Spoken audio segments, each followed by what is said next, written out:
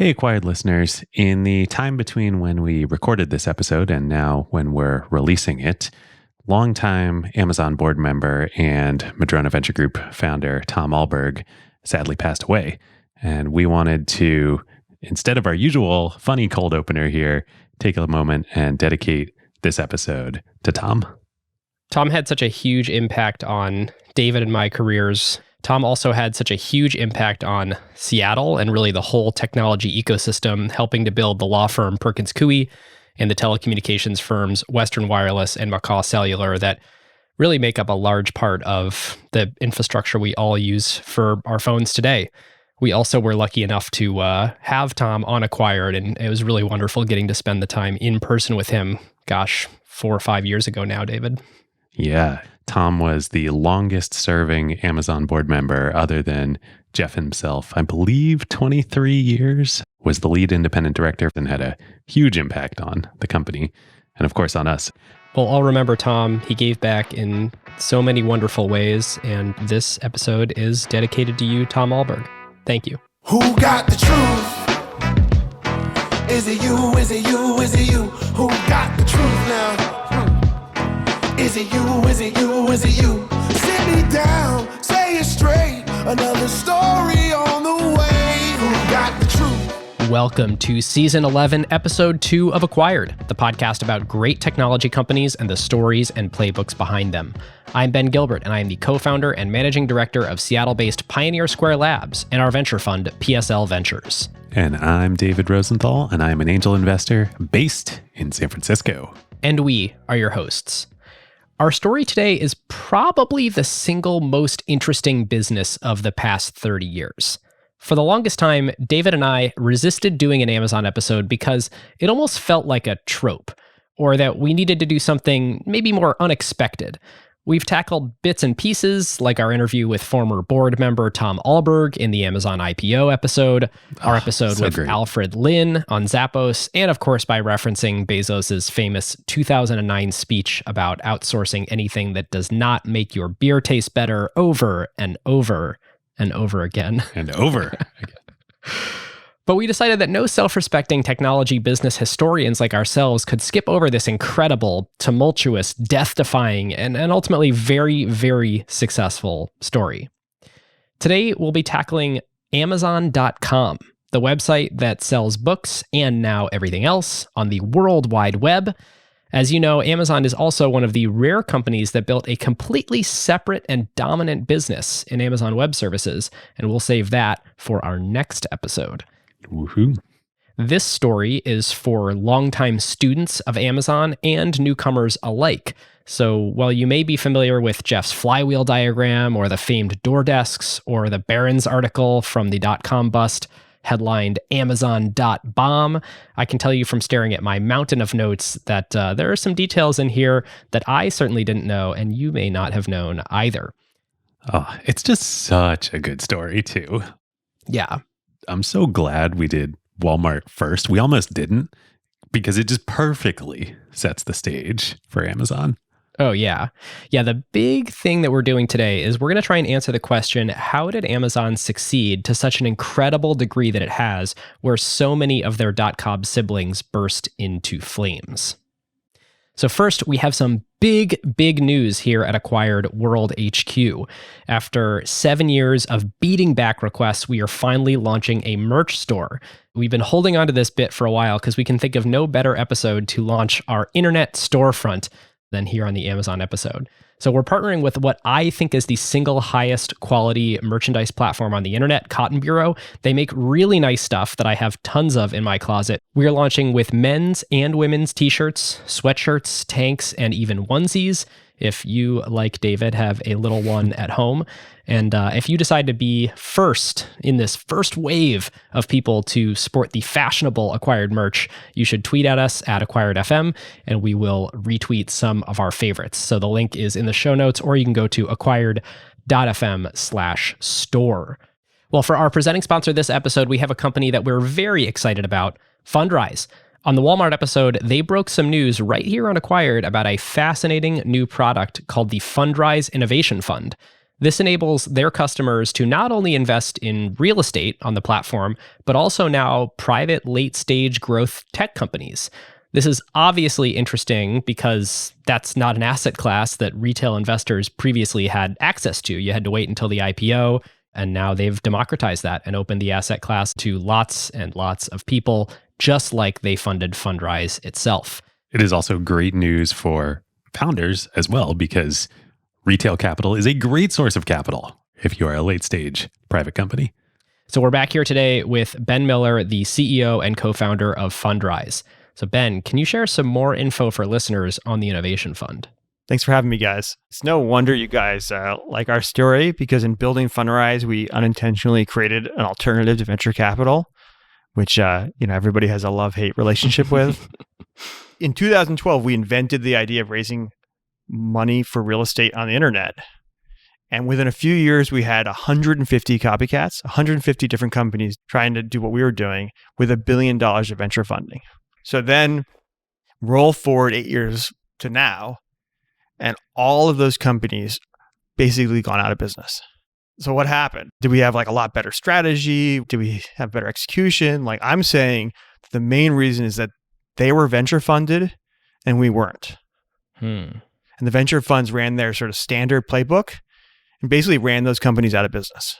So we're a little provocative here. So we took a totally different path. We didn't think we wanted to raise this traditional venture money. We spent years trying to figure out how we could do something that's different. One of our innovations is regulatory innovation, and we work with the SEC on a lot of new ideas. So we figured out a way to raise money from the public, but stay private. And since then, Fundrise has raised $155 million from the public, but stayed as a private company. So we figured out a way to do it, and we did it at scale. The innovation is like a hybrid of being public and private. It's more passive, it's more aligned, and it's lower cost because we don't have the 20% carried interest that we have to pay to venture funds. Ben, what are the terms for investors on this fund? Fundrise doesn't take a carried interest. It's just 1.85% asset management fee a year, which is much less than the 2.20 of a typical venture fund.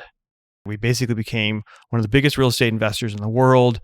We're today, by deployment, probably top 20 in the world. So we wondered basically, okay, we're doing real estate. What's next?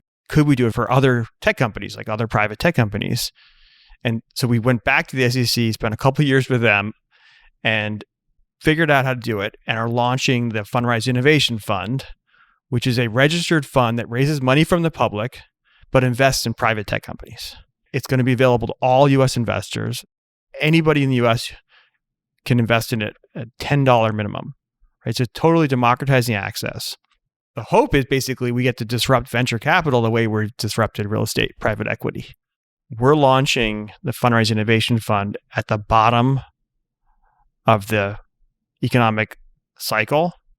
And my experience is you can't disrupt a financial sector except for in a downturn.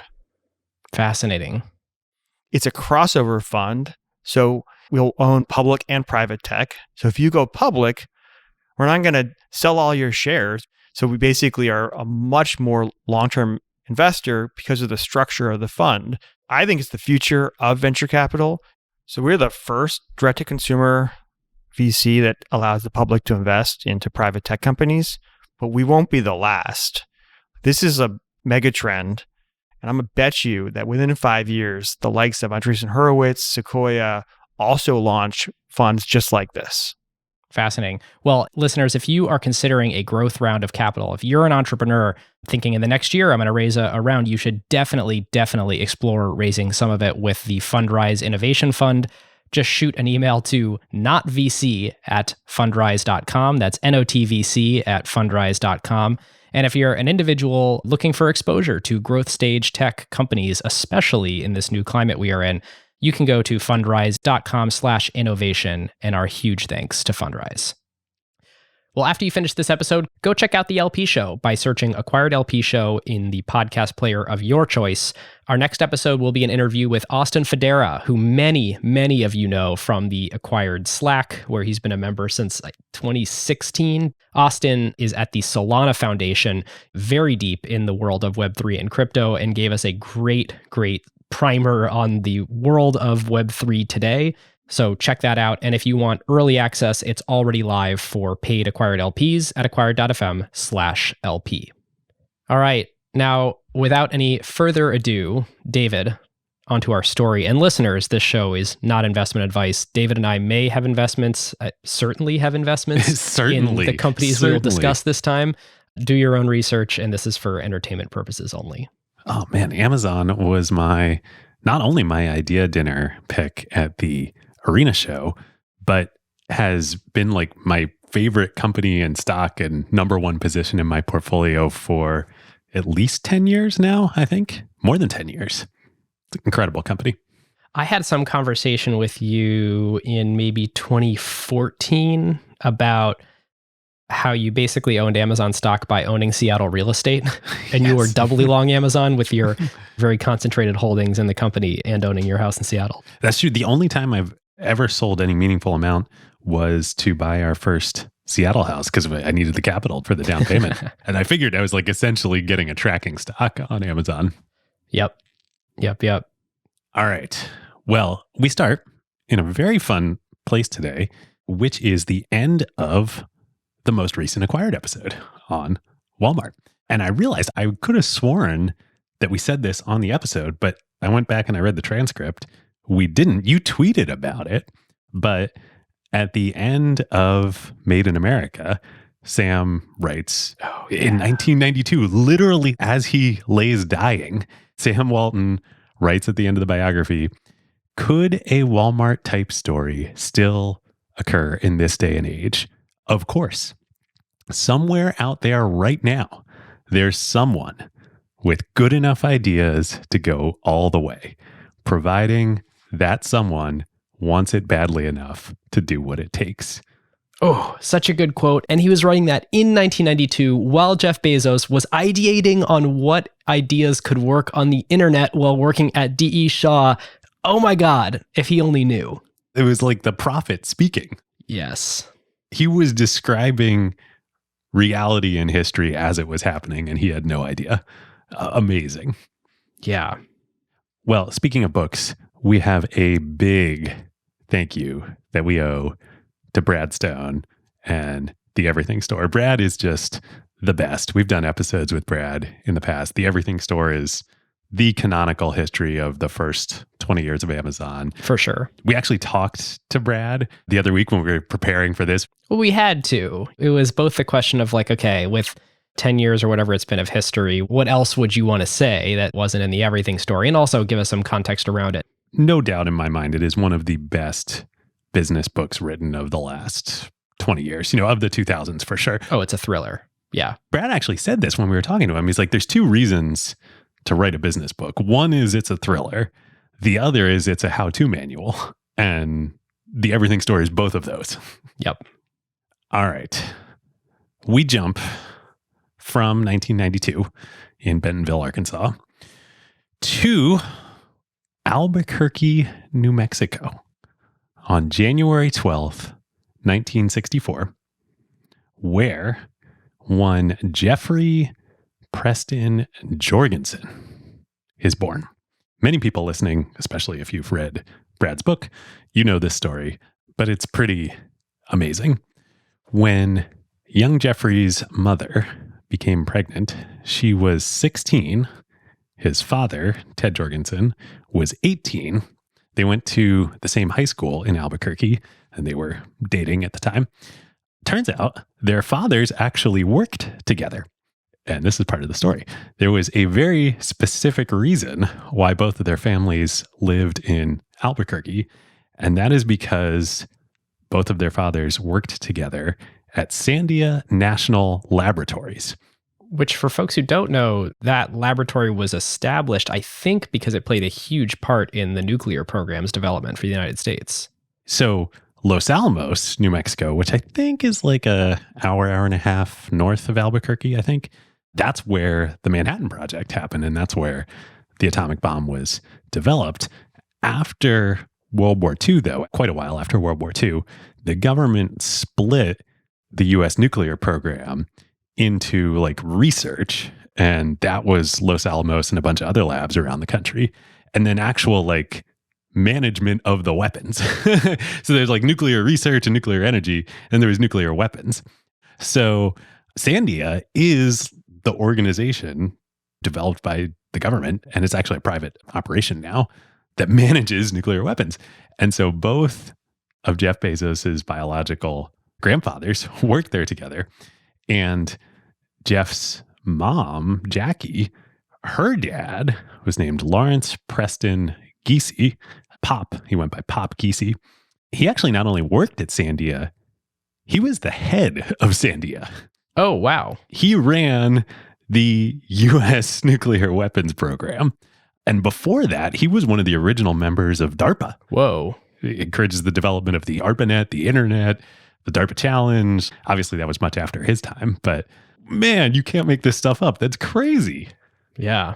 So their kids managed to get pregnant in high school, and Ted and Jackie decide to get married before the baby is born, which they do. The marriage doesn't last, though. I mean, it's not really set up for success here.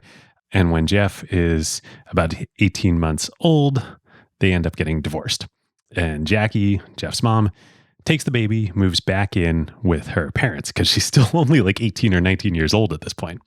Eventually, a couple years later, when Jeff is 4, Jackie remarries and moves in with her new husband, who is a petroleum engineer for Exxon. And her new husband's name is Miguel Ángel Bezos Perez.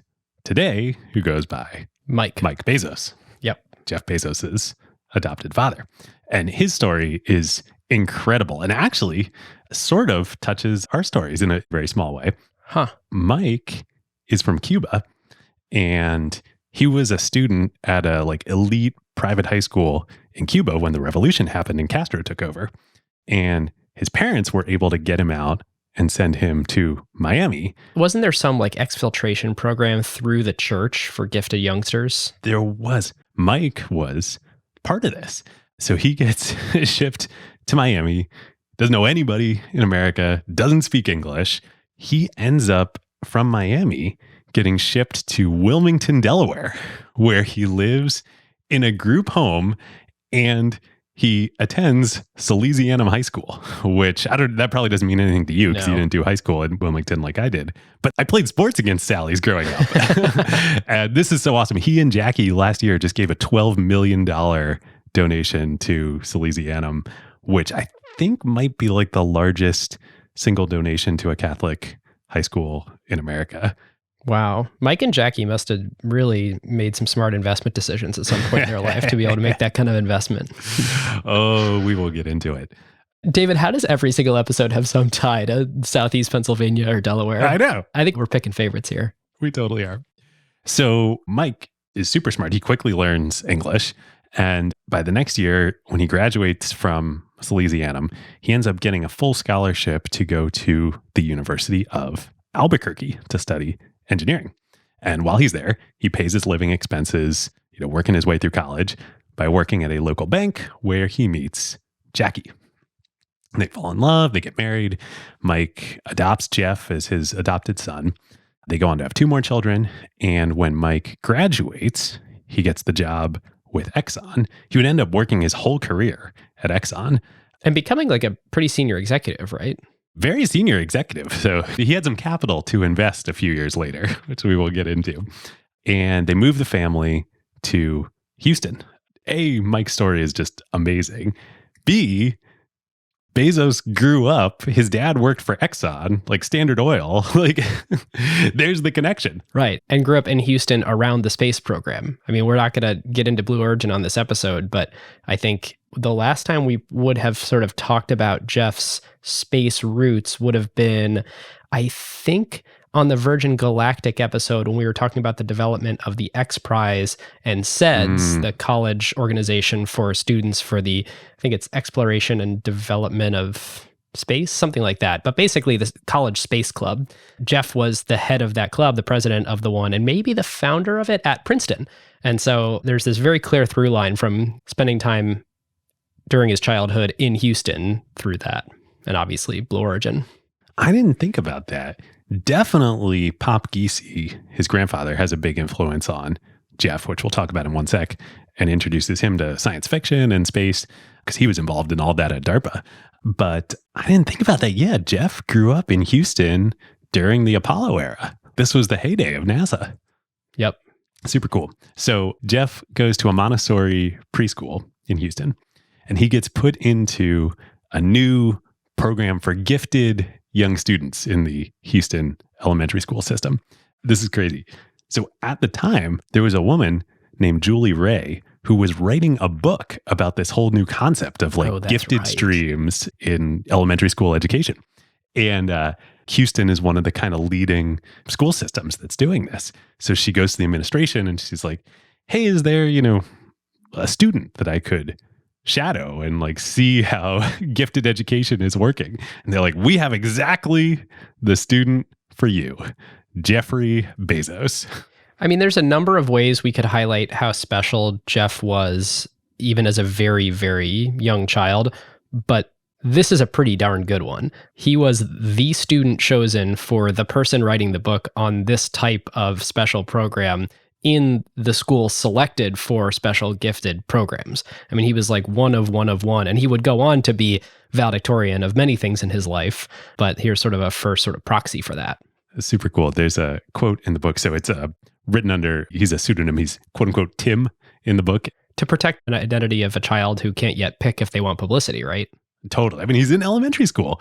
So there's this quote in there where Julie, the author, asks Tim, Jeff's teacher, what grade level he's performing at. So he must be in second or third grade at this point.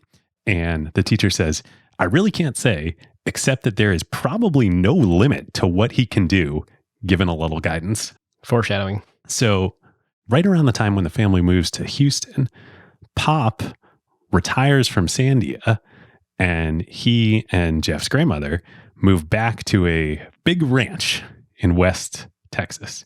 And by big ranch, I mean a 24,000 acre ranch in West Texas that is 100 miles from the nearest retail outlet. And starting at this point, so Jeff's 4 when this happens, Jeff spends every summer on the ranch living with his grandparents 100 miles from the nearest store. And he's just hanging out with his grandparents. That's pretty formative. And in a number of ways, one of which is that his grandpa, well, one, he's remote, and so you can't go buy anything and you need to be unbelievably self-sufficient. But what an interesting playground for the mind, being around his hyper-intelligent grandfather and having sort of just a nothing but time and space. Brad writes about this in the book, and Jeff talks about this too. I think this is one of the most formative experiences of the person that becomes Jeff Bezos, because for the months that he's there every summer, they have to do everything. They build their own tools, they perform their own veterinary work. There's a story about performing surgery on one of the bird dog's tails.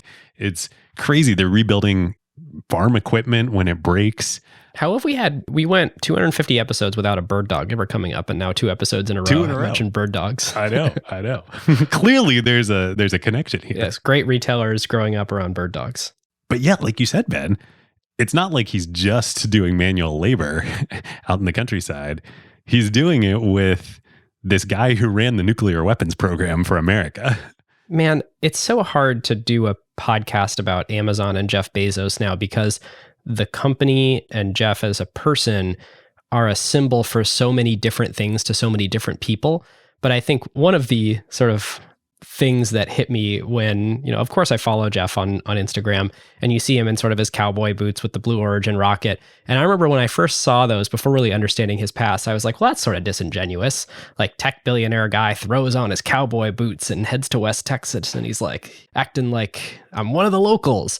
But that's what he grew up doing on the farm. Yeah. Yeah. The ranch in Van Horn, Texas, I think it is now, where all of Blue Origin's operations are based. It's there. That's why it's in West Texas. And there's a lot of space. Pretty good place to launch rockets. There's literally space to launch rockets. All right. Hey. All right. So when Jeff's a teenager for high school, Exxon moves his dad to Florida, first to Pensacola and then to Miami. This is so cool little cap for this episode to Mike's story. He comes back to Miami, all these years later as this big time executive at Exxon, which I think was the largest company in America at that point in time.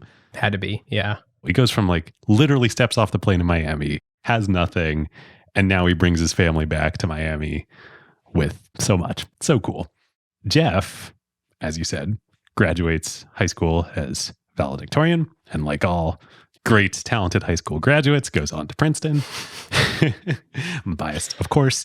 A few of his fellow Princetonians, while he's in college studying. Is that really how you say it? That is, it is, yes. I'm a Princetonian. I see. Got it. Or a tiger, if we're being less pretentious here.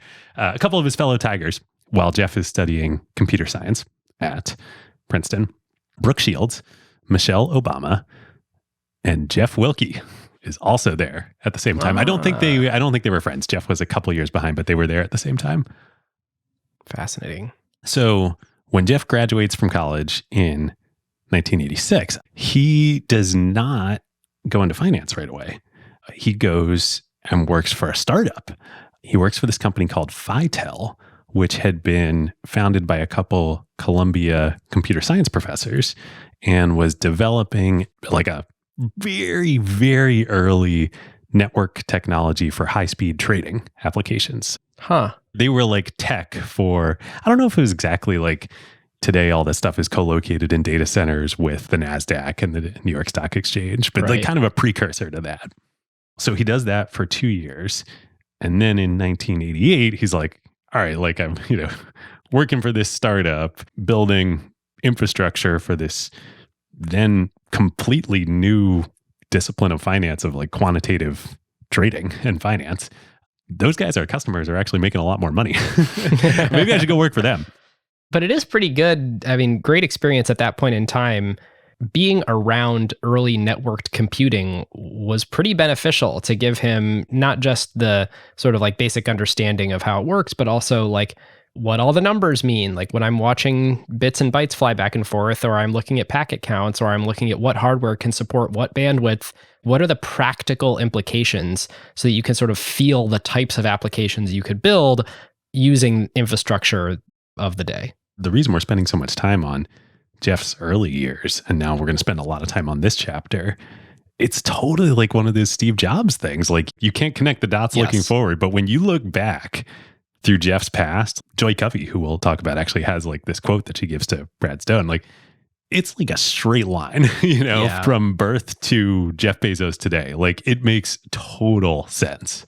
Well, it's really hard to cover Amazon as a business without it being a Jeff Bezos biography, because in so many ways, Amazon is an extension of Jeff Bezos's brain. Like it really is a company made in his image. And that's kind of the case for a lot of these types of people. Like you look at Apple, that was very much the case for Steve Jobs. Also, by the way, an adopted son of immigrants. Yep. I've always just found that interesting. But in some ways, I'm thinking, okay, cool, let's get to the Amazon story. But even though it's called Amazon, at least for a very long time, call it its first decade, it really is just Jeff Bezos at scale. Probably arguably for longer than that. I mean, until recent times. Yep. So in 1988, he leaves Phytel, the startup, and he goes to work actually in banking. I believe almost surely, I don't know for sure, but I can't imagine he's not doing quantitative trading and finance. Like he's a technical guy. He's a computer science graduate. He had been working in this sort of network operations for early stage quant finance. That's probably what he's doing. So he goes to the investment bank, Bankers Trust, which then through a series of mergers, as always happens on Wall Street, becomes part of Deutsche Bank. Deutsche Bank's going to come back up later in the episode. That. Yep. He's worked at startups, computer science. Like he's got this entrepreneurial kind of bug. So on the side, he becomes friends with a guy named Halsey Minor, which listeners are probably a bunch of bells are going off. And they almost start a startup together at this point in time. The idea was it was going to be a financial newsletter idea, but they become buddies. That doesn't work out. But Halsey, like right around this time, right after that, goes on to start CNET. It's crazy. The internet was so freaking small then. And also, like, if you were to squint, and describe CNET at a really high level. It's like distributing the written word over this budding World Wide Web, which is sort of what Amazon did. Yeah. Ultimately, it distributed them through an abstraction layer where you print the words on paper first and then you ship the paper. But they would go on to start businesses riding the same wave. Yep. And I think they remain friends for, well, certainly for a while, if not still to this day. And Bezos does always sort of chuckle at that, where people would say, wait, you're starting this business that's meant to take advantage of this new piece of technology. And the new piece of technology is particularly good at distributing hypertext over a globally available network. And the way that you're doing that is specifically not by putting the text in the browser, which can read the hypertext directly onto a screen. Right. And he does always chuckle about that. But it is funny, to this day, you still can't really search books. You Google search something, you're going to get websites. You're not going to get books. And despite Amazon and Google and everyone trying, the book publishers have sort of very physically DRM'd these books such that you cannot search them in a very digitally native internet way. Yeah, it's funny. Even today. So in 1990, Jeff gets a fateful call from a headhunter. Jeff's happy where he is. He was thinking about starting this startup and convinces Jeff to go interview at a new firm, financial firm, that has been started just a couple of years earlier called D.E. Shaw. And Jeff, I think unexpectedly, completely falls in love. Falls in love in many ways at D.E. Shaw. So some history on D.E. Shaw for folks who don't know. I didn't know a lot of this. So the founder, David E. Shaw, was a Stanford computer science PhD from the 80s, who then went on to become a computer science professor at Columbia University, I assume with some of the professors who went on to go found Fitel that Jeff originally worked for. Yeah. He was like a serious academic. He's actually back in academia now. He won the Gordon Bell Prize David twice. Shaw is back in academia? Yeah. Oh, wow. Not at an institution, but he's a member of the National Academy of Engineering and the National Academy of Sciences. Like, he's the real deal. His stepfather, when he was growing up, was a finance professor at UCLA. And so he'd always kind of been interested in finance, but had studied computer science and was an academic. In 1986, he left Columbia to join Morgan Stanley and then started D.E. Shaw in 1988. And I think his model for this was Jim Simons, who in 1982 started Renaissance Technologies and Rentech. I bet actually a lot of people listening don't know. Like, I just said that name and a lot of people are like, oh, what's that? Okay, great. What are these guys talking about? It won't hit you as like, oh, right, the firm that consistently produces the greatest returns of all time, but they're not taking any more capital. And so you can't get your capital in. Dude, Rentech and Simons is unreal. I'm pretty sure they are the best performing investors of all time, full stop, period. We should do an episode on Rentech. If we can get any information. I mean, that's the interesting thing about Rentech is like, it's a fortress. So supposedly the core medallion fund, which is now all private capital of Rentech employees and Simons himself, like there's no outside investors, averaged a 66.1% annual return from 1988 to 2018, 30 years. What? At 66% compounding. Nobody's ever beaten that. We may need to go regrade our Berkshire Hathaway episodes. Yes, seriously. But that was the inspiration for D.E. Shaw. And D.E. Shaw has not performed that well, but of hedge funds today that people can actually invest in, like D.E. Shaw and a couple others are the legacy of that. Right. And while this was the business model of D.E. Shaw being a quant hedge fund, they always resisted the idea that that's what defined them. They very much thought of themselves as this sort of group of creative artisans who, you know, invested in businesses and started businesses and came up with new ideas and viewed the world through different lenses. And sure, this is how they make money, but Desco or DESCO was so much more than that. Totally. Well, and I think this is what Jeff falls in love with about the firm and about David. So Jeff joins. He rises through the ranks super quickly. He becomes the fourth senior vice president at the firm. So like highest level below David. And I assume by far the youngest.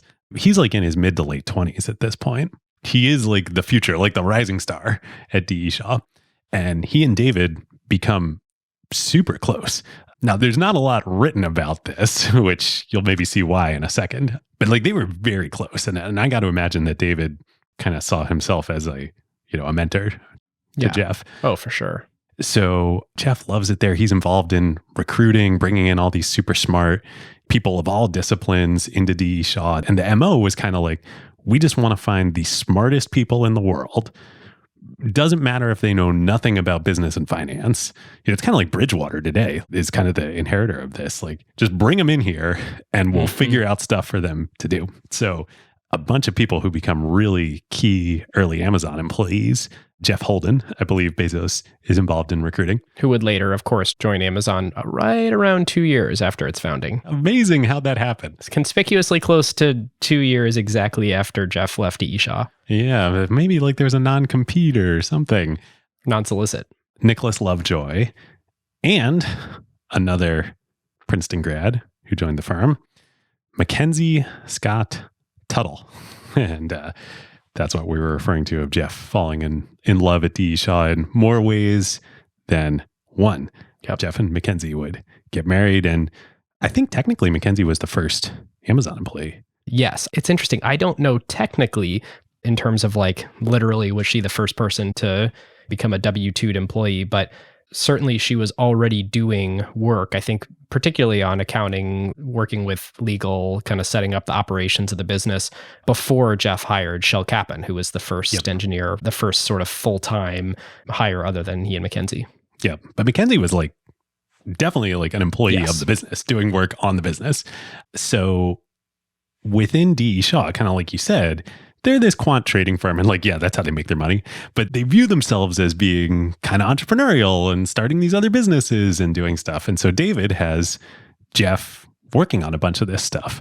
The first project he leads is building out what they called the third market business. And it was an idea that to create a sort of separate market from the exchanges where retail investors could trade without paying. At that time, you were paying a lot in commissions to your brokerage house. So super cool. Which, by the way, this feels like it's probably the predecessor to dark pools. Oh. I mean, if they're making transactions off exchange and then batch shipping them to exchanges to get lower fees, that is sort of the financial world that we live in today, where lots of transactions happen off the exchange. And that's sort of the predecessor to payment for order flow. I mean, they were at the early days of all this stuff. Robinhood and Citadel and all that. Well, they definitely were, because at the same time, the internet it's so early. We're in like early, Mosaic, Netscape days, like 92, 93. But David and Jeff, given their backgrounds and like David having done his PhD at Stanford, they know all these people that are starting the internet. And even Bezos himself, I mean, when he was, I think in college, he had used the internet when it was fully just command prompt based and there was no GUI. It was just the very basic protocols and a Unix command terminal. And you can maybe Telnet was around at that point, but yeah, there was no World Wide Web. Yes. So David and Jeff get really excited about this. And David kind of reassigns Jeff as one of the most senior people in the firm, that the two of them are going to work together to come up with business plans that they're going to start internet opportunities within D.E. Shaw. So I think the first one that they do is a online retail brokerage for financial trading, like E-Trade. It was a competitor to E-Trade. And I don't know for sure, but I wonder if that maybe the third market business that Jeff was working on might have like transformed into this, because it makes so much more sense over the internet. Yeah, totally agree. They also started Juno, which that became reasonably successful. Like I remember seeing commercials for it, getting CDs for it, and that was like early email. Juno was one of the first free email services. That's right. On the web. And then they merged with NetZero and became an ISP and an email provider. Yeah, but it was started by Jeff and David within D.E. Shaw, like both of these. So like that's what they're doing during these years. I think that's like Jeff's main job is the two of them would meet every week. They would brainstorm ideas. Jeff would then go off for the rest of the week and like research, the feasibility of the ideas and then like work on them with employees within DE Shaw, and then they launched them. And they did this with a couple businesses. And they weren't the only ones doing this. It's interesting how there were other people who observed, oh my God, the internet. And it was like, okay, cool. Like, this is clearly the next technology wave. Like, we had the PC. What do we do with this thing? And Microsoft is one that comes to mind. This is the Rich Barton story with Expedia. That right. was a division of Microsoft looking at internet potential businesses and saying, how do we start them? And of course, I think longtime listeners will know that the way Expedia ended up happening is Rich basically said, hey, this online travel agency thing needs to happen. If we keep it in Microsoft too long, it's going to kill it. Can I spin it out? Brokering that deal. DE Shaw, I think, was actually before Microsoft in realizing, okay, the internet's going to be huge by a handful of years. But the thing that sort of led to the dot-com mania was people realizing all at once, oh my God, the tidal wave is coming. Yeah, they were ahead of the pack, though. For sure. There were not many folks that were recognizing this at this point in time. So they've done the online trading thing, the E-Trade competitor. That ended up getting acquired by Merrill Lynch. They did Juno, and they're brainstorming all these other ideas. And one day they come up with an idea that they both get pretty excited about. And as Brad writes about in the book, the name for the idea is the Everything Store, which ends up being a pretty great name for a book. So the concept was, in one way, Amazon.com. Exactly. But there was also a pretty fundamental difference in the idea at this point in time. The idea was that you could use the internet to build a whole new intermediary layer between consumers and manufacturers that would bypass traditional retail. So, the discounters, Walmart, Kmart, Sears, all that physical stuff, you're just going to cut them all out.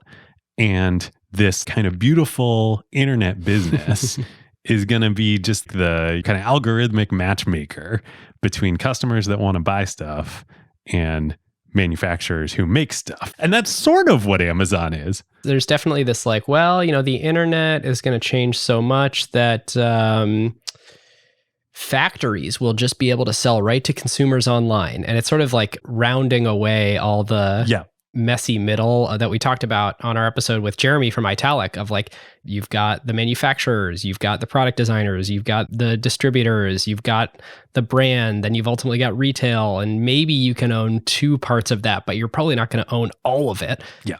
It was like this sort of very low-res picture of the way the retail landscape worked. This totally reeks of like 1999 era MBA business plan that like, I'm going to drop out of HBS and I've got this startup idea and a business plan. I'm going to get it funded and go, But to their credit, they were a few years ahead of this. And like nobody knew at the time, like nobody actually knew how the internet was going to play out.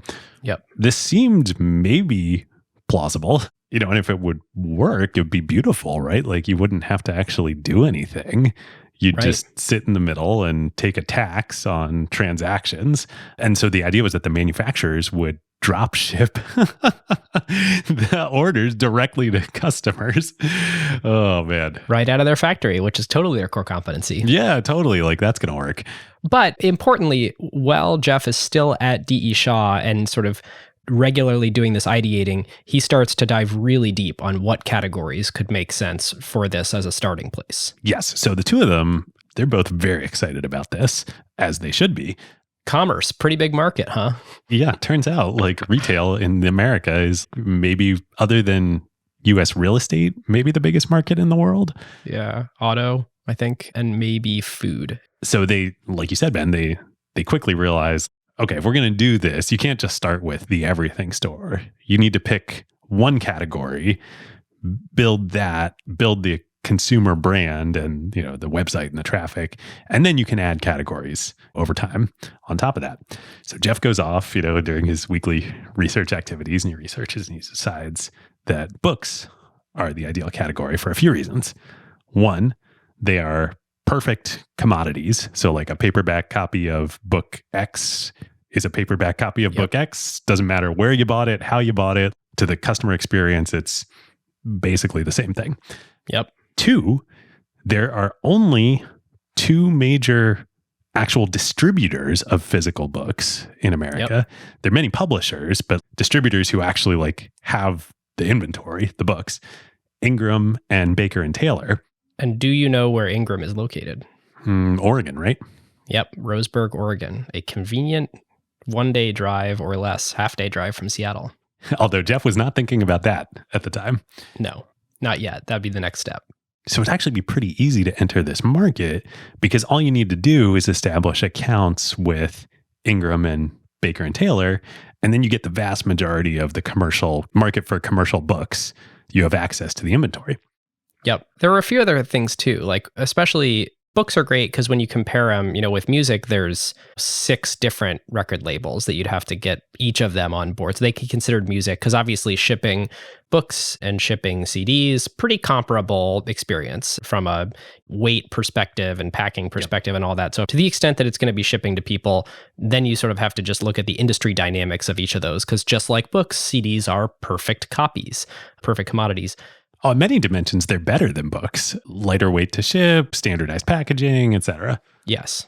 But with books, unlike where music that we talked about in our Taylor Swift episode, there's 6 labels, there are 4,200 book publishers. So while you can sort of very quickly get the whole catalog of the 2 distributors, if you end up actually negotiating with publishers, there's a lot of individual publishers. And all these small publishers actually do matter because there's 3 million different books that are active and in print worldwide, and the long tail matters. Yep. It's not just like everyone wants to listen to Taylor Swift in books. There are lots of rare or out of print books that people totally want. The genres, there's niches, And the status quo is going to Barnes & Noble and special ordering something and paying a bunch of extra money for that so it can arrive in a month. And I think David and Jeff considered music and CDs as well. Yeah, I suspect this is probably the reason they decided to go with books. Actually, Brad quotes Jeff in the Everything Store, quote, "With that huge diversity of products, 3 million books in print, you could build a store online that simply could not exist in any other way. You could build a true superstore with exhaustive selection and customers value selection." Borders and Barnes & Noble, they'd like say they're book superstores, but I think they only stocked like 80,000 or so maybe titles, which is a lot, but it's not 3 million. It's not the infinite shelf space of the internet. Also worth noting, Barnes & Noble and Borders each only had less than 12% of the retail market each. So it's not like there was somebody who already had 80% market share that you had to go fight. You ostensibly could reasonably quickly become Barnes & Noble or Borders scale. Yep. And David, you said something important there, which is that only with the internet could you really build this true superstore. And Bezos keys on this very quickly in the very first interview that he gave, which we'll link to in the sources. It was actually at a conference in Seattle. Someone sort of just interviewed him right outside the conference. And I think people have probably seen this video or screenshots of this video. It's worth watching the whole few minutes because it's unbelievably prescient. He basically points out if you can do something in the old paradigm, you should. And when there's a new paradigm like the internet, you basically want to find things that you could not do any other way. Ooh, I love that. In order to really exploit the power of the new paradigm. Oh, that's such a great playbook theme that we should highlight here. I'm thinking about Web3, right? Duh, it's so obvious. Yeah, you can build stuff in Web3 that you can do in Web2. And that's sort of fine. But really you want to find the stuff that you can't do otherwise. Right. Don't go create the banner ad and slap it on the internet and be like, see, it's like a magazine, but on the internet, invent the feed format. Totally. Oh, that's so great. I hadn't seen that interview. That's awesome. So Jeff, like we've been saying, he just keeps getting more and more excited about this the more he digs in. And he and a couple other employees at D.E. Shaw, they start researching competition because there were other online bookstores at this point in time. There was books.com, a few kind of local physical bookstores around the country had started up e-commerce internet storefronts. You could buy books from XYZ local bookshop around the country and have them ship it to you.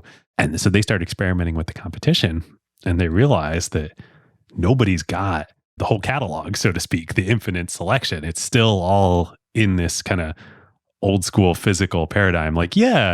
we'll put up an e-commerce storefront, we'll put up a website, but we're just selling our inventory out of the, what we got in the back here. And importantly, it was basically all static. The notion of a web server was a very new thing. There were HTML pages, and you could put those up on a server so that somebody using a browser could hit it and get that static page back. But this notion of like code executes when you hit a URL to dynamically generate a page, that really wasn't happening yet. And so all you could ever do is fetch these static sites. And so it kind of just relied on whatever bookstore put up that page to make sure it was updated with what's actually in the store. Yep. So Jeff is like, man, this is a big idea. There is a window to go do this right now. Oh, somebody's going to figure this out. Do you know the stat on internet growth? Oh, yes. He gets it wrong, right? I think the stat is that as Jeff looked at two different research reports and basically approximated the middle, what he was analyzing was basically the amount of traffic.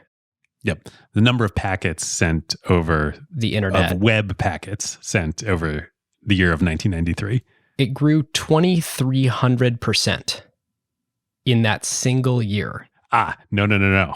This is the error that Brad writes about in the book. It grew 2,300x from January 1st, 1993 to January 1st, 1994. Wait, he was off by 100? Yes, which is 230,000%. What? Somehow I missed that. Yeah, he would later quote in speeches that he read this report and he saw the traffic was growing 2,300% and like it jolted him out of his complacency and realized this idea is huge. I got to go like do this on my own. Holy crap. No, I mean, I was going to make the point of like, if you see anything growing 2,300%, you should start a business on top of it. But I didn't realize that I was with the outdated stat. There's a minimum threshold at which you should stop doing whatever you're doing if you see something like this and go do that. That threshold is below 2,300%. But if you see something that's growing 230,000% in 1 year, you really got to quit your job and go do this. It is crazy. Like, being in venture, we sort of look for like, oh, what's the next technology wave and what's the next paradigm? And is it Web3? And is it some form of VR or AR? That's true. You and I have never seen this in our professional lifetimes. We have never witnessed this. No. We have never seen anything within an order of magnitude of this. Mobile didn't happen this quickly. There was no single year in mobile that was nearly as fast as the rapidity of the internet adoption. And so a lot of us in venture and in startup land right now are starting businesses and investing in businesses that it's innovating around the edges and it's innovating on stuff that's pretty mature. There's nothing that is the sort of fish in a barrel opportunity of suddenly everyone appeared over there using garbage tools and all we have to do is make a pretty good tool and everyone's already on the thing. Yeah, I think we should just like pause the episode right now and highlight everything comes from this. Like all we are doing now is like capitalizing on the ripple effects or the aftershocks of this giant earthquake of which we will probably never see another one in our lifetimes. The internet is it. It's all the internet. And this is the beginning. Everything now is still just derivative of the internet. Yeah, the idea that suddenly everyone is networked together and can obtain any information very quickly. There wasn't even really an interaction model yet. It was just about obtaining information. Yep. There were GET requests, but there weren't POST requests. And I don't know if that's technically true, but that's one reasonable way to think about it is you could load any web page, but there weren't a whole lot of forms you could type things into to send information back to those companies or those servers. In Jeff's head and lived experience, this is all like happening at once. He's been working on this internet stuff. There's this new idea that they're working on that he's probably more excited about than any of the other ideas. He reads these reports, it jolts him out of his complacency. He's like, dang, I've got this really cushy job here at D.E. Shaw, but I might need to leave this and go do this on my own. What happens next is sort of open for debate. Jeff wrestles with this decision for a little bit. He and Mackenzie, they just got married. They love their life. They love D.E. Shaw. They love living in New York. Jeff really is kind of the heir apparent to take over D.E. Shaw. And actually, like I said, just a few years later, in 2001, David retires, goes back to computer science research, leaves the firm in the hands of other people. Like, very reasonable that could have been Jeff if he hadn't left. Yeah, absolutely. Jeff calls up his parents, calls up Mike and Jackie, and is like, what should I do? And they're like, oh, you should stay at D.E. Shaw. Of course. It's very successful. You get a great salary. You're well thought of in your industry. Yep. How many 28-year-old, 30-year-olds have the kind of, success and opportunity that you do? Not many. So Jeff's thinking about what to do. And he talks about, later he comes up with this framework for making the decision that he calls the regret minimization framework. I love this. It really is. It's such a beautiful way to think about big life decisions like this. I've used it. It's really great. Absolutely. Me too. The framework, for people who don't know, is when I'm 80 years old and I'm looking back on my life and I look back at this fork in the road here, which path am I going to regret the least? What will cause the least amount of regret when I am 80 and I'm looking back and like, oh, I made that decision. Do I regret it more or less than what the alternative would have been? And when you look at it that way, the answer is just brain dead obvious. When he's 80, looking back and he's like, well, I could have built Amazon, but I stayed at D.E. Shaw. That's going to be some serious regret. And he's just an entrepreneur. It ultimately wasn't really a choice because he wasn't going to take over this thing and be a manager of someone else's vision. That's wholly un-Bezos. Which is funny too. I've actually been coming to think like I've used the regret minimization framework to make decisions. I was thinking about this, preparing for the episode. I would have made all those decisions anyway. It was just justification. People are going to do what is in their blood to do, I think. Yep. And you're so right. This was in his blood. He was going to do this. Yep. So he goes to tell David that he's going to leave. He's going to build the everything store on his own. Yeah. Not only am I going to leave to be an entrepreneur to capitalize on the internet, I'm going to do the exact thing that we've been the most excited about, that I've been working on your dime. Yes. This is where the legend is. David's like, let's go for a walk. And they go off from the skyscraper office in Midtown Manhattan, go for a walk through Central Park for like 2-3 hours. They talk through it all. And David supposedly says to Jeff, look, you got a future here.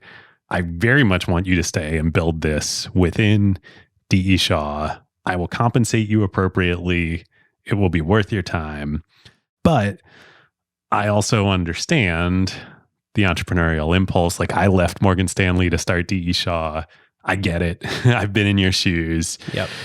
And if you leave and do this on your own, like I'll regret it, but you have my blessing. That's the legend of how it went. Whether that actually is what happened, like I genuinely don't know. But it's a very nice legend. Let's put it that way. You're suggesting that it could be a little bit more adversarial, or that there could be a little bit of ill will of, hey, I thought you were working on this under the umbrella of D.E. Shaw, right? Well, Jeff goes to raise money for Amazon and he doesn't raise it from David. Yeah, right. Like that would be an obvious source of capital. And it's not like Jeff magically had a check waiting for him. Jeff ended up taking the better part of a year to raise $1 measly million over 60 meetings, ultimately from 22 different investors to sell 20% of the company in order to raise that first million. If it was an option for him to call David and shortcut that, you would think he would have. At the end of the day, none of this matters because I am 100% convinced. There's no doubt in my mind, nor I think should there be in anybody's, that had Jeff stayed at D.E. Shaw, there would be no Amazon. Regardless of it being worth Jeff's time or compensation, like this is the beauty of venture capital and the American entrepreneurial system. Usually building things that are great are hard. And usually when things are hard, if you are just an employee making a salary and somebody else owns the company, you don't have a level of maniacal progress. Yes. That Amazon did in its early days. Certainly did, that we're going to talk about. So, and the idea was completely flawed. Like the business plan was worthless because lots of people had that business plan, and it was completely unrealistic. Right. It is interesting thinking about who the internet appealed to at this moment. And it appealed to Jeff, or it was on Jeff's radar because Jeff is a nerd. Yes. He has a CS background. He was really into Star Trek. He loved obscure novels. He loved storytelling. And the internet appealed to technical librarians at this point in history. That's probably the best way to describe the cult following that bootstrapped the original network of the internet. It was academics and it was people who loved libraries and programming. It was also the counterculture movement, or the legacy of the counterculture movement, which had kind of died down and morphed into this out in California. For sure. So this is the sort of thing that put it on Jeff's radar. It's also the sort of thing that really defined who would be willing to join Jeff on this crazy adventure. It wasn't that he was going and recruiting right away the very sort of best and brightest out of the top institutions with the shiniest resumes and who could really do anything. It was people whose heart burned for, I want to make it easier for the world to consume knowledge. I want to make it easier to find rare out of print books. Yep. That was the sort of seed of the original culture of the people who were attracted to Amazon, both as customers and employees. Which was not D.E. Shaw. No. And I think this is also another reason why Jeff really struggled with it, because he loved D.E. Shaw.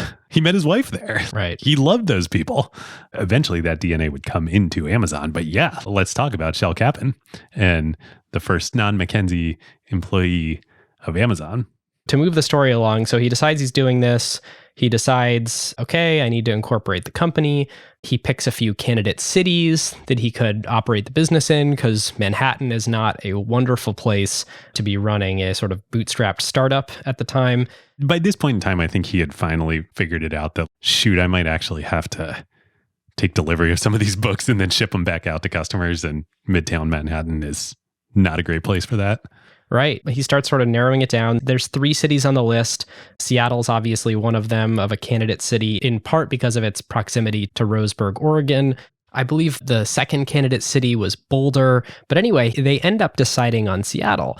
And of course, part of it is that proximity reason. The other part is related to the sort of tax environment of Washington State. As folks know, there is no state income tax in Washington State, much like Florida or Texas. But you would think, given Jeff's history, Florida or Texas would make more sense. Right. But there's another big one too. Well, there are 2 more big ones. One of them is the access to technical talent. Yes. Microsoft was just absolutely in its heyday, and Jeff respected what Bill Gates and crew had built and thought, you know what, opening up a business right next to Microsoft, if I'm going to be attracting programmers, seems like a good idea. Yep. And what's the fourth? Well, the fourth, you have to rewind a little bit to the recruiting of Shel. So Shel, Jeff got introduced to actually through a D.E. Shaw colleague. And Shel was an engineer, programmer, who lived in Santa Cruz, California, and had worked for a bunch of kind of early Silicon Valley startups. Yep. Including Stuart Brand and the Whole Earth catalog. Oh, yeah, absolutely. Yeah, at the Whole Earth truck store in Menlo Park. Which is like a rare books retailer, right? You know, it was counterculture. It was like curiosities that Stuart thought was cool and would be in the Whole Earth catalog. And then they sold them out of the back of a truck in Menlo Park. It's perfect. And for listeners who are like, Whole Earth catalog, Stuart Brand, what are you talking about? Well, there's one other element of tech history which will quickly sort of jolt you out of your seat and go, oh, that's what we're talking about here. When Steve Jobs, who is sort of widely attributed to the quote, stay hungry, stay foolish, when he originally invoked that, he was citing Stuart Brand, and it was printed in the cover, I think the inside cover of the Whole Earth catalog. It was of the last issue. The last issue. When they stopped publishing it, they had the iconic photo from outer space of the Earth as seen from outer space. And that said, stay hungry, stay foolish, and was a total inspiration for Steve Jobs. Yeah, so Shel was working there. Which is so cool, because then Stuart sort of gets woven into the Amazon story in this way, of course, but then Bezos also has reverence for the Whole Earth catalog and gets to spend time with Stuart Brand and a bunch of those folks down the line too. Yep, and they work on the Clock of the Long Now, I think it is, the 10,000-year clock. Which was an investment from Bezos Expeditions. I think it's it was one of the earliest sort of projects that he backed when he became individually wealthy. Oh, how did Jeff become individually wealthy? It wasn't necessarily from selling his Amazon shares. We'll get to that. Yep. You are not going to believe it when we tell that story. How Jeff Bezos became a billionaire and it had nothing to do with Amazon.com. That would be the clickbait. If we were like a YouTube native podcast, that would be the title of the episode. In fact, maybe we'll clip this into a segment and put it on the Acquired Stories channel. We need to do a photo shoot of us in like crazy like, oh my God, like, title card. YouTubers, man. All right. So Jeff gets introduced to Shell. Shell's part of this deep legacy of everything. Silicon Valley, startups, what becomes the internet. I believe the original intention was Jeff and Mackenzie were going to move out to Santa Cruz and they were going to build Amazon in Silicon Valley. Like, duh, why wouldn't you? Yeah, maybe it's a little farther to Oregon, to Ingram's, but like not that much farther. It's fine. But I didn't realize how recent this had happened. Like this all at the same time. In 1992, the Supreme Court had ruled on a decision that retail companies do not have to collect sales tax in states where they don't have physical presence, like operations. Right. Now, it doesn't mean that customers don't have to pay sales tax when they buy items from a retailer that is not physically located in their state. Means that the burden is on the customer instead of the retailer. And not on the retailer. Which, of course, every individual is going out and saying, what purchases did I make last year that I should be paying sales tax on that may not have been charged to me by the... Oh my God, it's like crypto taxes. Yeah. People will pay taxes if it's easy. They won't if it's hard. So Jeff finds out, reads about this, and is like, oh, no. We cannot base this company in California. Not New York. Not New York. Not Texas. Probably not Florida. What is the Venn diagram of like close to a book distributor, has access to technical talent. Not too populous. But enough technical people I can hire, but not so much that I'm cannibalizing, cutting out a huge swath of my market. Seattle is the obvious choice. Which you wouldn't pick today because this self-perpetuating thing, because of Amazon and the ecosystem that they and Microsoft would jointly create here. Seattle's population has been going crazy, especially with people with unbelievably high disposable income. And so you would not want to, in this day and age, make that same decision, execute this strategy and make that decision about Washington State. But totally, Jeff Bezos hadn't created Amazon yet. And so therefore it was a perfect place. Actually, I kind of resonate with this, my own personal story. Jeff had zero connection to Seattle. He didn't know anybody. I was exactly the same way when I came to Seattle. And, dude, it was the place where you got a VC job offer and you were like, I want to be a VC. It's the land of opportunity. Yep. And it was the land of opportunity for Jeff Bezos. The legend is that he and Mackenzie are driving across country. They realize this. They like veer hard to the right in Texas. And instead of going due west to California, they go northwest to Seattle. Meanwhile, I think they've been on the phone with lawyers or a lawyer incorporating the business while they've been driving out. And that's the whole thing about the name. That's probably a story worth telling. Definitely the veering to the right while driving, that didn't happen, but it's a good story. But I think a thing that did happen while Mackenzie is driving and Jeff is sort of working on the drive out is Jeff's on the phone with the lawyer. He's like, incorporate the business. I want it to be called Cadabra. Cadabra, like, oh, it's magic. I can get, whatever I want. Anything I want, whenever I want. And, Jeff's like, yeah, Cadabra. And he's like, cadaver? And so that was like the first sign of this may not be the best name. He would have a series of other potentially bad names too. Really bad. Relentless.com. Relentless.com, which still goes to Amazon. Redirects to Amazon. Yeah, supposedly he and Mackenzie both really liked Relentless.com.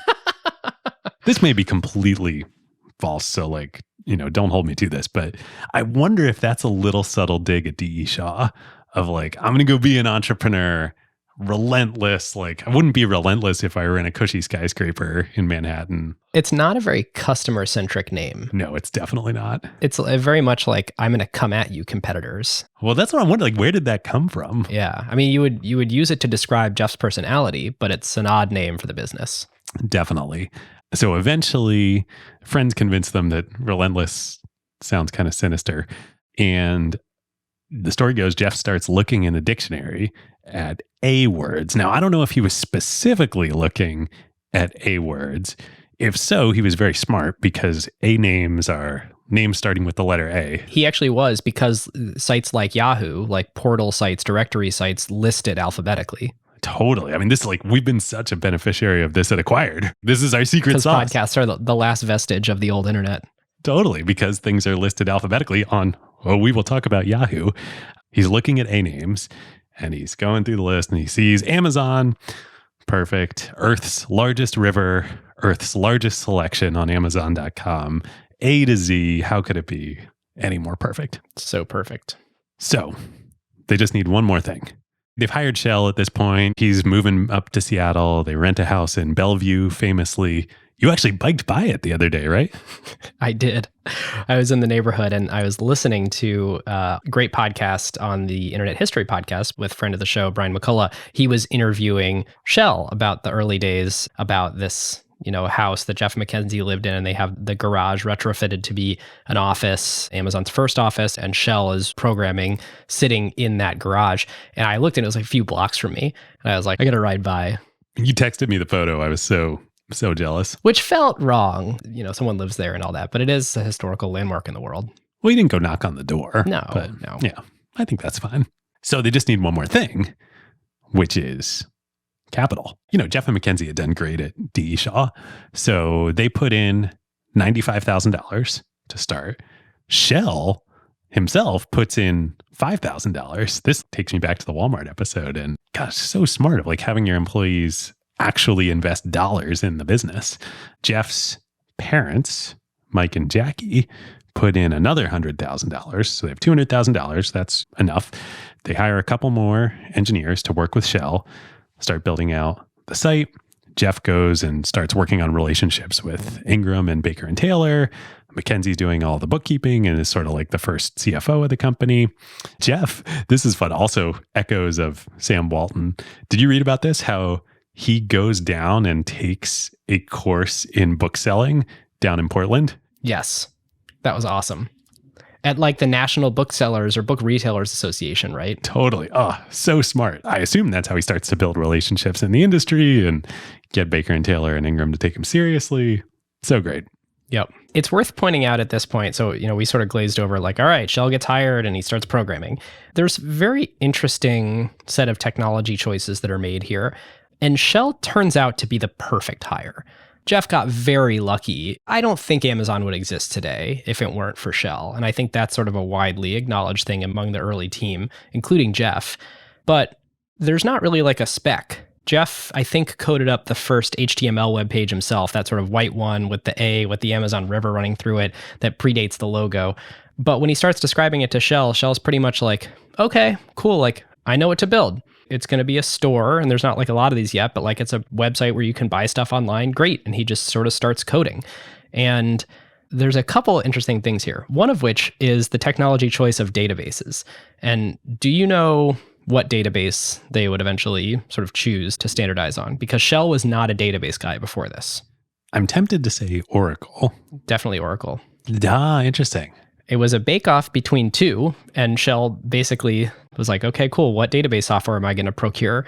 And the choices were Sybase and Oracle, and Sybase did not return Shell's call, and so he chose Oracle. Oh my God. Talk about freaking foreshadowing here. Like, if you are an enterprise technology company, you ignore startups at your own peril. Absolutely. I love that story. Oh, that's amazing. There's a couple other interesting things here. And anybody who's been a PM or an engineer working on like an engineer PM team or a business guy, tech guy team will sort of know this feeling. And remember, the internet at this point is just very, very pathetic. Like, it's just not the internet as you think about it today in terms of speed or graphics or interface or trust or anything, especially trust around credit cards. Like, people were not yet comfortable entering credit cards on the internet. In fact, more people were comfortable entering credit cards via email, even though it was no more secure. They actually got more people emailing them their credit card information. And they had a way in which you could do stuff like enter just 5 digits of your credit card and then call us, and then we would get the rest of it from you and match it up with the 5 you had entered on your order. But Jeff tells Shell, hey, people are going to want to access this store via 2 different methods. One of them is the web, which is, of course, up and coming. The other of which is email, which people seem to trust a lot. So build 2 storefronts, one that's accessible via email and one that's accessible via web. And Shell kind of just ignores the email thing. He's like, I'm in this technology a lot. I don't think it's going to be an email-based store. And it's a good thing that he started with web. And by the time they had sort of gotten that stood up, it was clear that Jeff had sort of lost interest in the email-based store. But it was almost like a posterist type approach where they're like, what if you could browse and buy from your email? That's how crappy the web was, is it wasn't clear that that was a better form factor than email. In Brad's book, I get the sense that that's very typical of early Jeff management style of, we got to go do this. And then, some of them, like, you actually got to do it. Then some of you are like, well, if I ignore this for a little while, we're going to do the right thing here. Yeah. It also became clear in listening to a lot of these interviews with early engineers that they use the word front-end engineer and back-end engineer differently than we do today. Today, when we say front-end and back-end, it means front-end being like client-side JavaScript, typically stuff that executes in your browser, which of course did not really work or exist then. And back-end meant server-side. But what was clear at Amazon in the early days was front-end meant consumer-facing and back-end meant warehouse-facing technology. And it was basically all server-side. In fact, there weren't even cookies yet. And so Shell had to basically invent this way for users to maintain favorited items or a shopping cart without leaving a cookie. And so how do you do that without cookies or sessions? He invented this really insane engine. It's basically a rendering engine called Obidos, which, if anybody knows their South American geography, it's a tributary to the Amazon, right? Yeah. And for people who remember browsing Amazon in the early days, you'd go to like amazon.com/exec/obidos/something. Oh, I definitely didn't do this. This is awesome. It was a part of the URLs. And so what Obidos did was it could append IDs to the URL and pass them through so that the backend, as we know it in today's parlance, so that the server could match up, oh, this customer just added this other thing to their cart. And so dynamically generate a new web page for them that includes that other thing in their cart. Or what would go on to be include you may also like, or similar products, or recommended personalized products. Oh, so cool. This was the very first thing that allowed Amazon to be like a dynamic web application without the use of cookies. And it was just passing these IDs through the URL. And it was all this Obidos sort of dynamic web serving engine that Shell built. I love it. That's so cool. Yeah. So, yeah. Shell is like, you're so right. Like, he was the right guy for the job. Yep. This was a grizzled sort of veteran of building software systems that could work on the internet. There were not many people who could do that at that point in time. No. And in fact, in job postings, I think Bezos put things like experience with websites would be a bonus, but not required. Because like there weren't web developers because there weren't web applications. You would think about it like, hey, I need someone who can write some C code and then figure out the glue to make it so that that interfaces with the HTML that gets generated. But that was all sort of like brand new at the time. Yeah, amazing.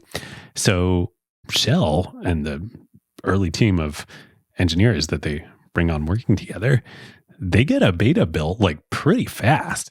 Really fast. It was summer of 94 when Jeff and Mackenzie leave D.E. Shaw. And then it takes a few months to figure all the stuff out in the garage in Bellevue. In April of 1995, they ship a beta version of the site. They send out a link to friends and family, like, try it out. You can buy any book you want. Shell's friend, John Wainwright, makes the first purchase on April 3rd, 1995, a book called Fluid Concepts and Creative Analogies by Douglas Hofstadter. Doug Hofstadter's awesome. He wrote Gödel, Escher, Bach. Oh. It's super cool. Anyway, it's all like about the nature of consciousness and like a carve out for another day. Yeah. But super cool and very apt, geeky first purchase on Amazon.com. Again, illustrating who the types of people who were interested in Amazon and the movement at the time were. Yep. And then shortly after that, July 16th, 1995, they launched the site to the public. I totally understand now what Mark Andreessen was saying when he was like, I freaking missed it. I mean, I guess Mark was part of starting this wave. So he was talking about the previous wave, but like Me now looking back, I'm like, we freaking missed it, Ben. I have FOMO. You have FOMO. Yeah. This would never happen today. They launched it and people came. People loved it. Like it freaking worked immediately. Yeah. Yeah. And it went very quickly from like a thing that obscure nerds wanted to this has a good enough user experience where regular people are using it quickly and deriving real value. It's not just like it had growth rates of a bunch of bots interacting with each other and therefore the volume looked high. Bots. This is very real people who are 1 or 2 clicks out from the early adopters solving real problems that they had before. And it's just everybody telling their friends. In fact, I think there's a stat, the entire first year after the public launch, they spent 0 marketing dollars, and it was all word of mouth and inbound media inquiries because what they were doing was so novel and so useful to the mass market consumer. Oh, inbound media inquiries. Okay. So they launch it. In the first 2 weeks, they do $25,000 in revenue. But it's just people telling their friends. You can't do that today. Like $25,000 in revenue, like in 2 weeks. You launch something today, nobody's going to use it. And then they get an inbound media inquiry 2 weeks after they launch it from David Philo and Jerry Yang saying, hey, we heard about your site, Amazon. It looks pretty cool. Do you mind if we feature it on our homepage? And Jeff's like, wait a minute, your homepage. I think a lot of people go to that. And that was the brand new, at that point, like literally brand new, Yahoo.com. David and Jerry, of course, had started their guide to the web when they were at Stanford grad students the year before in 1994. And they had just incorporated, raised money from Sequoia Capital, turned it into an actual business and created Yahoo only in March of 1995. Wow. It's all happening all at once. Got to assume it was the first place to buy books. Featured on the front page with the letter A on yahoo.com. Growth hack. So apparently they get the email. And had they raised their seed round, their $1 million angel round yet? No, Okay. no. So all that context you had on Shell, this makes so much more sense now. I thought he was just being conservative, but he knows what he's doing. They get the email and they're all talking about what to do. And Shell's like, guys, I don't think we're ready for this. I don't think we can handle what's about to happen here. Because he's only been at startups that didn't really work. Yes. He made stuff functional and he was thinking of a certain scale, but he wasn't thinking like millions scale. Of course, Jeff being Jeff is like, damn the torpedoes, like full speed ahead. We're doing this. We're going to say yes to Yahoo. So they do it. Within the next 2 weeks, so we're just 4 weeks after launch here, they have sold books to people in all 50 states in the country and 45 countries around the world. By the end of those 2 weeks, they are doing 20,000 in sales a week. On books. These things cost like $20 or $30 each. And people don't read books. There's Barnes & Noble and Board, but like people don't read books. They made all their money on DVDs and CDs. Nobody reads books. You and me and the acquired community, like we read books, but we're a vast minority. Most Americans read 1 book a year. I think that's like the mode of number of books per year per person. Totally. So that first half year that the site is live to the public, they do $500,000 in revenue in 6 months with the $200,000 in friends and family funding. The initial insight is like pretty perfect product market fit right out of the gate. I mean, it's one of these situations, it's like an Uber or a Twitter where you have this idea and then you put it up and then that's exactly the thing that people want. I'm sure there will come an age again like this, but in some way, shape, or form. But I can't stress enough, like this does not happen today. Right. I'm feeling the FOMO. The question is, David, would you have recognized it? Right. That's the thing. We all have to be intellectually honest with ourselves. So we're like, would we be hanging out in these circles with these people and truly believing like they did, not in 1996 that the internet was going to be a thing, in 1993 that the internet was going to be a thing? Yeah. We sort of did this a little bit, not intentionally with podcasting, I think, and Acquired. Yeah. A little bit. We got a similar type wave. Right. Honestly, though, judging by what you and I were doing a few years later, I do actually think we would have had the personality characteristics and the interests if we were not young children at this time to be in on this. Caught up in all this. Oh, yeah. In some ways, I'm feeling the massive FOMO of like, God, if I was just born 5 or 10 years earlier. Yeah. Yeah. I mean, this is who we are. And I imagine who many of our listeners are too. Yeah, I imagine if you were listening to 3-hour podcasts, then you're the type of person who wanted to buy an obscure book from someone on the internet where you had to call in your credit card number. The infrastructure is just completely falling apart. One thing they did do right in the infrastructure, though, because by the way, very quickly they became Oracle's largest ever instance by traffic. The Oracle people were like, oh my God, we can't help you. No one else is seeing this many reads or writes per second, so let us make a new version for you. But one thing that was very clear is that Shell and the team were building things at a very low level of abstraction. I mean, they were building everything in basically a ClickUp from assembly. Most of the stuff was in C, some of it was in Perl, but they're not really writing in high-level languages or using sort of high-level frameworks. So even though the technology at the time sucked, I mean, there was no bandwidth, compute was really, really, really hard to come by. You had to be unbelievable efficient as you're starting to roll out things like, and I know we'll get to this, reviews and the collaborative filtering stuff where it was like, you may also like, people who bought this also bought. The algorithms mattered a lot, but the environments that you were writing them in, the low-level languages were really important. Yep. And they basically could take advantage of these early internet technologies before the bandwidth and compute was really ready for most people to develop applications for them. Totally right. I guess I sort of meant technology to some extent, the tech in infrastructure. I meant more like the garage. Here is the kicker of why this is never would have worked within D. Shaw. It's super clear you can't do drop shipping. Amazon's got to handle the logistics themselves to make this work. And the way they were doing that was not to take inventory at the time. They were ordering retail first from other bookstores and then reselling it and just eating the margin as the proof of concept. But then they were moving to this world where they would just order from the distributor as soon as they got an order. And it was taking obviously forever to actually get that to the customer. The distributors had minimum order sizes. So they were ordering big boxes of stuff coming to the garage. Do you know the hack? Let's say they ordered a popular book where pretty quickly you could get to 8 out of 10. Let's say the minimum order size was 10. They'd wait to get 2 more. I think it was 10. Yeah, and that way they could place an order with the distributor.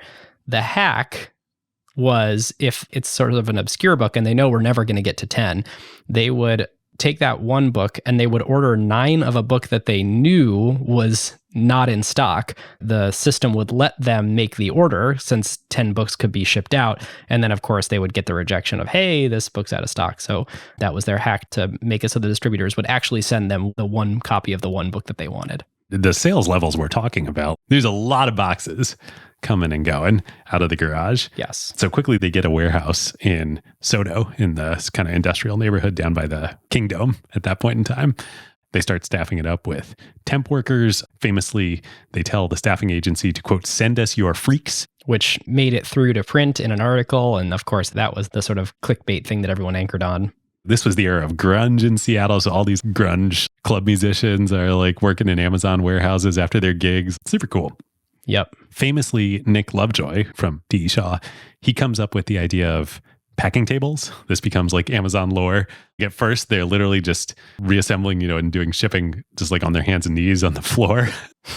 And he's like, we should get some tables to do this up above the floor. Yeah. And on the send us your freaks thing, there's this great interview with Jane Slade that Brian McCullough did, where she's the one who gave the quote in that interview about send us your freaks. And she said that because the temp agency was like sending them all these people that were basically professionals. They would expect to use modern tools.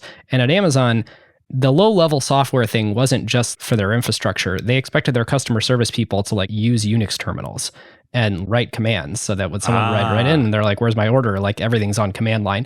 And so Jade's using that to try to articulate to the temp agency, here's the profile of person that we need, because all these people are kind of useless to us if they expect a bunch of very good tools to do their job. Aha, I didn't know that context. That's awesome. Yeah. What's cool here is these are quaint stories, but this is the beginning of the competitive advantage and the moat that Amazon starts to build. And we're going to talk about eBay in a minute here, but it's just like the Walmart story and fighting against Kmart and other people. Like Amazon now is building a native logistics supply chain and distribution for e-commerce that they are going to own and operate, that nobody else, literally nobody else in the world is doing this. Not Walmart, not Kmart, not Barnes and Noble. Nope. They all have their own incredible logistics systems, but they're tuned for, I've got this book superstore of 80,000 titles and I've got thousands of them across the country.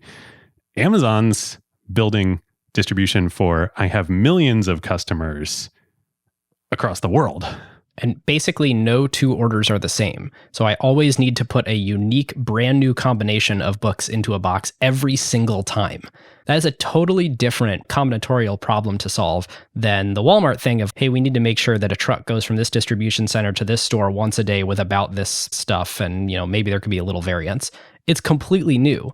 And so Amazon needed to fail completely, invent something new tailored to their use case, and then suddenly be the industry leader for the way you do that thing on the internet. And packing tables is such a great first paradigm of, oh, our warehouses will need these, but other distribution centers in the Walmart land and that old school world don't. Yeah. And that would just happen 10,000 times, again, compound and compound and compound.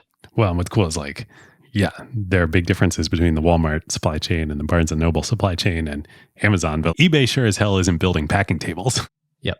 So they need some more money to capitalize all this. So Jeff goes out to raise that first seed round that we did the whole episode with Tom Alberg about back in early acquired days. Tom is just the best. Tom is the best. I re-listened to that episode and I was thinking it's going to be terrible because this was very early and acquired. It's so not. And it's very listenable. And most of that is because Tom is an unbelievable guest. He's kind and he also is so earnest, but lived the whole thing. I mean, he was an early check in Amazon in that $1 million on $5 million post-money round and stayed the course with Jeff all the way through the late 2010s as a board member. Yeah, longest serving board member in Amazon history other than Jeff. So cool. So they raised that $1 million round from a bunch of kind of local business folks in Seattle, of which Tom is one and one of the most involved in the company. Nick Hanauer, a bunch of local business folks here. So in 1996, remember they did $500,000 in revenue for the half year of 1995 that they were live. They do $15.7 million in revenue in 1996. They have a tiger by the tail here. You would have to be accelerating so much to go from whatever the run rate was in December of 95. So they about 15x'd in their first year, but they 15x'd off a base of 500,000. It's not off of nothing. Yeah, they didn't go from 5 to 100 or something like that. When I'm looking at SaaS companies, I'm like, oh my God, you quadrupled? That's nearly unheard of. Yeah. Good companies triple. And then you look at it and it's you went from 20K ARR to 100K ARR. Right. And this is, wow, 500K in 6 months to 15.7 the following year. Okay, so that's 1996. That's 1996. So as this rise is happening, obviously more and more people start paying attention, and we can go listen to the whole episode, but Tom tells the story on our episode with him. I'll just quote from Tom here. So I come home one night after work at 6 p.m. or something, and my wife says, "Do you know some guy named John Doerr?" And I said, "Well, actually I do."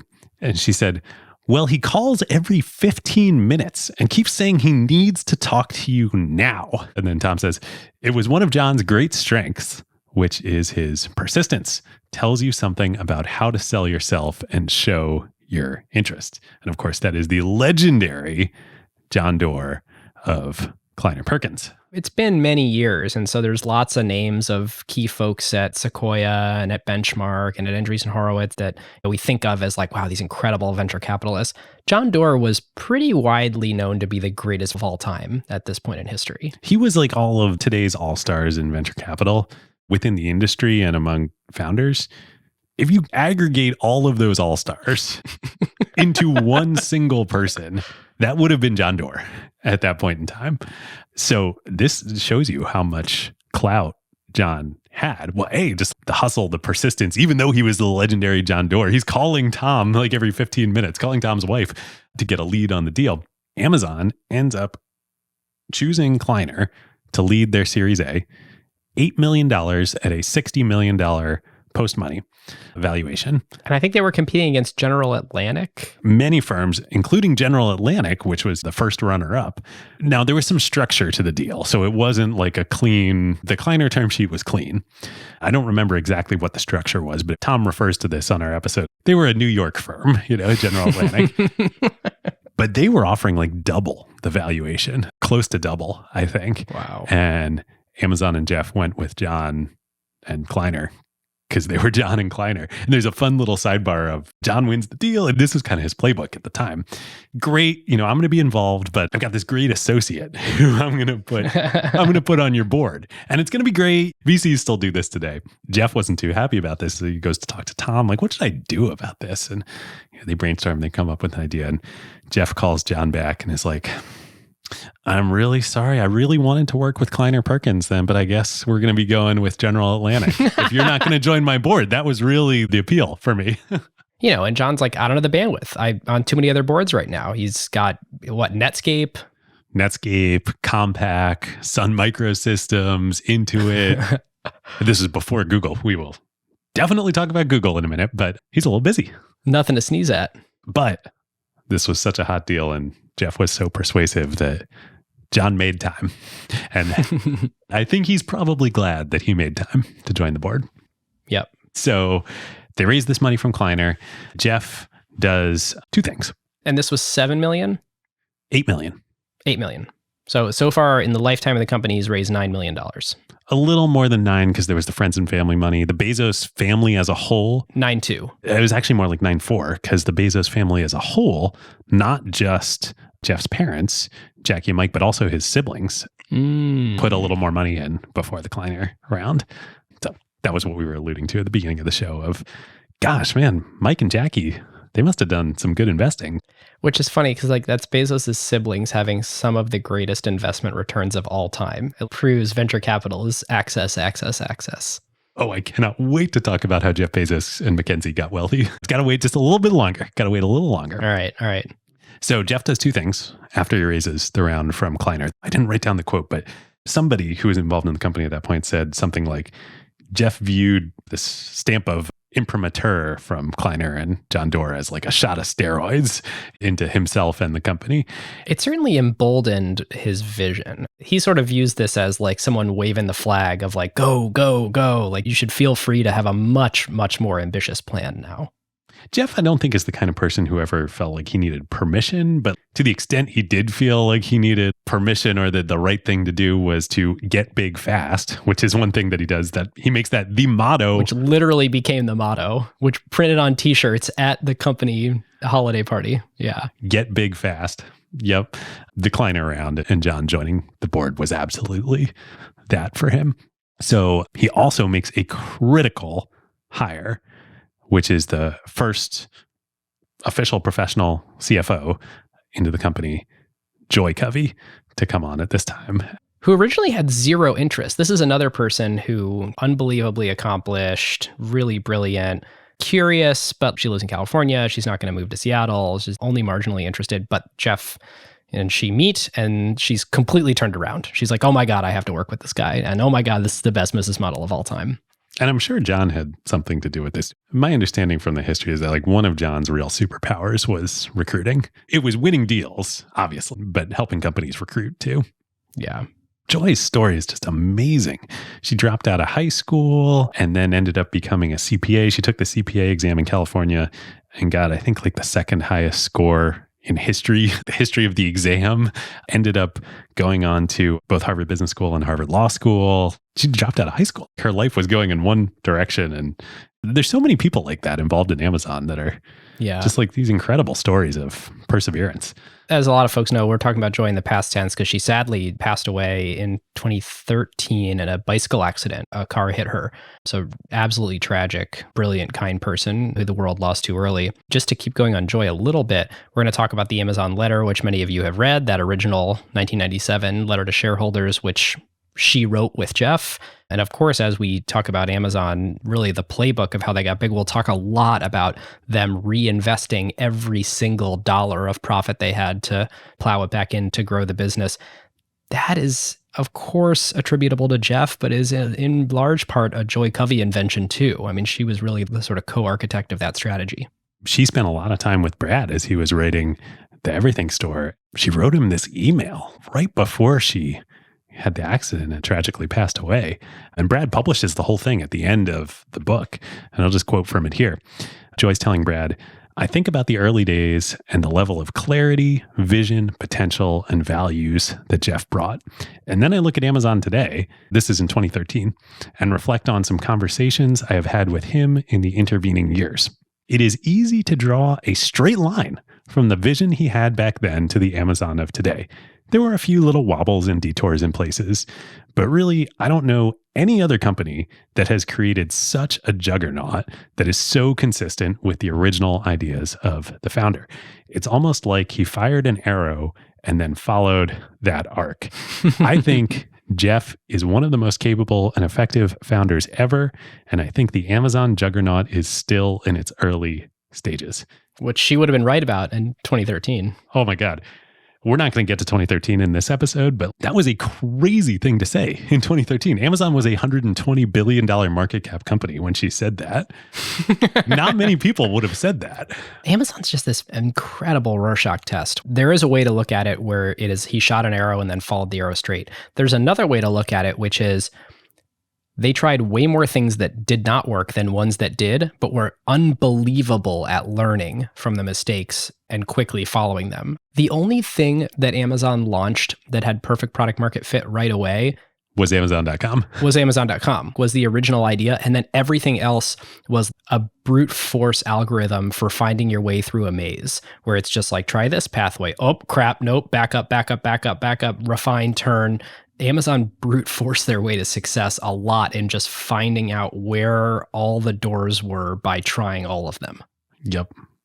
That is a great way to put it. It is worth highlighting this period of time, this 94 to 97, this pre-going public time, even though they had the imprimatur, as you put it, David, of Kleiner Perkins, and even though they were located in Seattle near Microsoft, and even though they had this product market fit and unbelievable 15x year over year growth in revenue dollars, not like usage, revenue. And customer retention was increasing. Like every single metric of the business is like, oh my God. The internet is going crazy, and a bookstore actually doesn't look like an interesting thing on the internet to most engineers. So they actually had a recruiting problem where talented engineers who were like, oh my God, this is a really interesting next generation technology that I want to build on, are much more interested in working at other companies who are building web applications, things like search engines, even things like you mentioned eBay that we'll get to here in a second. Yeah. That's in many ways, a much harder computational problem of building a good experience and backend system for facilitating a real-time auction. Marketplace, yeah. And countdowns. And the online bookstore thing seems kind of boring. And so it's remarkably hard for them to recruit. There are a couple great Eric Schmidt quotes in the Everything Store. Mm-hmm. Eric Schmidt, of course, former CEO of Google. It's just so great. And they're so begrudging backhanded compliments to Amazon and Jeff. But one of them is talking about AWS. It's like, the book guys figured out computer science. And then, of course, we're telling this story, Jeff freaking knew computer science, back in the... Oh, and he was fighting that narrative from day one. He wanted it to be a technology company. Everyone was like, you're a retailer. And even one click down, you're a book retailer. He's like, we are a technology company. And he sort of willed them being a technology company into existence. And I don't think anybody now is like, oh, they're a retailer or, oh, they're any specific category of retailer. They're like, yeah, they're a dominant technology firm. Yeah. Now he probably wishes that people were like, oh, don't worry about Amazon, Okay, back to the story. So Joy joins right at the end of 96, right after the Kleiner round. And Jeff, definitely because he wanted to do it and, is consistent with get big fast. Maybe it was also sort of like this test for his new high potential CFO. I'm going to see what she's really made of. He's like, we're going to go public now. Now. Tom talked about this too in our interview with him. Part of it was the capital markets were open. The revenue growth was insane. The dotcom mania is just starting to heat up. Strength leads to strength, all of that.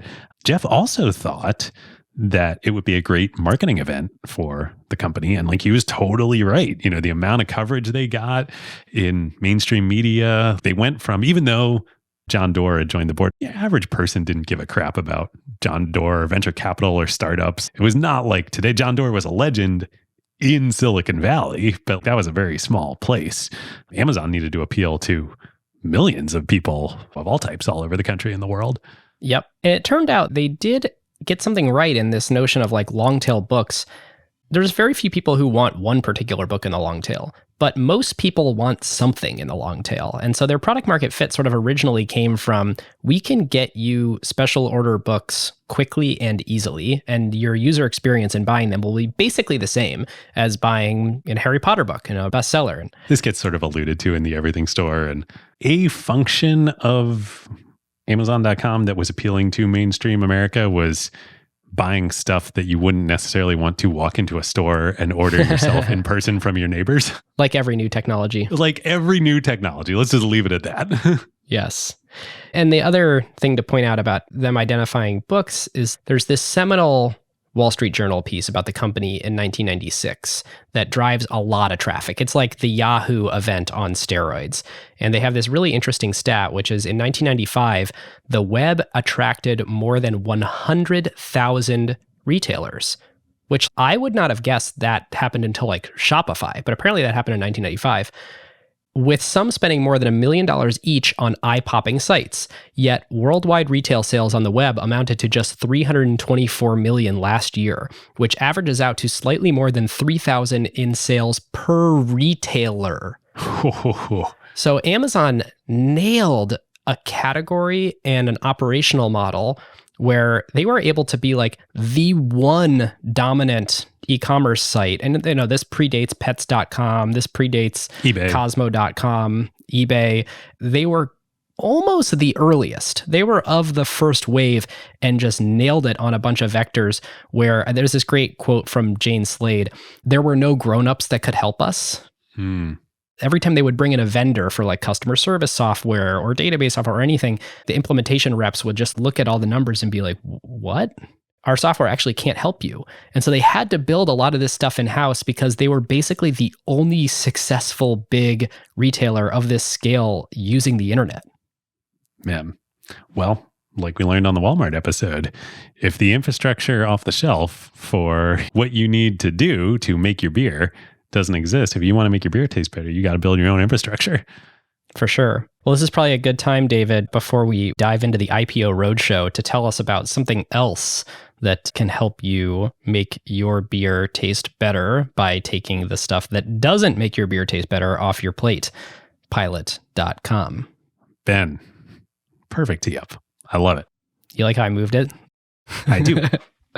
We should say on this episode, and our next one too, Pilot.com backed by Bezos Expeditions and Jeff Bezos himself.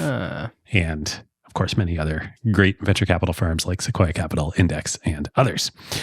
So Pilot, as many folks now know, one of our absolute favorite companies on Acquired, they set up and operate the entire financial stack that you need as a startup and a growing company. So that's finance, accounting, tax, even higher level, Joy Covey-like CFO services, like investor reporting, strategic planning, all of which otherwise you would hire an old school accounting firm or go try and recruit a Joy Covey to do. But in today's startup world, unlike Amazon back in the day, all of this stuff is standardized. It does not make your beer taste better. You just need best in class and you need access and you need it done. And Pilot does that for you.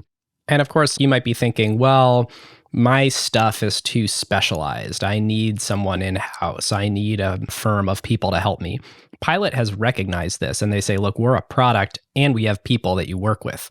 They're a combination of human-powered and product-powered. And of course, the product is not just log in and you get some nicer UX on your bookkeeping software. It is fully integrated with whatever fancy financial stack they're using because the founders started it pretty recently in this era. And they're technologists themselves. This is not their first company. They sold their last company to Dropbox. And the other thing that's completely changed for most companies and startups now versus the Amazon days is there is a whole sea of technology providers that you need to use as a company that impact your finances. The Stripes, the Plaids, the Modern Treasuries, all of these companies that you build your product on and your revenue on, they all have APIs. An old school accounting firm is not going to connect directly to your Stripe API, but Pilot, of course, does. So they take literally all of the headache of finance and accounting off your plate. Pilot, this is their beer.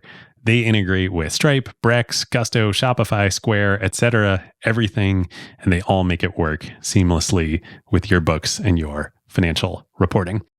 So going over to pilot.com/acquired or click the link in the show notes, make your life way easier as a founder, get back to focusing on what makes your beer taste better, and eliminate the pain of tax prep and bookkeeping from your company for good.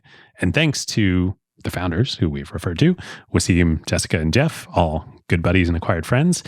Acquired listeners, if you use that link, you will get 20% off your first 6 months of service. So many of the companies I invest in now and work with use Pilot. Highly recommend them. Thanks, Pilot. Okay, so Joy joins at the end of 1996. Jeff's like, we're going to go public now. So spring of 1997, they filed to go public with lead underwriters, not Goldman Sachs, not Morgan Stanley, Deutsche Bank, and some might say it's Uber bankers, Frank Quattrone and Bill Gurley. Yes. Leading the IPO. So cool. And we asked Tom on the Amazon IPO episode that we did, why did Jeff and Amazon choose Deutsche Bank over the gold-plated, never get fired for choosing Goldman Sachs or Morgan Stanley? And Tom's answer was, well, if you knew Quattrone and Gurley, you would know that the answer is Quattrone and Gurley. Yes. And of course, Frank Quattrone has gone on to do a bunch of very impressive deals at Catalyst, and Bill Gurley became future Bill Gurley. So yes, but this is in his banking career. Now, when they file to go public, but before they actually do go public, just like Jeff was envisioning, this attracts a lot of attention. And that's mostly a good thing. He's correct on the marketing exercise. This is a big way to legitimize them to consumers. It enables many more people to feel comfortable typing their credit card on the internet, things like that. Everything like that. And also this other thing ultimately is a good thing too. Not at the time.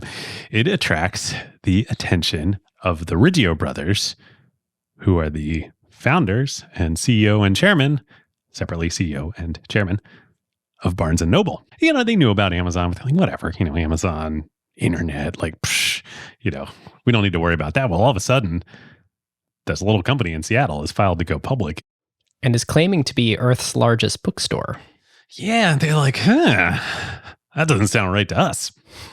I just think of like Borders. Like, yeah, Barnes & Noble is great, but Borders was the big thing. But now we know from the Walmart episode, Borders was out of the game. Kmart had acquired them, and yep, the founders had moved on. Louis Border had moved on.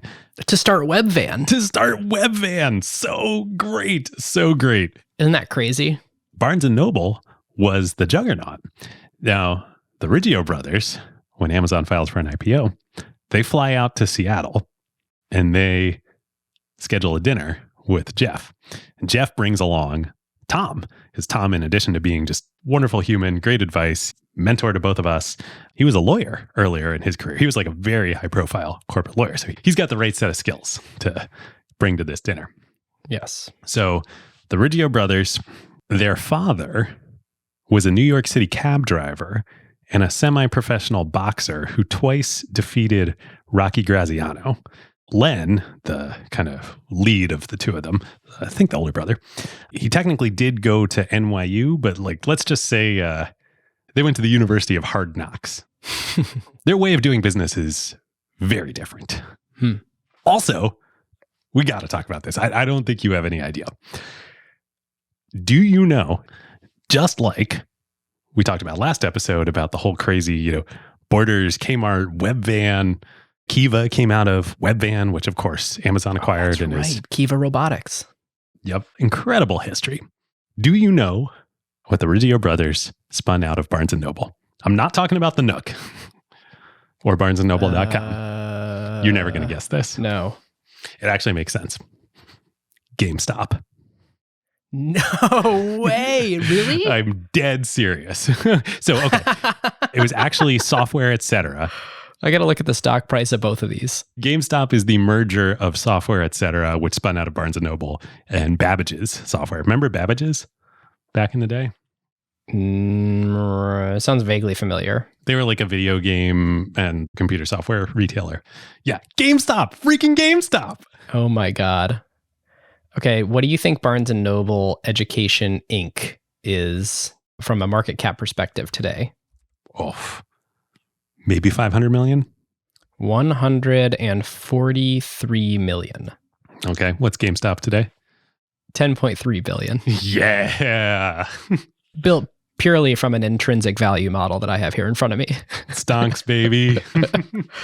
I assume Barnes & Noble Education Inc. is Barnes & Noble, the big company. BNED is their ticker. I think there might have been a bankruptcy in there. I'm not sure. Yeah, that makes sense. I don't think you end up cratering this far without some kind of recapitalization or something happening. Yeah. Well, speaking of Barnes & Noble cratering, this dinner didn't help. So these two, like, tough New York guys, they're like, where you come at? This nerd out in Seattle. Like, go listen to our episode with Tom. His personality is not blustery, brash New Yorker, like, I'm sure the Riggios came to this dinner and they were just like, we're going to freaking crush these, geeks. Oh, boy, did they not. So they go home after the dinner. And the dinner was sort of like a soft, we want to buy you, or was the dinner a soft, we're going to run you out of business? It was both. Yeah. It was, hey, we've heard about you. We're Barnes & Noble, right? And, we've been thinking about doing the internet. We're going to do it. We could buy you and you could be our internet thing, or we could crush you. I think that's how the dinner went. And by the way, the 1996 Wall Street Journal piece that did wake the world up to this was titled Wall Street Whiz Finds Niche Selling Books on the Internet. I always think back on the Wall Street Whiz for Jeff Bezos. Well, and actually, what the Rizzio brothers are saying, this is what everybody thinks. So when Amazon does go public, it's not a great IPO. They price on May 15th, 1997. They raised $54 million at a $438 million market cap. And then they trade down on day one.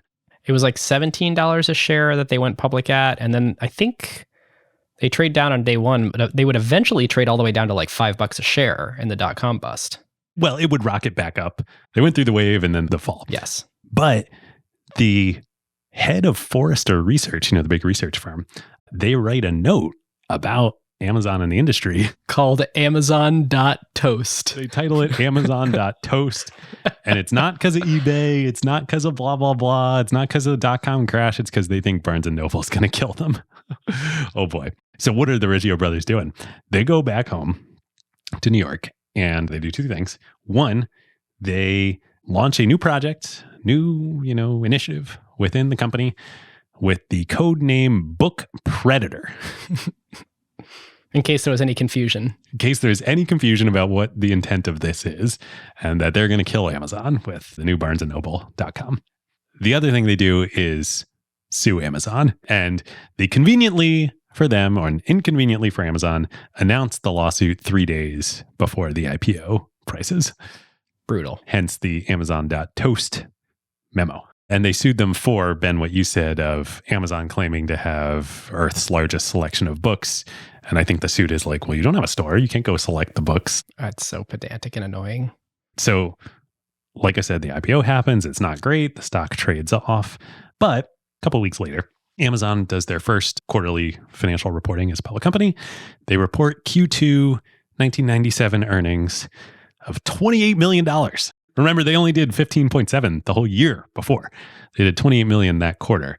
Unbelievable. So Wall Street reverses course. The stock takes off. For the full year of 1997, they do just a hair under $150 million in revenue. So that's 10x the year before. Oh my God. 10xing on that kind of base, especially right when you're going public. I mean, this is the stuff that makes investors go nuts. You can see how this very quickly becomes a darling stock. Now, when I said that Barnes & Noble was going to launch Book Predator and beat Amazon. And I was like, okay, what do I mean by okay? This starts a pattern. It would be hubris of Jeff and Joy and Mackenzie and everybody and Shell at Amazon to just say okay and not do anything about it. But this is Amazon and they know this is a problem. They know they can beat them, but they have to go beat them and they know what the path is. Jeff, Made in America is like his Bible. Yes. He knows the Walmart story. By the way, listeners, we weren't going to do the Walmart story. We actually were going to do this as the first episode of the season, and we got into researching Amazon and realized how much Jeff respected and borrowed from the Walmart strategy. And we were like, I guess we got to tell that story first. There are a couple moments coming up where he interacts with Walmart and he brings along his copy, his like scrawled in notes and marked up and dog-eared copy of Made in America to like show these people who we're going to talk about. They're like, no, like Sam is my hero. I'm not just some geek. I understand what we're doing here. Yeah. And so Jeff, because of this, because he's read Made in America, he knows that he can beat Barnes & Noble, but the way to do it is through distribution by building native distribution, logistics, supply chain for e-commerce, not for physical stores. And it is different enough that just like Walmart could build native distribution for their network of Walmart supercenters. And that was very different than the Kmart coming out of Kresge distribution that they were piggybacking off of. Jeff's like, we can do the same thing here, but we have to do it. And I know we need to do it, but I can't really do it. But I know some people who can. So in early 97, he and Joy together, I think according to Brad, it was very much a joint effort of both of them. Probably John Doerr was involved too.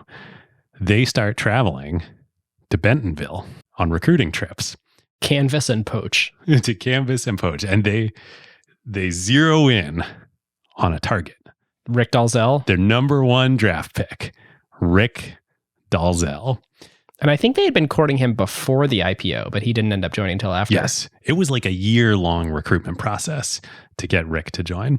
And at one point, he actually commits to joining and then backs out. And he was really conflicted about this. He's super plugged in the Bentonville community. He's an important part of Walmart.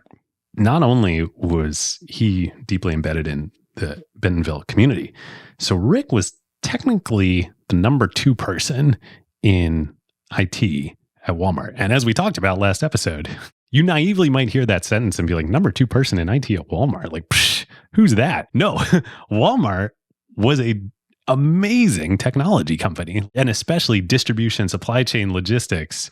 They're the best in the world. At this point, they had been the largest computerized logistics and distribution company in the world and operated their own private satellite network to communicate amongst all their stores and had been doing that for a dozen years. A very impressive back-end technology. They were the first big corporation in America to adopt technology and say, that is going to be like the heart of what we do. And Rick was the lieutenant who implemented it all. He was the hands-on guy doing it. So Jeff and Joy and John and the board, they were like, if we can get this guy, he's the key. So they go through this year-long recruitment process. Like I said, at one point they convince Rick to join, and then he calls him back and is like, no, I'm not going to do it. He calls them back because Lee Scott, Walmart's CEO, the third CEO of Walmart in history, takes Rick aside when he hears this, and he's like, Rick, you've got a future here. You could be a future CEO of Walmart. You're making a big mistake. A, he says you're making a big mistake. And B, he says, which he's totally right on. He's like, look, we've studied these Amazon guys. Walmart is no Barnes & Noble. They know what's going on. He's like, we know how they're doing distribution over there. They're going to hit a brick wall when they get to any kind of scale, which clearly they're going to get to this year. It's going to all fall apart over there. You know that. You know how this works. You would be committing career suicide if you go take this job. Which, that was the risk. I mean, it paid off in a huge, huge way, largely because Rick was very successful at doing what needed to be done. But that is for sure the risk of making the jump. Eventually, Amazon, Jeff and Joy and everybody, they convince Rick to make the jump. And so right before the IPO in early 97, he joins, and Jeff knows they're going to win at this point. So Brad writes in the Everything Store, Bezos had predicted that Barnes & Noble would have trouble seriously competing online. And in the end, he was right. The Rigios were reluctant to lose money on a relatively small part of their business and didn't want to put their most resourceful employees behind an effort that would siphon sales away from the more profitable stores. On top of that, their company's distribution operation was well entrenched and geared towards servicing physical stores by sending out large shipments of books to a certain number of locations. The shift from that to mailing small orders to individual customers was long, painful, and full of customer service errors. For Amazon, that was just daily business. There we go. So Rick, he alone joining is like huge. He also airlifts about a dozen executives out of Walmart to come join him. So when he finally does officially accept the offer, Walmart's like, you're dead to us. And so he gets escorted out of his office by security, the whole thing, which in retrospect was a mistake by Walmart because that just makes everybody more curious inside Walmart. Like, dang, Rick, he could have been CEO of this place and he just went to go be head of IT at this company and see, I better go find out what they're doing. Like, I want to follow Rick. And at this point, Amazon is well underway from transforming of a culture of misfits and geeks who want to be able to ship rare books online to like MBA City. This is where they're getting experienced executives. They're really turning on the recruiting engine from top business schools. And Walmart. There's sort of two different ways to look at Amazon. And I think on this show, we focus a lot on the sort of business side of it, where there's the unbelievable cash flow dynamic that we'll talk about. There's the whole get the investors you ask for. There's the constant reinvesting in growth. But up to this point, you know, when you listen to these interviews with Shel Kappan or reading all the stories on Greg Linden's blog, who was an early engineer, or all the interviews Glenn Fleischman has given, it really is about adapting technologies that were not really ready yet, being the first and biggest, and being misfits on the internet.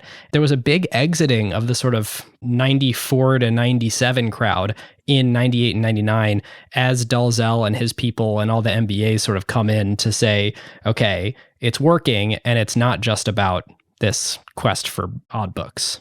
Yep. I actually would put Dalzell and the Walmart crew, I think there are three key categories of people that were necessary for Amazon to succeed. There were the technologists, Shell in the early days, and the freaks and geeks, but then that evolved into a world-class technology organization over time. There were the MBAs that we're going to talk about in a minute, the Andy Jasseys, the Jason Kylars, the Harrison Millers, the Jeff Blackburns. And then there were the Walmart people, the Rick Dalzell. Jeff Wilkie didn't come from Walmart, but he's very much cut from that cloth. The back-end retail, logistics, distribution people. And you really needed world-class, all three of those to make this work. Yeah. So on the distribution and supply chain front, more than a dozen Walmart executives come over to Amazon. In late 1998, Walmart sues Amazon for trying to steal trade secrets. The case settles with no damages, but there was damage. It happened. That DNA came right out of Walmart and right into Amazon. Yep. And to be fair, like we said, it's a different thing than the Walmart supply chain that they're building. It's the Amazon supply chain. Which they didn't realize enough of at first. There was all sorts of false starts in Amazon getting good at distribution because even though they knew better, they sort of were copying the Walmart playbook and they were doing the classic Amazon thing. They were brute forcing their way through the maze, learning from mistakes, backing up, turning left and going the other direction. But they needed to go bump into that wall to do it. Yep. So when Dalzell comes over and all the Walmart folks, they had the warehouse in Seattle and they say like, no, you don't want a warehouse. You want a distribution center because a distribution center, that's the Walmart model. That's Walmart were the first distribution centers. Like you want something more sophisticated. So they go in 1998 from the one warehouse in Seattle to 6 distribution centers. The Seattle warehouse becomes one. Delaware, Nevada, Georgia, 2 in Kentucky. You notice they're going to all these states that are like close to big population states, but not in the states. Yes. But then it actually was Wilkie later who said, no, we don't want distribution centers. We want fulfillment centers. And so that's what Amazon is today. And there's a fundamental difference of we're not distributing a bunch of goods to stores. We are fulfilling end customer orders. To end customers, every single one uniquely, and we need to optimize them to make every single order happened for the very first time it's ever happened Totally. in a sort of unpredictable way. I mean, predictable en masse, but not on an individual level. For years and years, nobody realized this. But what Amazon's building up on this side of the business is an enormous, if not the largest part of their moat. Today, Amazon has 185 fulfillment centers around the world. They have 96 airplanes on their own airline. They have a maritime company. They have 200,000 delivery vans. They've got another 100,000 electric delivery vans on order. I mean, the company employs 1.6 million people, most of which do this. Yes. And here's the moat. From the viewpoint of the customer, all that is free. Jeff obviously wasn't envisioning that specifically, but like, this is why they're going to beat Barnes & Noble. And this is why they're going to beat eBay. And this is eventually why they're going to beat Walmart in e-commerce. Yeah. Well, tell us about eBay. If you were to pitch me on both of these businesses and put on my venture capitalist hat, and you told me that I could take this really asset-heavy inventory business with an unbelievable amount of CapEx that needs to be built out with all these fulfillment centers with Amazon, or I could run the high gross margin asset light business of eBay, 99 times out of 100, I'd want to invest in eBay. But Amazon dominated eBay. So how'd that play out? So the competition with eBay, the Barnes & Noble thing, yeah, that was the first battle that Amazon wins, but it was obvious they were going to win that. eBay, like, this is a real fight. So at first, they're different. eBay is auctions, it's Beanie Babies, it's Pez dispensers, which, by the way, that whole legend of Pierre started eBay so his wife could collect Pez dispensers, that was a PR person made that up to humanize the story. That's not what happened. Auction web, not eBay. So as all this is happening, you mentioned the MBAs. Jeff and Amazon start hiring Andy Jassy, Jason Kylar, Victoria Pickett, Harrison Miller, Jeff Blackburn, blah, blah, blah. All these people who are coming in, all these MBAs, they're all tasked with adding a new category to Amazon. Music and CDs. That's what Jassy does. Kylar does DVDs. Victoria does box software. Harrison Miller does toys. Chris Payne does electronics. Jeff Blackburn leads BD and starts buying all these other internet companies. So pretty quickly, Amazon and eBay, they're competing much more head-to-head than people originally thought. So eBay started as Auction Web in 1995 by Piero Midyar, didn't turn into like a real venture-backed company and change its name to eBay until 1997, after Amazon was already public. And of course, famously, Benchmark invests $6.7 million in eBay in the fall of 1997. Producing one of the greatest venture investments of all time. So that was fall of 97. I think they own like 25% or something of, fair assumption. We'll go tell that whole history soon.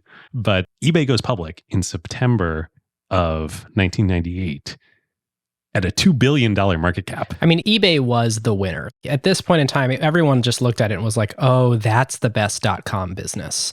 And also, think about that. Series A in 97, raising $7 million, $2 billion market cap IPO in 98. Yes.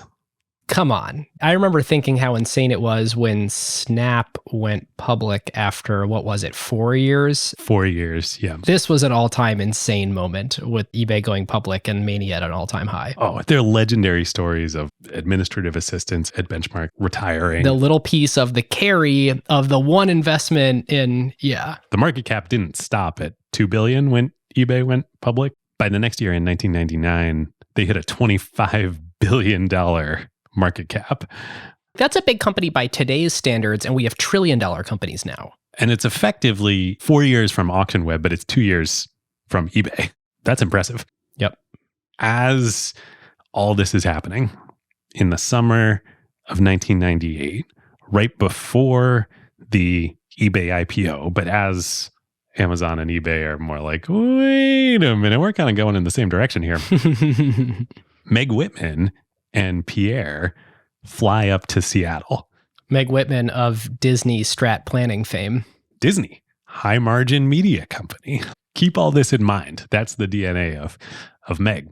They fly up to Seattle to meet with Bezos and Blackbird. Remember, Amazon's the public company at this point. eBay's still this little startup that had raised the Series A from Benchmark. They're hot, but they're still a startup. Jeff and Jeff take them on a tour of the Seattle Fulfillment Center. And Pierre's like, he's such a engineer. He's like, oh, this is super cool. Then they sit down to meet. The two Jeffs make a kind of, maybe not quite like the Barnes & Noble dinner, but they make a sort of oblique reference of, well, maybe Amazon should acquire you. Supposedly, according to Brad, they sort of float like a $600 million number if such a thing were to happen. So Meg and Pierre get back to Silicon Valley, and supposedly, according to Brad, Pierre's like, wow, that was really cool. Man, that fulfillment center, they're building something very differentiated. Maybe we should think about that. And Meg supposedly says, I think this is from an interview with Pierre in the book. Meg says, Pierre, this is not a direct quote, I'm paraphrasing. Pierre, warehouses are not cool. We never want to operate warehouses. You know what is cool? High margin internet businesses. That's cool. You don't want to be mucking around with warehouses. Well, and this is the very, very, very starkest illustration of what's the best business model over the next few years and what's the best business to be in long term. Well, the best business to be in long term, period, is delighting your customers more than they ever imagined. And the best business to be in, certainly for the next few years, maybe even the next decade, if you're eBay, is a high margin, true internet business. But Bezos is thinking in decades. And he's thinking, how are we possibly going to be the best place to buy something on the internet a decade from now, unless it's extremely reliable shipping times, very short shipping times. We have it in stock. They're buying it from a vendor that they trust, that is secure. All these things sort of require us to either be the merchant or at least be the ones who fulfill it and keep it in a distribution center or a fulfillment center. So they're both right on different time frames. And my favorite Bezos quote is, and this I think comes from that very first interview that I referenced earlier. I mean, I've watched every interview Bezos has given in prep for this, but that one has all the highlights in like 3 to 4 minutes, and he's still got hair. He says, long term, there is never any misalignment between customer interest and shareholder interest. So true. And that's such a dramatic statement because I think a lot of people would argue with that. And he's thinking on an infinite time frame. What happens after this meeting with Meg and Pierre, I think really illustrates just how special Jeff and Amazon as a company are, because he makes a mental and emotional leap that I don't know many people could have made. He both believes everything you just said. I've read Made in America. I'm building out this advantage. It's going to be my mode. I'm going to delight customers. This is the way. And desperately wants to beat eBay at auctions. Well, desperately wants to beat eBay, but he's like, and eBay is also right. And this starts a journey, but Amazon today is that amazing back-end distribution. Like we were just saying, you can get stuff from Amazon faster and better and cheaper than just about anywhere else on the internet. And certainly in aggregate of everything you can buy, Amazon is head and shoulders above anybody else. And you can buy from other people who are not Amazon.com on Amazon. And that is all thanks to that meeting. Yeah. I mean, this is, again, Amazon having to run into a wall, back up, try it again. So obviously they don't buy eBay. Obviously they naturally have to do the next thing, which is, even though Amazon is focused on the customer, they're also focused on their competition. Of course they are. Jeff has all these quotes about how the customers, I think this is in the 98 letter, maybe the 99 letter. We believe that our customers are very loyal up until the moment that there is a better way for them to solve their problems than buying from us. And so that's off the top of my head. It's not exact, but it's close. And I think his realization is, okay, if eBay's grown really fast and there's a way to get something rarer or cheaper or something, we kind of have to be in business doing that too. So this is Amazon's first very expensive failed experiment with Amazon auctions. So after the meeting, Jeff Bezos turns to Jeff Blackburn and is like, auctions could be the future. We're going to start a secret project to clone eBay within Amazon. It's almost like the book Predator with Barnes & Noble, except they're actually competent. And it's not like we're going to learn from eBay and apply it to our business, go for a different segment than eBay or do auctions differently. we're going to go directly at eBay doing exactly what they're doing. Yes. Now, it makes sense why this would be secret. It's also secret because Scott Cook, the founder of Intuit, is on the board of both companies. So Amazon starts working on Amazon auctions, literally exact clone of eBay. Now, eBay did not have PayPal at this point in time. So paying on eBay was this huge source of friction and a huge advantage for Amazon. Amazon has your credit card, blah, blah, blah. Amazon finds out that, of course, Megan, Pierre, and they're not dumb at eBay. They know this is a problem. They're talking to startups about acquiring startups that could, solve payments on eBay. Now, this is summer 1998. There's no PayPal yet. Confinity, the first kind of, next.com, they didn't even get started until the end of 98, like early 99. Wow. eBay is talking to a startup called accept.com and wants to acquire them to handle payments on eBay. Bezos swoops in and Amazon steals the deal and acquires accept.com, mostly so that eBay doesn't get it. And they just went public. Amazon's got all this cash from that. So they're feeling themselves and feeling like they can do stuff like this. Yeah, eBay can't do this yet. Amazon's got highly valued liquid stock, all this cash, blah, blah, blah. If that had gone otherwise, I don't know about PayPal. There's probably no PayPal. There might not be a PayPal mafia. Yeah, great point. Man, Silicon Valley, totally turns on a knife point at this moment in time. Okay, so March 99, Amazon launches Amazon auctions, clones eBay, competes with eBay, and shocker, you haven't heard of Amazon auctions. It's a flop. So here's an interesting comment on it. So Greg Linden writes on his blog, again, this early engineer who worked on personalization and auctions and a bunch of other stuff. So when the site launched, it was technically superior to eBay's faster, better search and several new useful features. The inventory was reasonable, but not large. This is one of those things where the flywheel was just already in motion. When you have the network effect of more buyers attracting more sellers and more sellers attracting more buyers like eBay had, and they were a couple years ahead, it was just already in full swing. And even if you have a more technically superior interface. And the advantage of traffic on Amazon.com that they could send there, it didn't matter. Yep. They didn't have the network effect. And Amazon wasn't really prioritizing it. So you go to a product detail page on Amazon, they had invented this pretty amazing thing that really pissed off all the booksellers, which was when you look at a product detail page, you could buy new and used. They're like, it's the same book, so we'll put them both right there. And of course, that pisses off the book publishers because they're like, wait, our whole thing is that you want to go buy the new book and you can't buy a used one right next to the new one. The used books are in this other distribution channel. And Amazon's like, we don't care. The customer can choose which they want from one singular unified product detail page, which flash way forward to third-party sellers. Yeah. It's the same thing today. You're competing as a third-party seller to be the one that gets the traffic from the product detail page when people click the buy button. So they weren't doing that with Amazon Auctions yet. No, it was a separate tab, separate site. Auctions.amazon.com. It was not getting Amazon's traffic. Yeah. Didn't have a network effect. Another reason people like eBay, man, they just totally shrugged off Amazon as a competition. Beautiful business model. So their market cap continued to go nuts. Yep. Now, Jeff, so he acquired accept.com to keep it out of the hands of eBay. They go start acquiring a lot of companies, a lot of startups in this era. Partially, I think, to keep them from eBay, and other people partially because, I don't know, everybody was drunk back then. And they were investing in a bunch of them as kind of hedges. They looked at pets.com and they thought, oh, we're not going to get into shipping dog food for a while. In fact, I think they had tried to ship some cat litter at the same shipping rates as everything else, and it was super expensive. That's an example that's referred to very often by early Amazon employees as sort of a failed distribution, totally mispricing thing. But yeah, they sunk a bunch of money into pets.com, Cosmo. I think they owned 40% of it or something at some point. Totally. So the craziest of all of these acquisitions, just from the story, is a company called Jungly. Yes, which was referenced on the Walmart episode. Indeed. We're not going to talk about what Jungly actually did. It was a comparison shopping site started by 3 Stanford computer science PhDs and a business guy from Netscape. What it was doesn't matter. That business guy from Netscape, his name was Ram Shriram. That might sound familiar to some folks.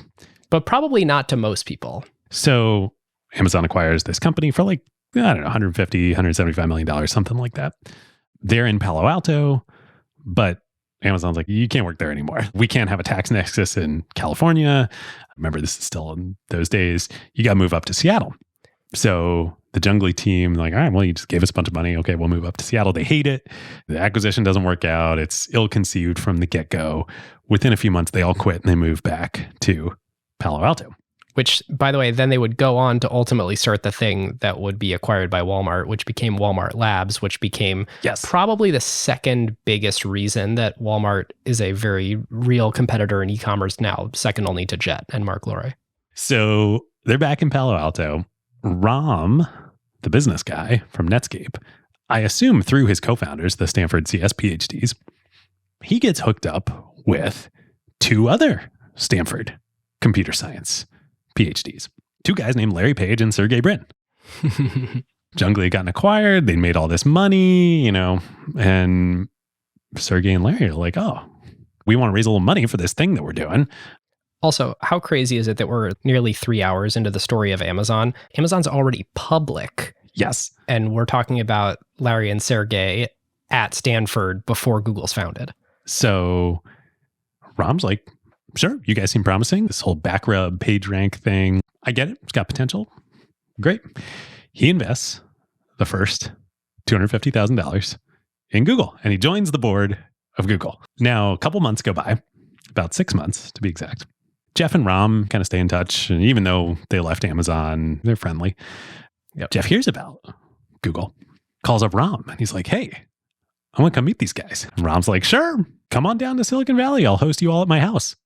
And was Jeff interested in search yet? Amazon got obsessed with search in that sort of A9 era of 2004. Did they have any seeds yet? I think this leads to that. Okay.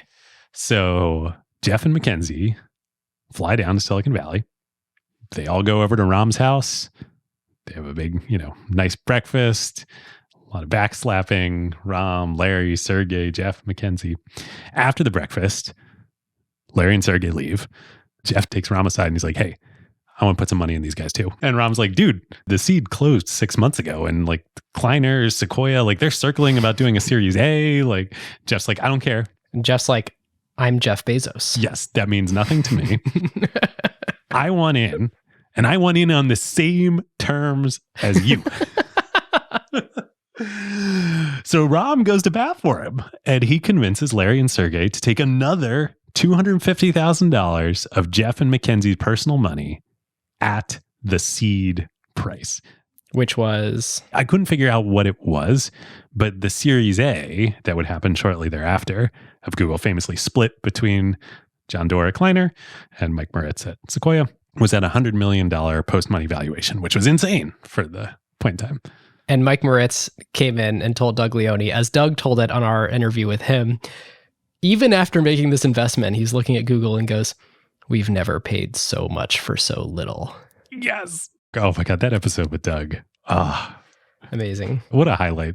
Okay, so that's done at 100. So we can say like, I'm going to guess somewhere 20 million, 25. I don't know. I mean, Ram led this. 10? My best guess is 10 or maybe even lower post. So you think Ram got like a 10 to 20x from the Series A? I think so. I don't know. Ram and Jeff, we should say. And Mackenzie. I think it is probably safe to say that Jeff and Mackenzie owned at least 1% of Google. Personally. Probably even after dilution from the Series A, because they didn't raise another venture round. That's right. Google went public just on that Series A. They did.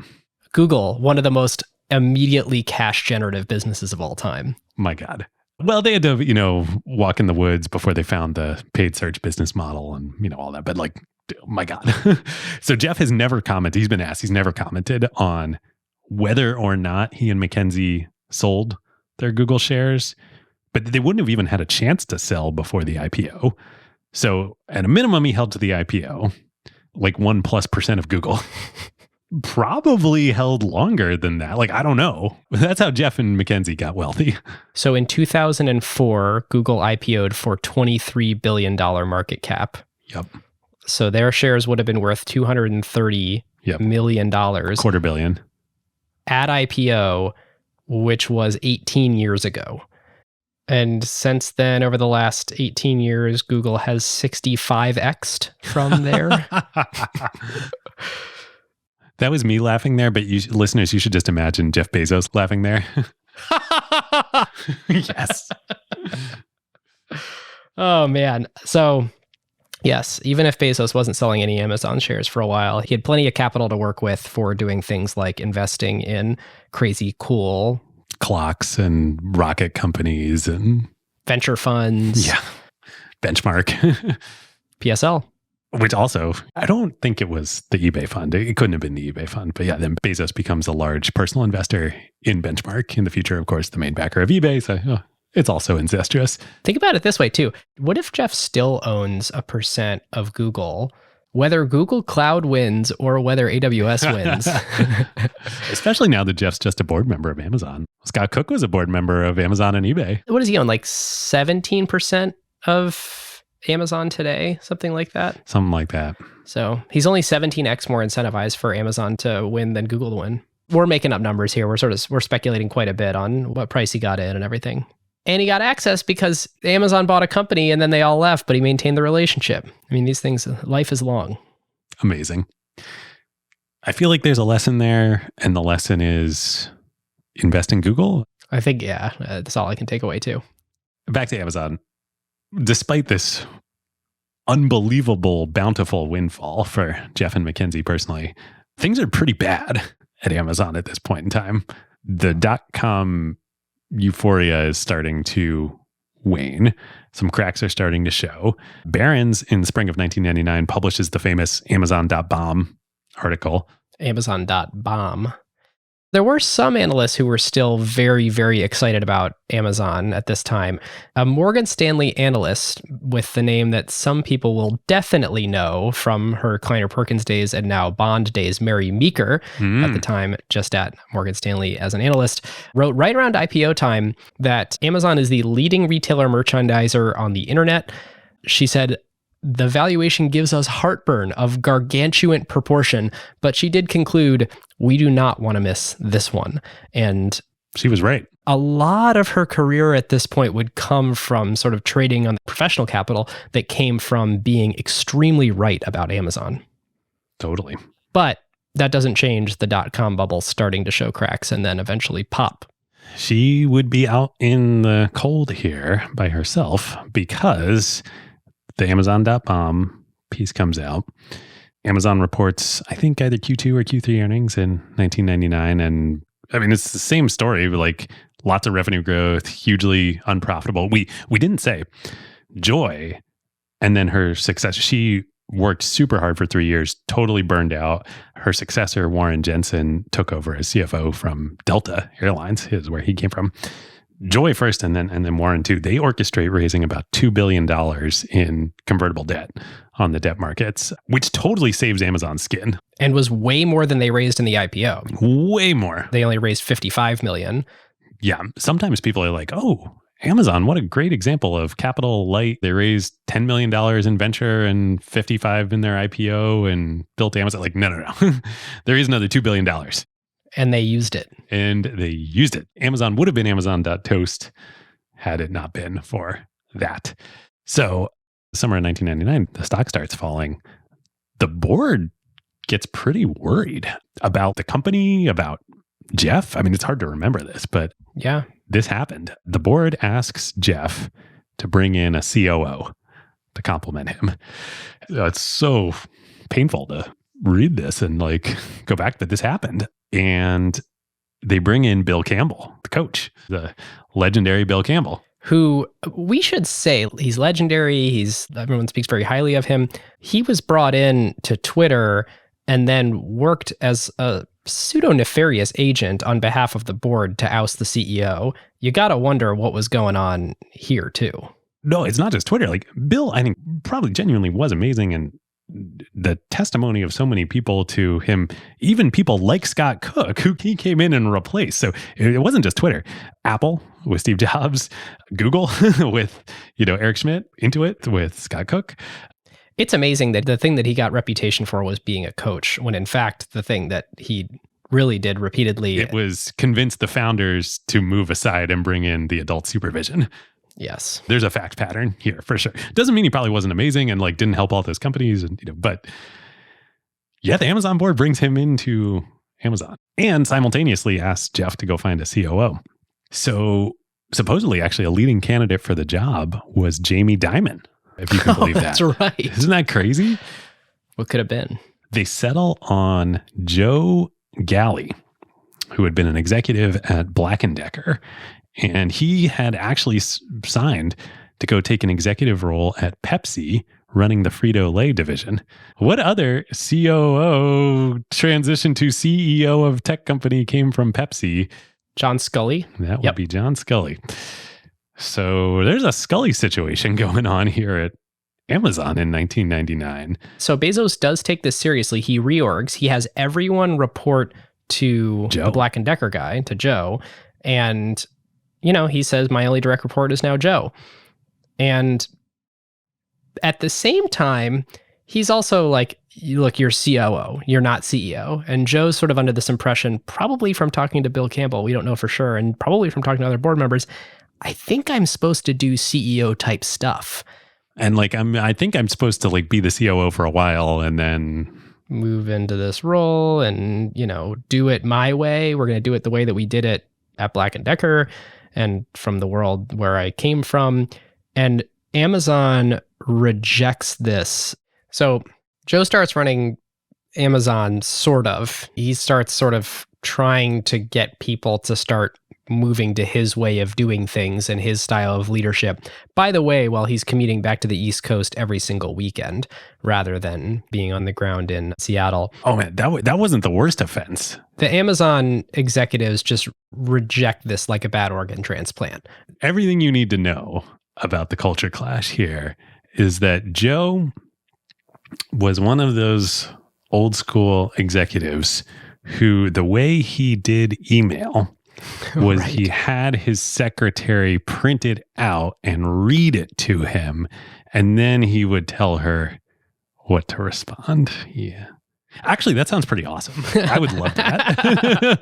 I would love to do that. You definitely would. Yes. I would do that all day long, or actually for as little time as possible, as often as possible, as rarely as possible. But yeah, that's not going to work running Amazon.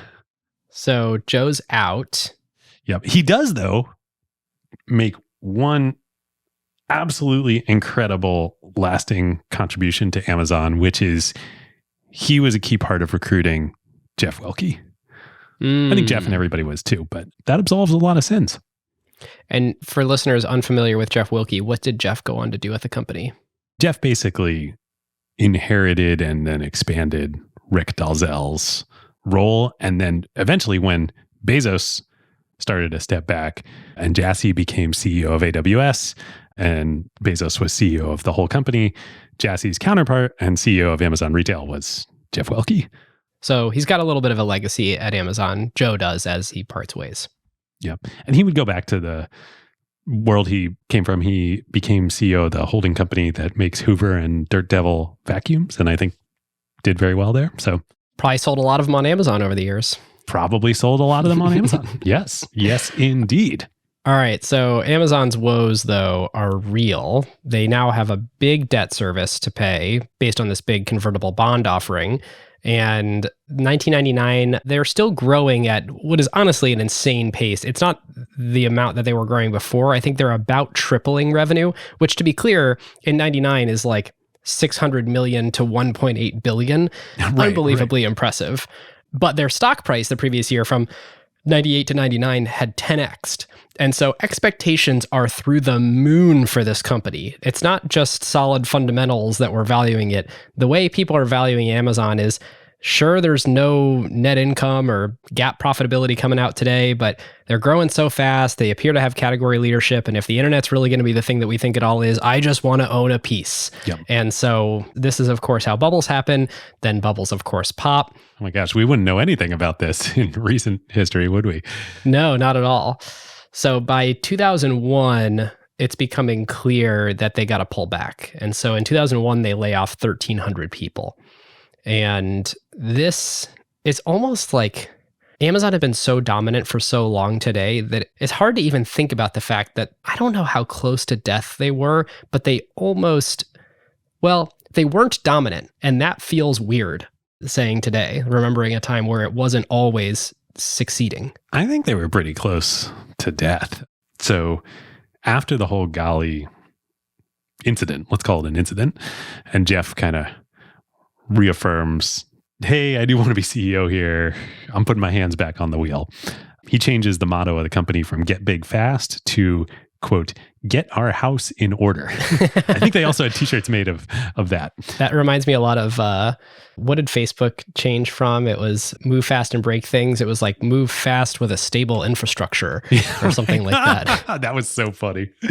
Not quite the same. Not quite the same. No. I don't know how related it was to the whole Coach Campbell Gali thing, or it probably was more just about the competitive dynamic. But shortly after that, I don't know which side initiated it, but one side or the other or both came to Scott Cook and were like, dude, you can't be on both of these boards anymore. And tellingly, Scott chooses eBay. And he actually has a quote to Brad in the Everything Store.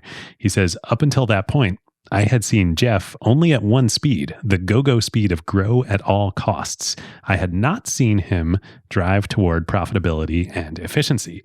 Most execs, particularly first-time CEOs who get good at one thing, can only dance what they know how to dance.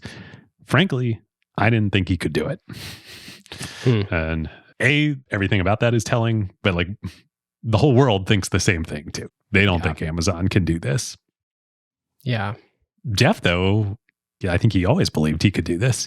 So he announces an internal company goal that he announces to the whole company, part of the get our house in order mantra, that they will be profitable by the fourth quarter of 2001.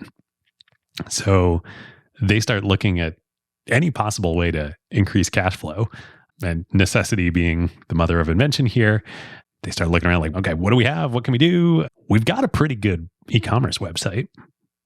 A lot of people want to have e-commerce websites. What if we start going to other companies who want to have good e-commerce websites and we offer to sell them our website, like our infrastructure? Almost like being Shopify.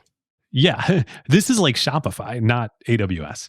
And they do it in a ludicrously high-touch manner. Yes. It's not like we're just going to open up our platform. This whole obsession with interfaces and platforms and APIs that exist with Amazon today hasn't really happened yet. No. So they're like, who can we basically do weird one-off partnerships with to create some sort of co-branded website for them using our technology and all of our people to sell the stuff that they have relationships with manufacturers on. And customers, and that we can then just get paid like a software fee for. Yes.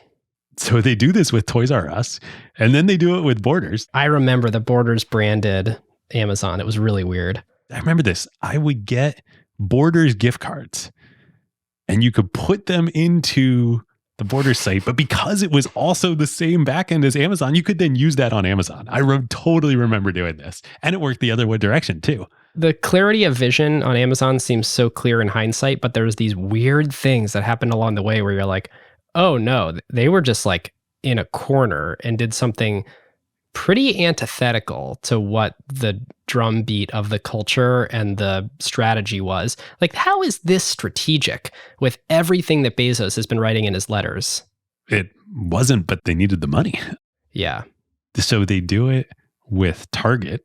They literally ran Target's website for years, which ominously, they announced that deal on September 11th, 2001. So, rough. They even go pitch the idea to Walmart to do the same thing with Walmart. Walmart is, they're like, yeah, no, thanks guys. But no, nice try. Here's the super fun part. So Amazon is going around pitching all these other retailers. Let us take over for you, run your website, blah, blah, blah. eBay they know Amazon's in a tight spot. They probably heard about Gali and Campbell and all this stuff. In the fall of 2000, Meg Whitman and Jeff Jordan fly up to Seattle and they pitch Bezos on the opposite idea. eBay takes over the failed Amazon auctions and all of third-party selling. So it had become Z-Shops, which we'll talk about now on Amazon. Just let eBay, we know how to do this. You keep running Amazon.com, the retail, and we'll do third-party selling for you with eBay technology on Amazon. Like, wow. Oh my gosh. You know, the Michael Jordan meme of like, I took that personal. Yes. I think from The Last Dance, I think Jeff took that personal. Yes. Agree. Yes, I think he took that very personal. So he calls a meeting. Remember, they're just trying to like survive, get to profitability, generate cash flow. They're doing this crazy stuff with Target and Toys R Us. I mean, at this point, they've got over $2 billion of debt on the balance sheet. I think it actually increased from 2000 to 2001 and 2001 to 2002. So they're like really just making the interest payments here and trying to reduce the debt load and produce some net income profitability, which still hasn't happened. Still hasn't happened. No. Which it was intentional for the longest time, but now that they need to do it, they need to grow the muscle to do it. Yes. So Jeff calls an emergency meeting of, at this point, it was the S team, the senior leadership. It was the J team, the Jeff team. And then when Gali took over and everybody reported to Joe, then it became the S team, the senior team. Which it stayed, the S team. Which it stayed. That seems more appropriate than the Jeff team. But anyway, he calls a weekend emergency S team meeting at his house to discuss third-party selling on Amazon. Now, I said Z shops. So auctions, I can't remember if that it was still alive or not. They had tried saying, okay, well, maybe auctions don't make sense on Amazon, but we still want to allow other people to sell on Amazon. What if we just do fixed price, like a regular retail type listing? So they started this thing called Z shops. But again, it was a separate tab website. It wasn't like right on the product page of Amazon.com. They weren't leveraging the strategic asset that they had, which was traffic and customer loyalty. And what they realize is one way to look at the real key thing, and I think this is very true today, that differentiates Amazon positively versus eBay and pretty much everywhere else selling on the internet, is they have an authoritative product catalog. If you are on a product page for Amazon.com, you know what that thing is that you're going to buy. I mean, they invented, anybody who's ever used against the API, like they have ASINs, ASIN. It's a unique Amazon identifying number for a product that they have an authoritative catalog on everything they sell. And anybody who's ever bought something on eBay, you don't really know what you're getting. Right. It's almost like Amazon starting as a bookstore had the benefit of ISBN numbers. It's like they decided we're going to create a proprietary ISBN system for the world. Yes. For all products. So they come up with this crazy idea in this meeting. And there's some backstory that leads to it, which is on the product pages, they had links to Z shops listings. And that was the only thing that kind of drove actual converting traffic. And they're like, what if we put listings from third-party sellers on our own product pages? That's what eBay wants to do. That's why eBay's interested in talking to us. What if we just do that and completely revamp how we think about third-party selling on it, but honestly, everything about the product page, and we call it Amazon Marketplace. And so they launched this in a matter of months. In November of 2000, they launched Marketplace first with books. And this is like nuts. Yeah. People are pissed at Amazon. But you're a category manager at Amazon. Your competition, Brad writes about this, just went from like being outside the walls of Amazon.com. You just let all your competition inside your walls, in the castle, on your product page. And I don't know exactly how it works. I think it's more sophisticated than this, but basically, like, if some third-party seller is verifiably selling the same exact product and they're doing it for a cheaper price, then the buy button doesn't come from Amazon. The buy button buys the competing vendors, the third-party seller's product. And so you as a category manager, if you got a number next to your name, that doesn't accrue to your number. Nope. That goes to a totally different team within Amazon. But kind of just like Amazon.com originally, it turns out customers really like competition, paying lower prices, being able to buy more stuff, getting more selection. They launch it in November. And even though it launched in the middle of Q4 in 2001, which was a no-no until this point. You basically don't launch anything going into the Christmas season. You're literally not allowed to push code up until this point in Amazon's history around that time. It accounts for 15% of all customer orders on Amazon.com Marketplace. Wild. Today, Marketplace is over 50%. So over half of everything that is sold on Amazon.com is not sold by Amazon. I remember the annual letter in 2018 when it eclipsed it, and Jeff proudly proclaimed that the third-party sellers are kicking our butt. We're very excited about that. Yeah, right. What a Jeff thing to say. This is when founder leadership becomes really important. They have an immediate organizational design problem where a whole bunch of people are incentivized and comped against their fiefdom. And what you've just done is you've created a brand new business strategy that tells people that the greater good is more important than their fiefdom. And in order to rearrange everyone without creating massive infighting and churn to march in this new strategic direction, it's pretty hard to do that as a non-founder. I'm so in awe of Bezos doing this because he almost just got ousted out of his company. He's on thin ice. The company's on thin ice. And this could have blown up the company too. I mean, this is a different business model. All of the emotional incentive that I would imagine for somebody in this amount of pressure is like the board, the shareholders, everything, just be like, okay, I got to come back. I got to save. Can't rock the boat. We got to, cost cut, blah, blah. And he's like, nope, we're going to make this radical shift. In this dire moment, you're totally right. Not only is this something only a founder can do, it's only something that a very special founder would have the confidence to do. Amazingly, it works. Jeff's crazy goal of the company is going to hit profitability Q4 of 2001 that he just plucked out of thin air when he kind of came back after the Gali incident. They do it. Marketplace is a big component of this. The website deals with Target and Toys R Us are a big component of this. In Q4 of 2001, they do 1.1 billion of revenue, 59 million of operating income, 35 million of pro forma adjusted net income, excluding stock-based comp and other, non-cash expenses, which Wall Street's like, yeah, blah, blah, blah. But they do $5 million of honest to God, you can touch it, taste it, take it home, put it in your bank account, GAAP net income for the fourth quarter of 2001. This is huge. They announce results. The stock jumps 25% in one day, which no other internet stocks were jumping up in that moment in time. Right. I mean, people were licking their wounds after 2000 for 3 years, 4 years. Yeah, it was an amazing achievement. Amazon had seen big jumps before, like the Henry Blodgett thing during the dot-com era where it was trading below 100 and suddenly jumped to 250 or something, and all at once just on Henry Blodgett saying, I think it's going to go to 400. Yeah.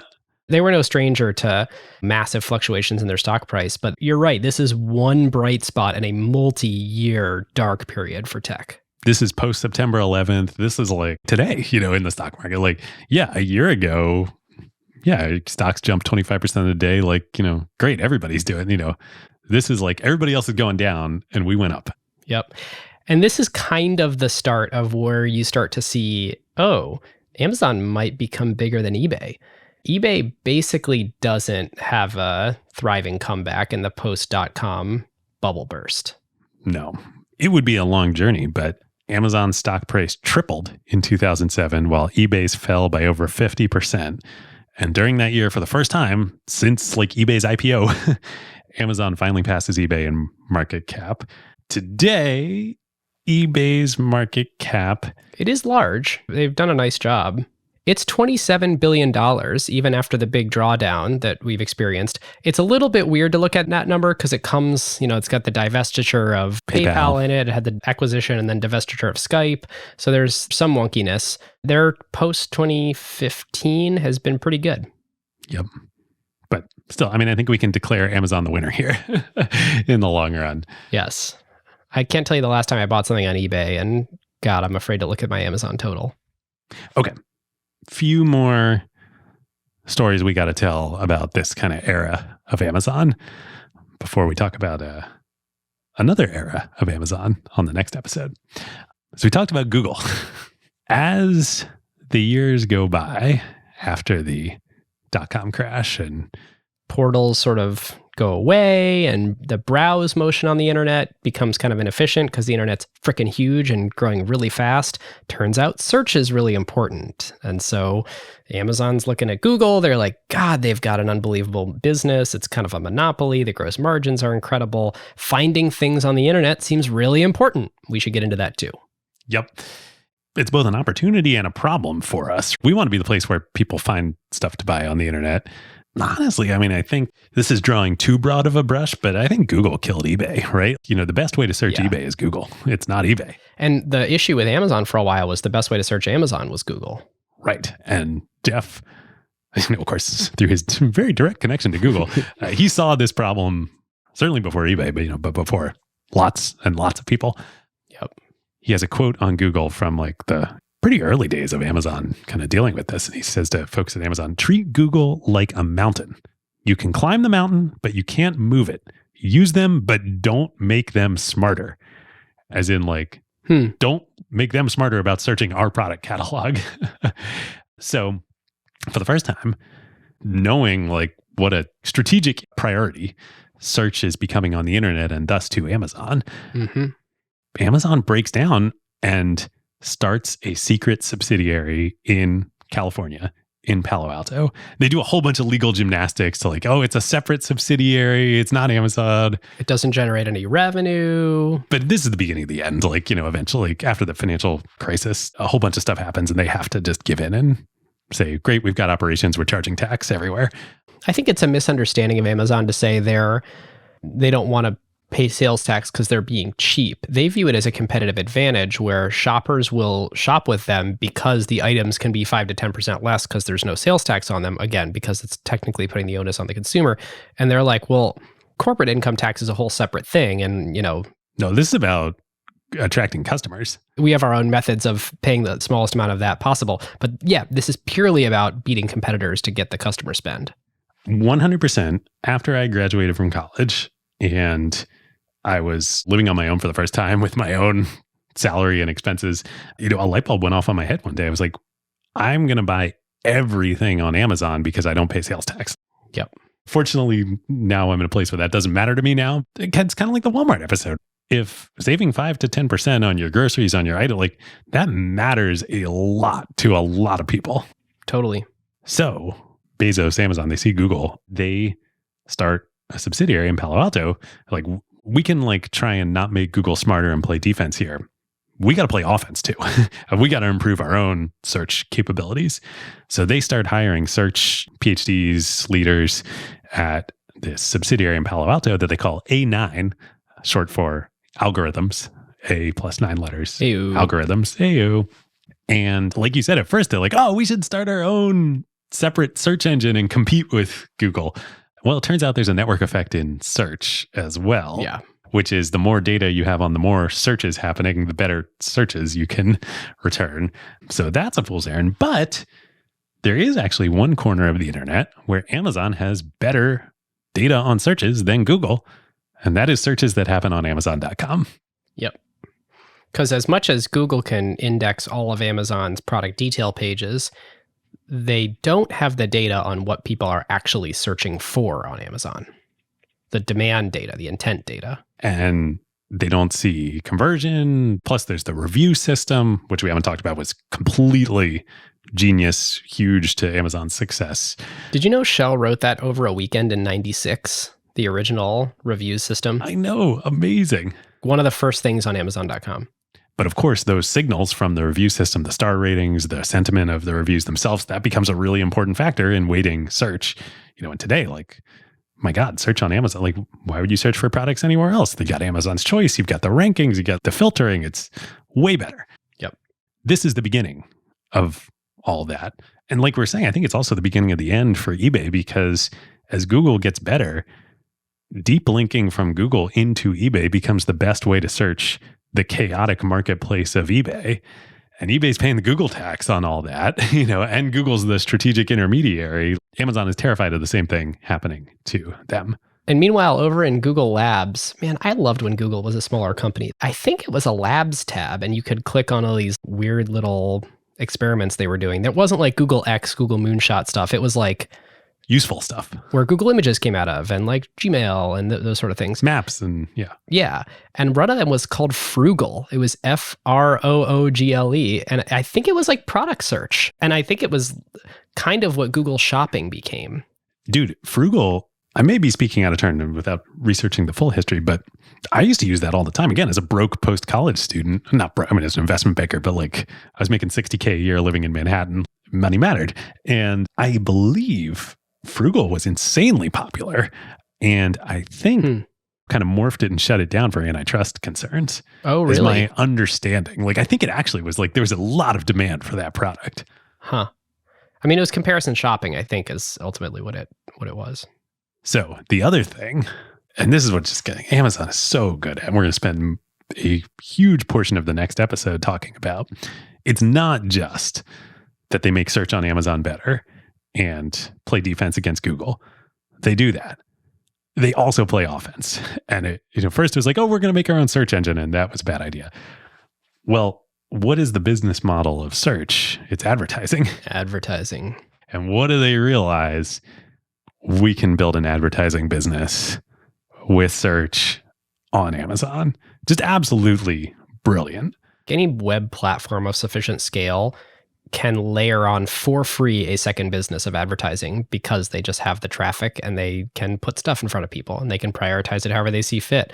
And I think Amazon's ad business, I haven't done the research yet for next episode, but I think it's somewhere around $40 billion in revenue now. It is $30 billion revenue run rate of incredibly high. I mean, they don't break out the margins, but like it's search ads. It's basically 100% margin business. Yes. You already have those customers. There's no customer acquisition costs. You don't have to pay anyone out any amount of that revenue for any reason. It's like a Facebook ad. It's the best gross margin business in history. The other incredibly impactful thing that comes out of A9 and search and improving search on the Amazon.com website is that really is one of the catalysts that pushes the company to transition from a monolith software architecture to microservices, independent microservices. And that is amazing for Amazon playing defense. And that is also amazing for providing web services to other developers out there. You yes. might be able to imagine that. Are you leaving us there, David? I would leave you there. But this is a very special episode and a very special company. We've got a coda. And are we getting into hardware? Is that where we're going here? I don't know. We've probably done it more than once, but in my mind, the canonical acquired episode coda is the PlayStation on the Sony episode. Oh yeah, where you thought, wow, look at all those 70 years of history. It feels like we're done. And then actually they create their most successful business unit. Yes. Regardless of how good you and I did or didn't do on it, like just the story of Sony is one of the most incredible of all time. Yes. And then you're done. And then you're like, and then the PlayStation. And then one engineer in a corner who barely has express written consent from management decides to go build something. Well, it's funny. That story is AWS for Amazon. The story we're going to tell is not as impactful from a business standpoint, but the story is just as good. And that's the story of the Kindle. And I'm actually quite curious what the business impact is. I think they don't break it out, but I'm curious if you did any analysis at all on what does Kindle allow them to do that they otherwise might have lost market leadership on or something like that. Well, I didn't do any financial analysis, but as we'll talk about in the story, similar to the defense against Google with search, it was defense against Apple and the iPod, the iPhone, the iPad. And today I love Kindle. My Kindle is one of my favorite things in the whole world. It's amazing. But I think probably the way most people consume most content on Kindle is apps on other devices. So the Kindle story. This is one of those, there were like 5 people in the internet in Silicon Valley. Oh, I could not believe the people's names behind the original Kindle inception. All right, lay it on us. When I found this out and I texted you, I was just like, oh my God. Okay. Do you know, I know you know because we talked about it, but listeners, I bet very few of you know who inspired the idea for Jeff and Amazon to pursue the Kindle. And let's give a little bit of hints. So when we say inspired, they started an independent company doing Kindle-like things, e-reader things before... Building one of the first e-readers. Yep. Yes. The first successful e-reader. But long before it would take off, it was not with e-ink. It was with a predecessor technology. It was with LCD, which was a big problem. It's with LCD. How else might you know them? They're the founders of something that their name is not associated with, but someone else's name is massively associated with. Well, they would take the money that they made from this company and roll it into another little company that they would then start after this in 2003 called Tesla Motors. That's right. Martin Eberhard and Mark Tarpenning inspired Jeff Bezos and Amazon to build the Kindle. Here's the story. So in 1997, Martin and Mark were working in Silicon Valley. Napster was happening. The music industry was getting digitized and eviscerated and, all the stuff, MP3s, MP3 players, it was total upheaval. And lots of people, the two of them included, were like, it's only a matter of time until other media categories go through the same thing. And video is going to take a while because bandwidth and file sizes of video is a lot and broadband isn't a thing yet for most people. But books are really obvious, right? Smaller file sizes than MP3s, very easily digitizable. This should be a thing. Now, what's holding back the industry? Unlike MP3s, where it's a pretty good experience, downloading them from Napster, playing them on your computer, MP3 players are becoming a thing.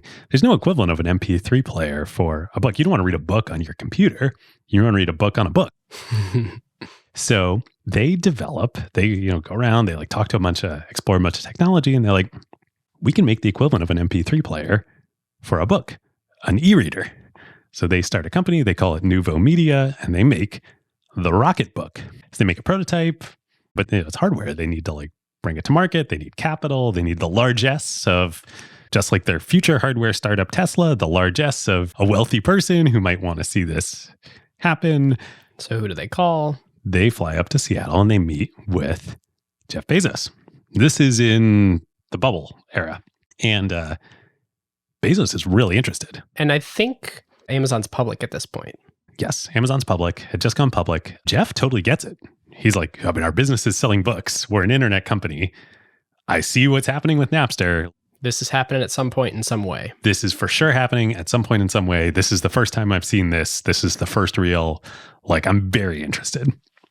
So they negotiate for 3 weeks and they want Amazon to become, to sell books, you need books. To sell ebooks, you need relationships with publishers. They want Amazon to become the store or a store. This is the sticking point, a store for the Rocket Book. And Bezos also wants to do it. But he's like, look, if we're going to do it, we want exclusivity. I don't want you going and doing the same deal with Barnes & Noble or anybody else. Right. Why would we fund the development of this? Right. And all the customer acquisition for you if we're not going to be the exclusive provider? So like any good entrepreneurs, and they hear this, they're like, all right, well, Martin and Mark, they fly to New York and they talk to the Riggio brothers. They're like, hey, we're talking to Jeff. God, I love that these guys are back in the story. I know, they're back in the story. And of course, Barnes & Noble wants to crush Amazon at this point. They're like, great, we'll do the deal with you. We don't need exclusivity, but we'll invest in the company. We'll bring Bertelsmann, the German media company, in as well. You'll get your publisher relationships. You'll get your store. We'll do this, and we know Jeff won't do the deal. Eventually, Cisco invests as well. In 1999, the device launches to the public, and it's too early, but Oprah makes it one of her 10 favorite things for the year. It's a hit. So ultimately, Gemstar TV Guide, pretty quickly after, acquires the company for almost $200 million. So Martin and Mark, they get pretty wealthy. And these guys are flush with some cash and, that literally leads to Tesla. It's freaking crazy. Also, just wild that if Amazon and Bezos hadn't acquired accept.com, probably no PayPal, which means Elon doesn't have the money, which means... Ooh, interesting. Man, the tangled web here is amazing. Amazing. So Jeff and Eberhard they kind of remain friends through all this. And like, just like, all right, no hard feelings. Like there's plenty of other stuff going on at Amazon. And as the years progress, they kind of stay in touch. And Jeff is always asking Martin, like, hey, when do you think the technology, we're thinking about this. When do you think it might be ready? Then in 2003, Apple and Steve Jobs, well, in 2001, they launched iTunes and the iPod. It's amazing. People love it. Okay, but it's Apple. Tiny market share. You have to have a Mac to use iTunes, to use the iPod. Great for students, but not changing the world here. Yes, not the Apple we know of today. End of 2003. Oh, it was so fun going back and remembering this. They launch iTunes for Windows. That was such a huge moment for Apple. And Steve Jobs knew it. Like he totally freaking knew it. So Bezos and a couple other folks go down to meet with Jobs after iTunes for Windows launches. Because they're like, shoot, like we sell a lot of CDs on Amazon. Right. And Jobs is like, yeah, you sell a lot of CDs on Amazon. Good luck with that. And by the way, like, we're not just thinking about CDs and, music here. So there's now a new threat to not just any business within Amazon, but like the original core books is immediately what they're thinking about. Which is still like a huge part of their sales at this point, or at least media, books, CDs, DVDs. That's a huge part of Amazon's business. Totally. So there's now some urgency in Amazon to deal with this. So Jeff calls Martin back up, but they've already started Tesla at this point. And he's like, yo, we got to do this now. And Martin's like, okay, well, the LCD screen that we used on the Rocketbook had a whole bunch of problems with it. I talked to these guys at the MIT Media Lab about this technology they were developing called e-ink, and it wasn't quite ready yet, but you might want to go like check them out and see if it's ready now. And in particular, the LCD uses too much battery. It's bright, so it's not good for night reading necessarily. You can't really read it in the sun. What do you want to do with a book? You want to take it to the beach. You want to read it outside. You want to read it in bed. All these things that LCD screens, especially at the time, are not good for. Yep. So this is such a priority. This was after A9. So they already had the one subsidiary in Palo Alto. They set up a second subsidiary in Palo Alto called Lab 126 with the secret mission of make an iPod-like e-reader device. And I mean, it took them a while. Years. 2 full years. And then they slipped the release date by a full year. It was supposed to be out for one holiday season, didn't come out till the next. But when it came out, it was earth-shattering. Not only is it shocking that Amazon is doing hardware, because that is not a thing that they've ever done before, and that's not what we expect out of them. And there's only a few big successful companies that make consumer computing hardware, that sort of thing. But it really was the introduction of e-ink as a viable technology. People really hadn't seen it before in consumer devices. There were, go back and look at photos of, we'll link to some in the sources of that original Kindle that launched. It took till 2007. It had that keyboard on it. Yeah, it had the keyboard. It had a wonky scroll wheel because Bezos was like, I've got a scroll wheel on my BlackBerry and I want a scroll wheel on my Kindle. Oh yeah, like he was constantly fighting with the design firm that they had hired to produce it and putting in his own beliefs about how it should be, even though they're the designers. And they would come back and they would say, they would have input on the business model. And he's like, not only are you're going to take my design advice, and you're definitely not giving me, Jeff Bezos, business model advice. And that's the thing. The device nailed a couple things. E-ink technology, actually wireless, which was a Bezos thing, like because Wi-Fi still wasn't quite everywhere. WhisperSync, I think was the name of the... WhisperSync, yep. Or WhisperNet. There were obviously things wrong with it, like the keyboard, the scroll wheel. But the device was good enough to have a book-like experience. And then on the business side, you can buy any book ever made. Anywhere, anytime. For $10. And that was just unbelievable. It completely changed the industry. Gosh, there's too much to get into on this episode, but that would be the seed of massive amounts of unrest and lawsuits in the entire book publishing industry involving Amazon, Apple, all the big publishers, allegations of collusion. This was the thing that violently shook the book industry. Like Amazon kind of did by launching and by aggregating so much of the power, but then the thing that really upended and truly disrupted the industry was this: we're launching to consumers at $10. Which is funny. It wasn't piracy. It wasn't like the music industry. Right. It was $10 for an ebook. Yeah. So that, I mean, the Kindle itself, incredible story, but then that leads to Fire tablets, Echoes, the lady who lives in your Echo, Fire TV, Prime Video, Ring, Eero, like all this stuff. And freaking Audible. Oh my God. Right after the Kindle launch, they buy Audible. Amazon buys Audible for $300 million. Today, Audible has a 40+% market share of audiobooks, which is a $5 billion industry growing 25% every year. I tweeted about this. This is going to be one of my most liked tweets ever. I cannot believe it. Like Audible would be a $10 billion company on its own. More? I don't know. It's crazy. Yeah, you're right. In some ways, the on its own thing is the caveat there, because so much of their demand comes from being on the product detail page of a book when you go to check out, and me having the trust and everything that comes guaranteed from using my Amazon account for it. All right. So that's Audible.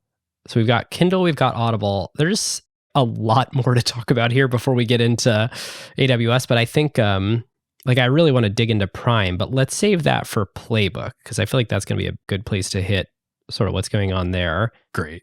And before we transition to Powers and Playbook and our analysis section, I want to thank our friends at NZS Capital. Indeed. So this is a very unusual sponsor for us. This segment is brought to you by our friends at NZS Capital, Brinton, Brad, Joe, and John. And we reached out to them initially to propose this idea of, hey, do you guys want to do a paid sponsorship? Thought it was kind of a crazy thing to propose, and they jumped on it. And for those of you who listened to the last episode, you know that they gave us one very large caveat. They said that the only thing we could ask listeners to do is read one white paper, think about it, and then offer feedback to further refine the thesis. And we got a bunch of feedback from people that what NZS is observing here is really interesting. And so for people who are new listening to this episode, we want to dive into that same topic again. So many of you know them from the special episode we did last fall on complexity investing in semiconductors. But for those who don't know, they're a long-only global equity fund that manages money for institutional and accredited investors. They have over $500 million under management, and the team worked together for many years before starting NZS in 2019. They're among our very favorite thinkers on Acquired, and they are just some of the most genuine, down-to-earth, curious, knowledge-seeking folks we know. So today we want to talk about the idea that really started NZS's investment philosophy 10 years ago, complexity investing.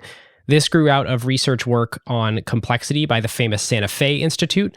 The idea as applied to investing is that it is literally impossible to predict the future, which many try to do in investing, because every market and every company is a complex adaptive system. This means that an investor simply cannot take in the vastness of inputs to a company, like their competitors or geopolitical changes or new technology inventions like the internet, hence complex, to consider how all of these inputs then interplay with each other and cause the system itself to change, hence adaptive, to predict the future with really any level of precision. I feel like we could say this about any episode, but like Amazon more than anything. I mean, we just told this kind of first part of the history of Amazon, and there's so many moments where like if you had all of the inputs and you're looking at Amazon from the outside, you would call this company Amazon.toast or Amazon.bomb. But Jeff changed, the company changed, they adapted, and here we are. So if you're willing to accept this as fact, that you can't predict the future as an investor or really anybody, then the question is, what should you do? Well, NZS's thesis that they lay out in the paper is that you should invest based on two dimensions: resilience and optionality. Resilience meaning how resilient is a given company to varying degrees of change. Is it a company like Amazon that is able to withstand and thrive through even very large shocks to the operating environment like, COVID or the dot-com crash or 2008. the financial crisis or you name it? Or is it more like another great company, Tesla? Specifically in the early days of Tesla, that was a very highly path-dependent situation. Everything had to go right. And if one thing changed or didn't go according to plan, the Tesla or SpaceX wasn't going to make it. Toast. Now, of course, that makes Tesla and SpaceX sound bad, but resilience is not alone enough to tell if something is a good investment. The other dimension you want to pay attention to is optionality. And obviously, early Tesla, early SpaceX had huge optionality associated with them. And by optionality, NZS means really very similar to venture capital, what we talk about so much on the show. Asymmetric upside. So many things could derail something that has high optionality, but if it goes right, is the upside worth the amount of risk that you're taking? Obviously, in the case of those examples we just mentioned, yes was the answer. Now, one of the other key insights that NZS has is that these are not inversely correlated variables. Often they are, but you can also find companies, very rare companies, they call rootmos, resilient with out-of-the-money optionality companies that are both highly resilient and have optionality still associated with them. And those are obviously the very, very best types of companies to invest in. If you're looking at a company you think is a rootmo, then you're sort of investing in a resilient company, but you might get some skunkworks project that they're working on as optionality for quote unquote free because it's not priced into the future value of all the cash flows from the current resilient business. Like web services from the internet's largest retailer in 2008 or 2009. Something like that. Something like that. Well, to close out this segment, if you're interested, you should check out the fascinating white paper from NZS, which has some killer diagrams in it, by clicking the link in the show notes. It is well worth reading, and we say this literally just as fans of their ideas. We are not clients of NZS. And they really do want feedback on their ideas. So you can, of course, email Brinton and Brad from their email addresses right there on the paper, or even better, we are going to do a Zoom call with them to talk about these ideas together. There is a second link in the show notes to add that to your calendar very soon after this episode on Tuesday, August 16th, 2022 at 4 p.m. Pacific time. We would love to see you there. Indeed. Thank you, NZS. All right. Our thanks to NZS. And now back to Amazon. Well, David, let's talk about power. So, of course, this is us referencing the Hamilton Helmer book, 7 Powers.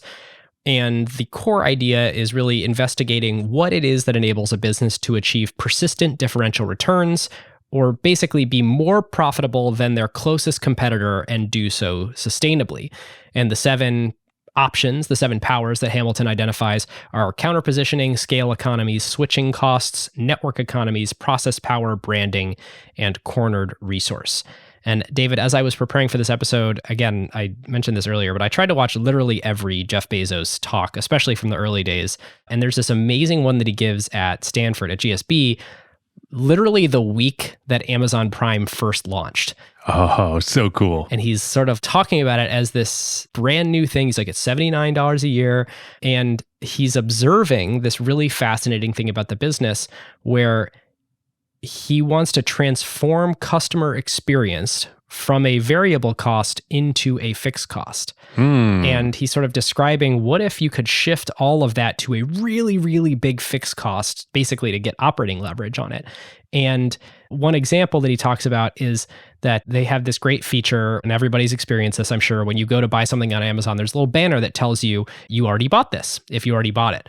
And while that may seem like it can diminish short-term revenue, his view is it builds trust with the customer for the long term, because you say, oh, thanks, Amazon, maybe I already have this in my house. Or maybe there is a chance you wanted to buy the same thing, and you just get that delightful customer experience, that reassurance that this is indeed the exact same ASIN or an Amazon identifier of a specific product that you are looking for. Well, he points out, well, this would cost us the exact same amount to build this thing that provides customer confidence, whether we had 1 million customers or 70 million customers. And what he's describing is the most perfect, vivid example of scale economies, where once they get all these customers, and once they acquire them all to Prime, so they are all loyal, subscribed, guaranteed to shop here customers, then you can amortize every new investment and every new feature across a massive customer base. So how could anyone build as good of an experience as you can, because they have to fund it with revenue from fewer customers? I'm not saying that Amazon only has this as one of the powers that enables them to achieve persistent differential returns versus competitors, but it was like Jeff was writing that part of the book as he was sort of giving this speech, and it just sent alarm bells off in my ears. That's awesome. Well, maybe now actually is the right place to talk a little bit about Prime and this dynamic. Yes, so true. Now, as you say, Amazon isn't necessarily the only company that this is true for. You could say similar things of Walmart, especially now that they have Walmart Plus. You could very certainly say the same thing of another one of our favorite companies that we have not covered on Acquired, that we have to now after these first 2 episodes of the season. That would be Costco.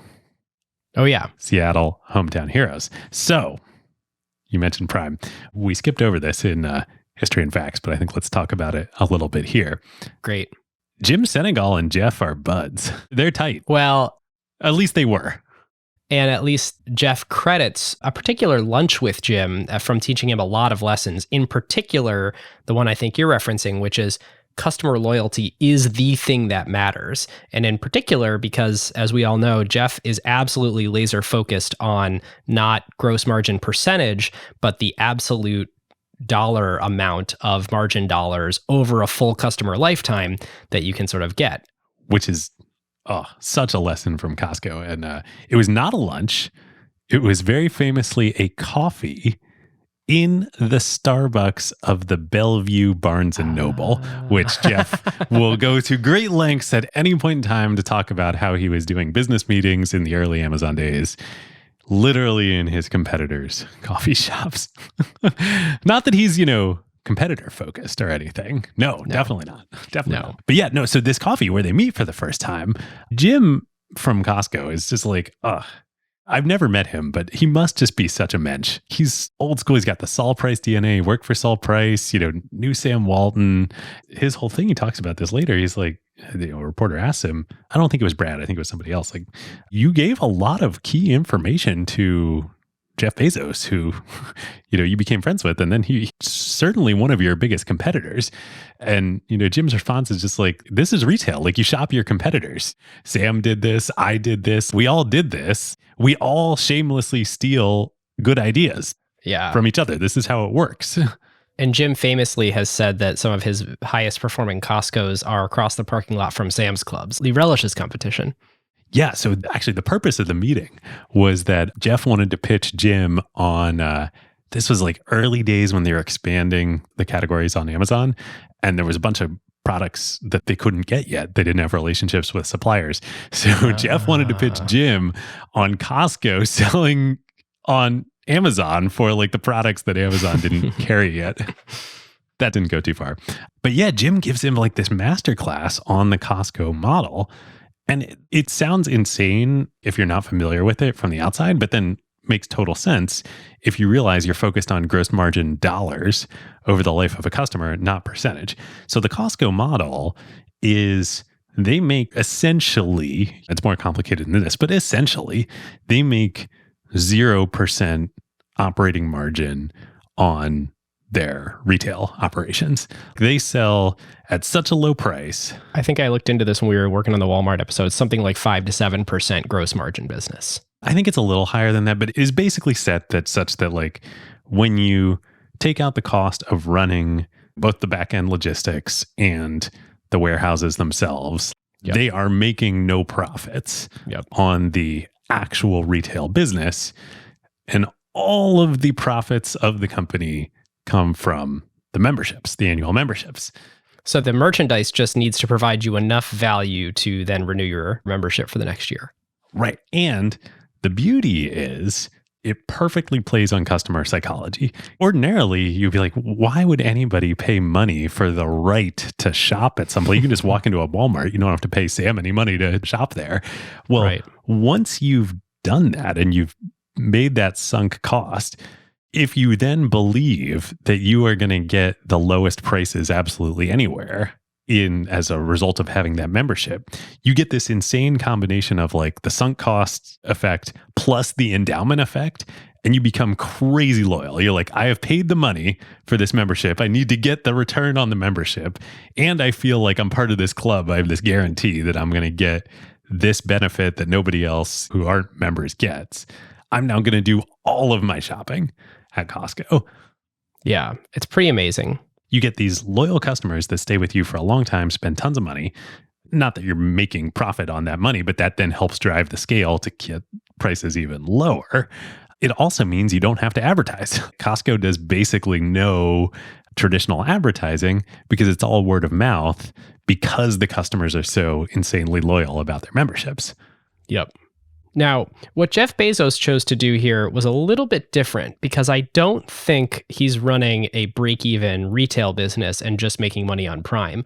I think he sort of realized one of the effects you were talking about, which is once you've made your deposit, your $79 a year to Prime, you're gonna keep shopping on Amazon. He almost flipped it and is like, oh, I want to use that same psychology, but I don't need to run I don't need to make $0 running the business and make everything on Prime. And part of the reason he had this perspective that he could make money in both ways was because the way that Prime came about was actually the legacy of a couple of other shipping programs they had tried. Super Saver, right? Yep, exactly. If you spent enough, then you'd get free shipping, or if you were willing to wait for your goods for a while and get them batched up, you could get free shipping. And this idea was really somebody inside the company sort of pitching. It was an engineer named Charlie Ward, I believe, submitted it as an idea. And he's thinking about, we're getting better and better at fulfillment. What would we need to charge customers in order to guarantee 2-day shipping on everything they ordered, basically no matter what? Really lean into that convenience part of the retail holy trinity of price, convenience, and selection. And so it was this really interesting dual collision path of, okay, how much do we have to charge people in order to give them 2-day shipping? And then this Jeff realization from Jim Senegal at Costco of, wait a minute, if we charge people anything, they'll actually be more loyal, which is the ultimate thing that we care about. Yep, totally. And again, demonstrates Jeff and everybody at Amazon thinking through like, what is the nature of their business? What is the nature of e-commerce? In physical commerce, those dimensions of the Holy Trinity, or at least maybe the aspects of what matter of the retail Holy Trinity, are different. Convenience is different in physical. Yeah, it's a little less convenient to shop at Costco versus Walmart of, yeah, maybe you got to like reach up higher on the warehouse shelves, but it's not really that different, whereas shopping online, getting your stuff in 2 days or next day or same day, that's a big difference than getting your stuff 2 weeks from now. Like that's a really important difference. Yeah, totally. Now, all that said, even though we're saying, hey, Amazon is not fully saying we just want to make a bunch of money on Prime, I think they do make over $20 billion in revenue per year on just Prime subscriptions. Wow. I'm pretty sure they lose money on just Prime if I'm thinking about my own habit. For the amount of stuff that I order from Amazon, if I actually had to pay shipping, would I be paying more than $129 in shipping? Absolutely. And what about all that stuff that I watch on Prime Video? Absolutely. So there's definitely an element to it where you're like, wow, yeah, it's worth over 20 billion to them in revenue, but I'd be fascinated to see the internal Amazon accounting on how they choose to justify the cost. That 20 billion, whether they're making any like actual profits out of that or not, debatable, but this is where it just ties so tightly into the Amazon flywheel, which is another key piece we didn't discuss in History and Facts, but comes from, they do a management offsite in 2001 with Jim Collins, author of Good to Great, where he writes about the flywheel. It was actually before Good to Great came out. Right. Didn't they get a little preview of it? Yeah, a little preview. But because of Prime and this kind of guarantee to all these people who sign up for Prime that you're going to get 2-day shipping, that kind of upfront funds Amazon's investment in better distribution and logistics, everything we talked about on the whole episode. And then like the more capital that they get to fund that and the more customers they get that are using that, the more leverage they get and the better they can perform and optimize. Like nobody else has their own airline with 96 planes. Like Walmart doesn't have their own airline with 96 planes. So they have more predictability, they have more loyalty, so they have longer customer lifetime, so they have more absolute margin dollars from purchases coming in. But a thing we haven't talked about, which is another just amazing insight, is the cash flow dynamic of this. Amazon charges me $129 at the beginning of the year before I make any purchases on their website. Right. And they get to do stuff with that cash. It is an incredible form of float on top of many other forms of float that they have going on in their business. Just to complete the flywheel, Amazon, through having all of this leverage that we just talked about in their operation, this operating leverage and float and all these wonderful things, they can work on charging even lower prices, providing even more vendor selection, and even better convenience, like all three on the Holy Trinity. They get better at that. That attracts more customers. More customers then attract more sellers and suppliers on the platform. And then that allows Amazon to get more operating leverage. And then the cycle just repeats itself over and over and over and drives itself around many, many, many times a year. I think now, I could be wrong on this. I believe Amazon's inventory turns per year are something like 16 or something like insanely high. Probably not as high as like a Costco, but for the complexity of Amazon's operations and the breadth of items that are sold in the store to get that kind of inventory. And that's just the first party. I mean, 57% of Amazon sales right now are from third-party sellers, where Amazon's just collecting margin dollars and holding no inventory. So yes, scale economies. They got that one. Absolutely. I don't think that's the only one that they have. No.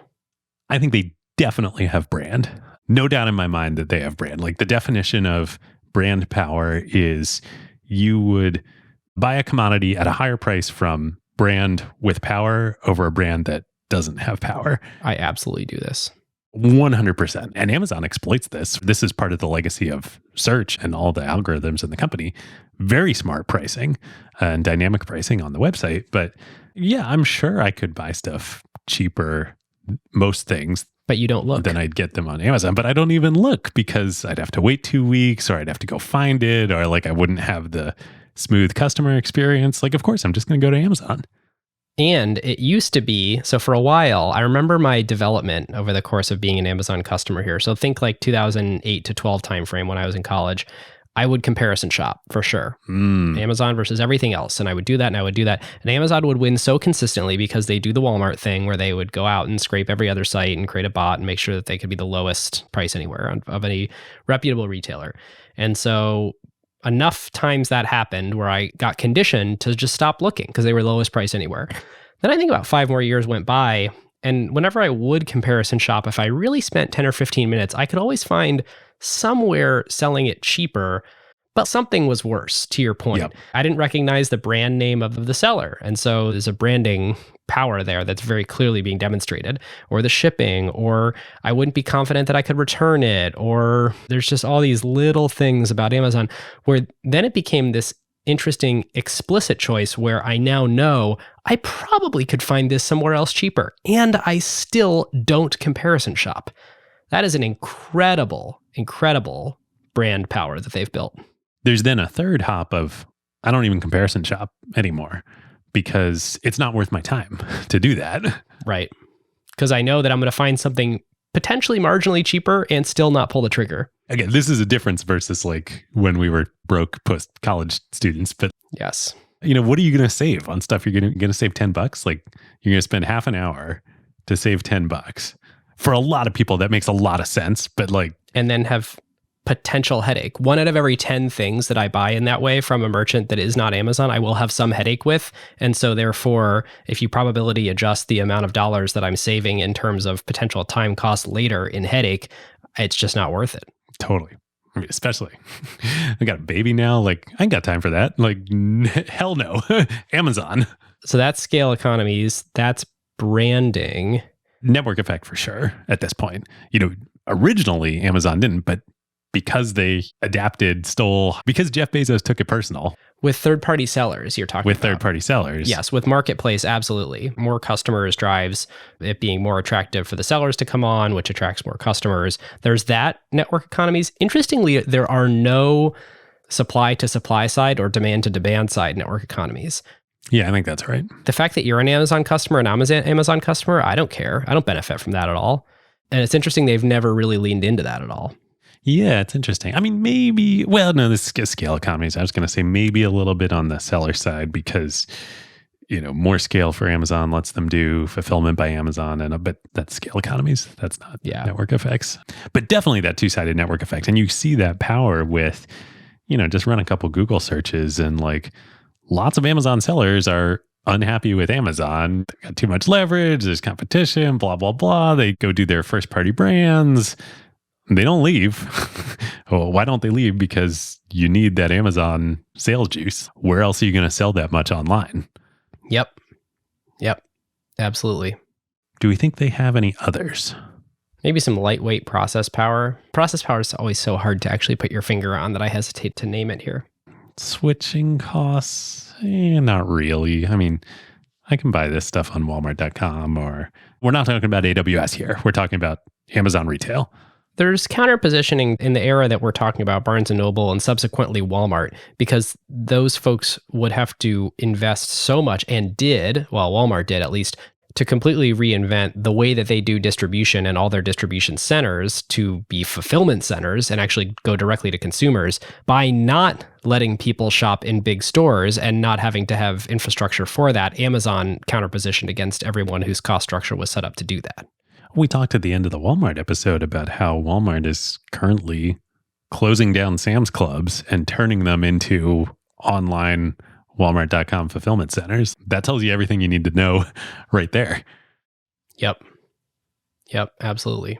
And certainly counterposition versus Barnes & Noble. I mean, the Brad Stone quote we read earlier in the episode of, Barnes & Noble wasn't going to go all in on this because their distribution network was not tuned for e-commerce. They would have had to redo it. And then to do that, they would have had to majorly prioritize it within the company, put all their best executives on it, change the, it would be less profitable for them. They would lose money in the short run versus the hugely profitable stores. All the incentives were not to do it. Yep, absolutely. Today, I don't know that you can say they still have counter positioning. No, that was just a takeoff phase thing. Yep. I have been just frothing at the mouth to do playbook on this one. So, all right, let's get into it. All right. Well, I want to open with a quote from the very first 1997 letter to shareholders, which I always think it's fascinating. This is such a ubiquitous letter at this point that if you Google in incognito mode 1997 letter, this letter from Jeff Bezos comes up. Also, we got to do a shout out to our friend and longtime acquired community member, Preet Anand, who absolutely made a podcast feed reading the shareholder letters. You're taking the words right out of my mouth. Thank you, Preet. I listened to him while I was doing some work in the yard yesterday. So the quote is, and there's many great quotes in here that really highlight the idea that you get the shareholders that you ask for. When forced to choose between optimizing the appearance of our GAAP accounting and maximizing the present value of future cash flows, we'll take the cash flows. I thought this line by Joy Covey and Jeff is so incredibly prescient that he really is focused on the absolute dollars of free cash flow metric. And I think there's this misconception that people have about Amazon that they're sort of trading off growth for margin percentage. And I don't think that's ever actually what was happening. People often look at startups today and they're like, profitability or growth? I think the way that Jeff always thought about it was, well, we care about free cash flow in the long run. Right, in the long run. That is the way that every business is measured. And so the key words here are maximizing the present value of future cash flows, which necessitates building a brand around your stock, which I think Elon is sort of the king of today, because when you're talking about the present value of future cash flows, since future cash flows are unknown, you do have to kind of build religion around your company today, if your goal is to really get investors on board with your long-term vision. And Amazon sort of got thrown in with all these other dot-com companies. When you sort of read that Barron's article, Amazon.bomb, and a lot of those companies, Cosmo.com, for no shipping, you could order a pack of gum to be delivered to your house and it would arrive in an hour. You're like, clearly they're losing money on this, and I'm not necessarily a loyal subscriber to this. Well, Amazon always was gross margin profitable. They always had solid unit economics, but they would choose to super aggressively reinvest in something.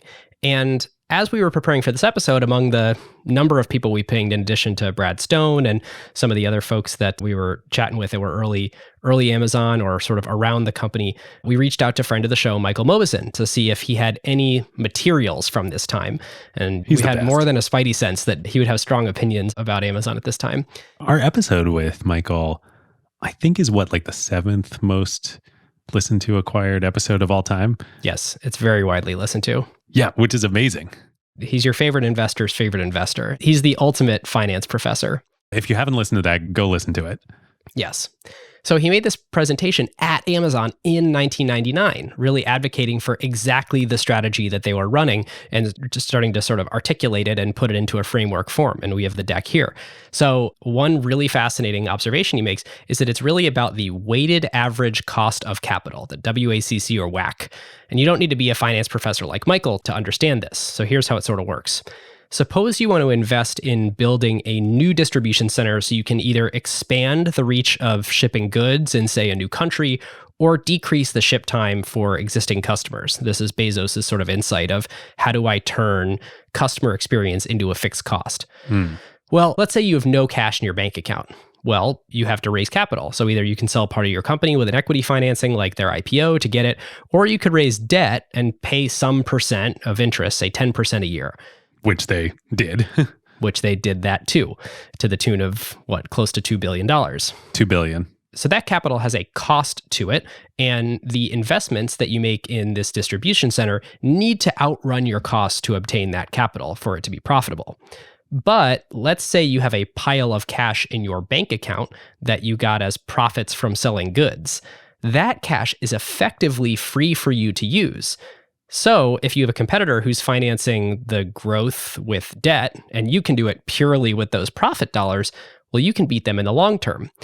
Even better, and we'll put the slide up on the video format here for Michael's presentation, if you have all the dollars from selling goods, not just the margin dollars, and you don't have to pay your suppliers for like a month after the customer bought it from you. Or 2 months or 3 months or 4 months. Yes, you can invest heavily into this new distribution center with many, many more dollars, not just the margin dollars. And as long as you're confident that that growth will continue and you'll have even more cash on hand at the date that you need to pay the supplier for the thing that you sold months ago that you now owe them for, well, that works really well. Yes. Oh, boy. So, Ben, you're saying it's almost like another large operation we may or may not have talked about for 10 hours on Acquired, where they write insurance premiums and reinsurance premiums, and they write the policies and they get those premiums from those policies in, and then they don't have to pay the money out until a disaster actually happens, and they get to use all that money in between. You're saying it's like float. Yes. And Amazon today is a $1.5 trillion company that has not raised any material capital since that debt offering that they paid off in 2004, 5-ish. They are financing the business entirely with float until, of course, we'll get to AWS, and now they can actually finance it a lot more with just straight up operating income. Actually, though, we should say, I think strictly speaking, that is not a true statement. They have been issuing debt, but I think that is not for financing the business. I think it's like a treasury capital management. Okay. All right. Fine. It's not like the debt they issued in the early days.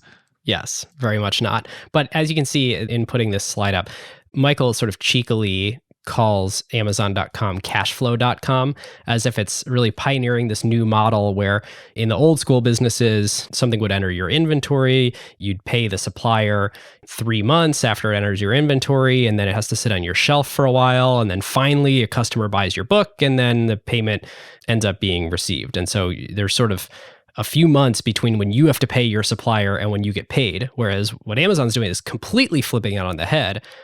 The book can enter your inventory, the customer buys the book, you then receive their payment pretty soon after that, or immediately after that, just after some credit card days. And then you can have a month or two before you need to pay your supplier. So the internet business model and e-commerce totally flips it on its head because of the completely different way that the distribution works and that inventory works. Yep. Even further adds depth of understanding to this point of the larger the scale of Amazon's operations in the flywheel, the more capital dollars that they're, cash flow dollars that they're able to get out of it to continue to fund building out the larger scale of their operations. It's this killer insight that cost of capital and having a negative cash conversion cycle are directly related. Yes. Or I suppose inversely related. Yeah, you just step back and think about it. You're like, yeah, capital has a cost, but here they're sort of getting paid to use the capital. Right. It has a negative cost. It's amazing. Well, and that's where Prime is really this on steroids. Yes. I'm paying Amazon $129 at the beginning of the year and asking for $0 in return. And in fact, I'm giving them my loyalty in addition to paying them, and they're going to do interesting stuff with my cash in the meantime. Is really genius. All right, what else you got? Well, another one is from another early Bezos interview that I was watching where he had to do a lot of fighting of stock analysts in the early days who were saying, yeah, lipstick on a pig, you're just a retailer, and I don't understand how your cost structure is really any different. Sure, you sell it on the internet, but you're just a razor-thin retailer. Why is this an interesting business?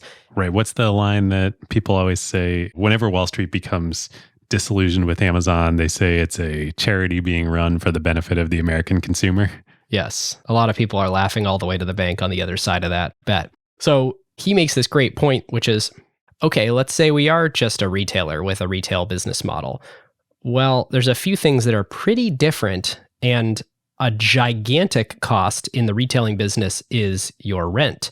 And if you are in a retail space, and it's funny when he's saying this, it's much less expensive than it is now. In a prime place in a city, he cites it could be like $7 a foot for a great retail space. Oh, you're killing me here. Whereas we're thinking about San Francisco real estate.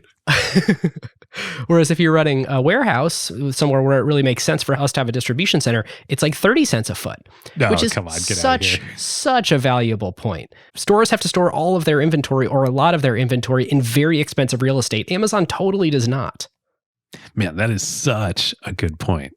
That's such a good point. And I'd actually never heard this argument before doing this research. That's a fantastic point.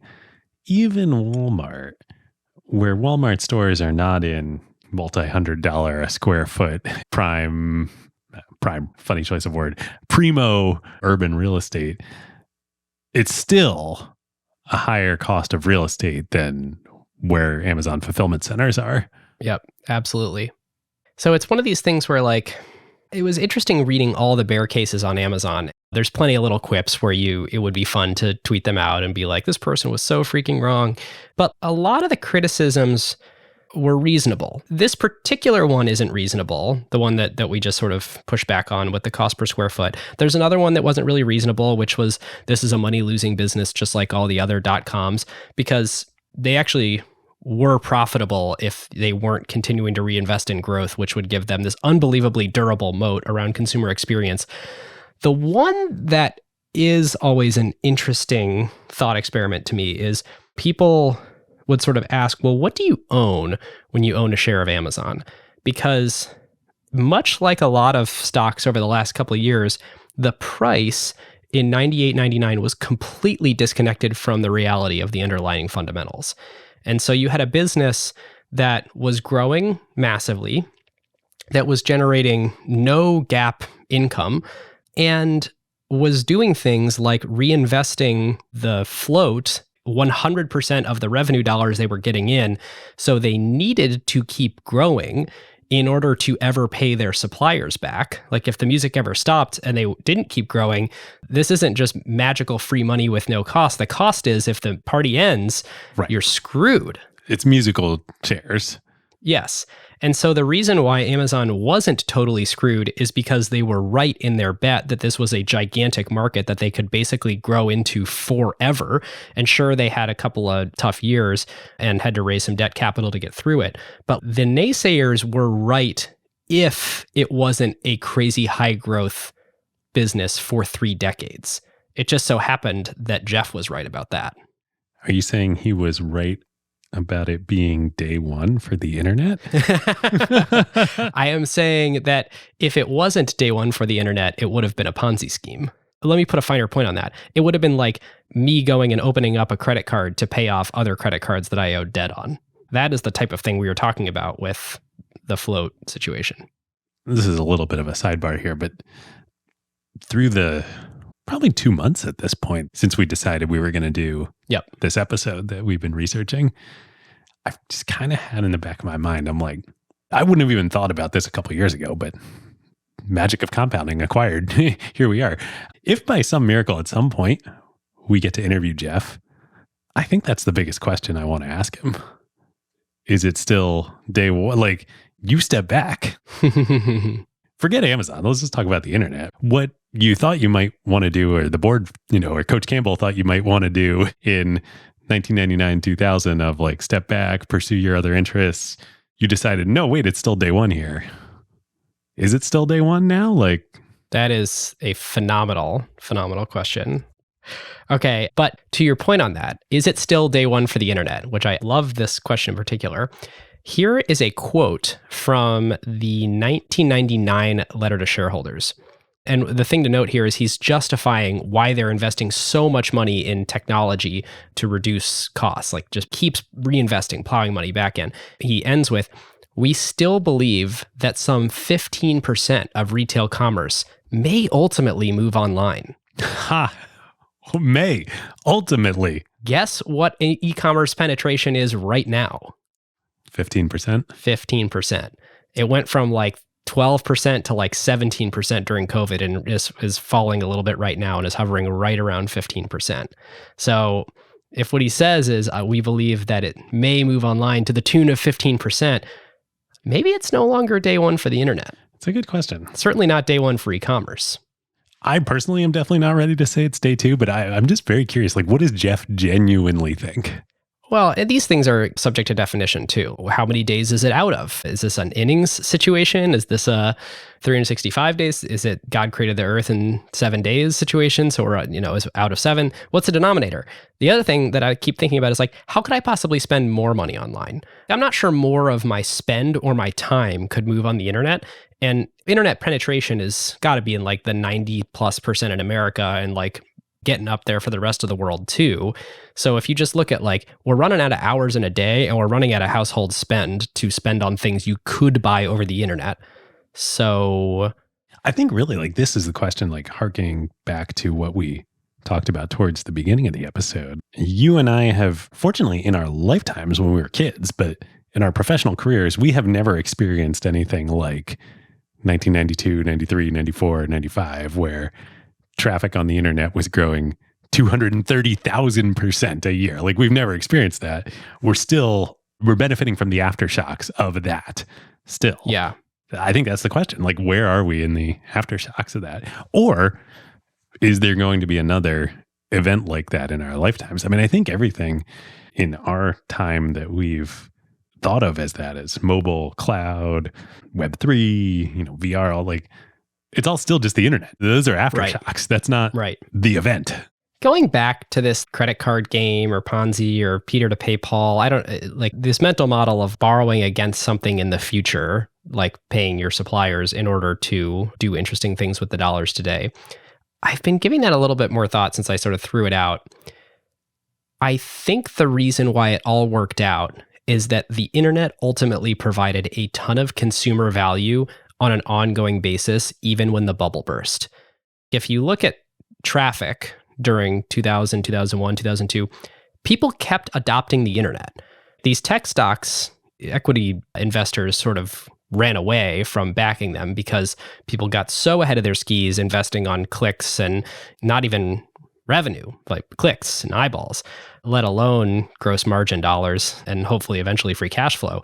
But the fact of the matter is, even though investors got scared, it provided an incredible amount of consumer value. And so the fact that people kept doing it meant that Amazon kept growing their customer base and the customer loyalty and the number of transactions. And so there was a there. Yeah. And they could survive the bubble because ultimately more consumers kept getting more value so the party could keep going over at cashflow.com. Yes. It's interesting. I'm thinking back on my personal experience living during that time. I'm curious for you, like, did you have any awareness of the tech bubble or the tech bubble bursting? I was 10 in 1999. Right.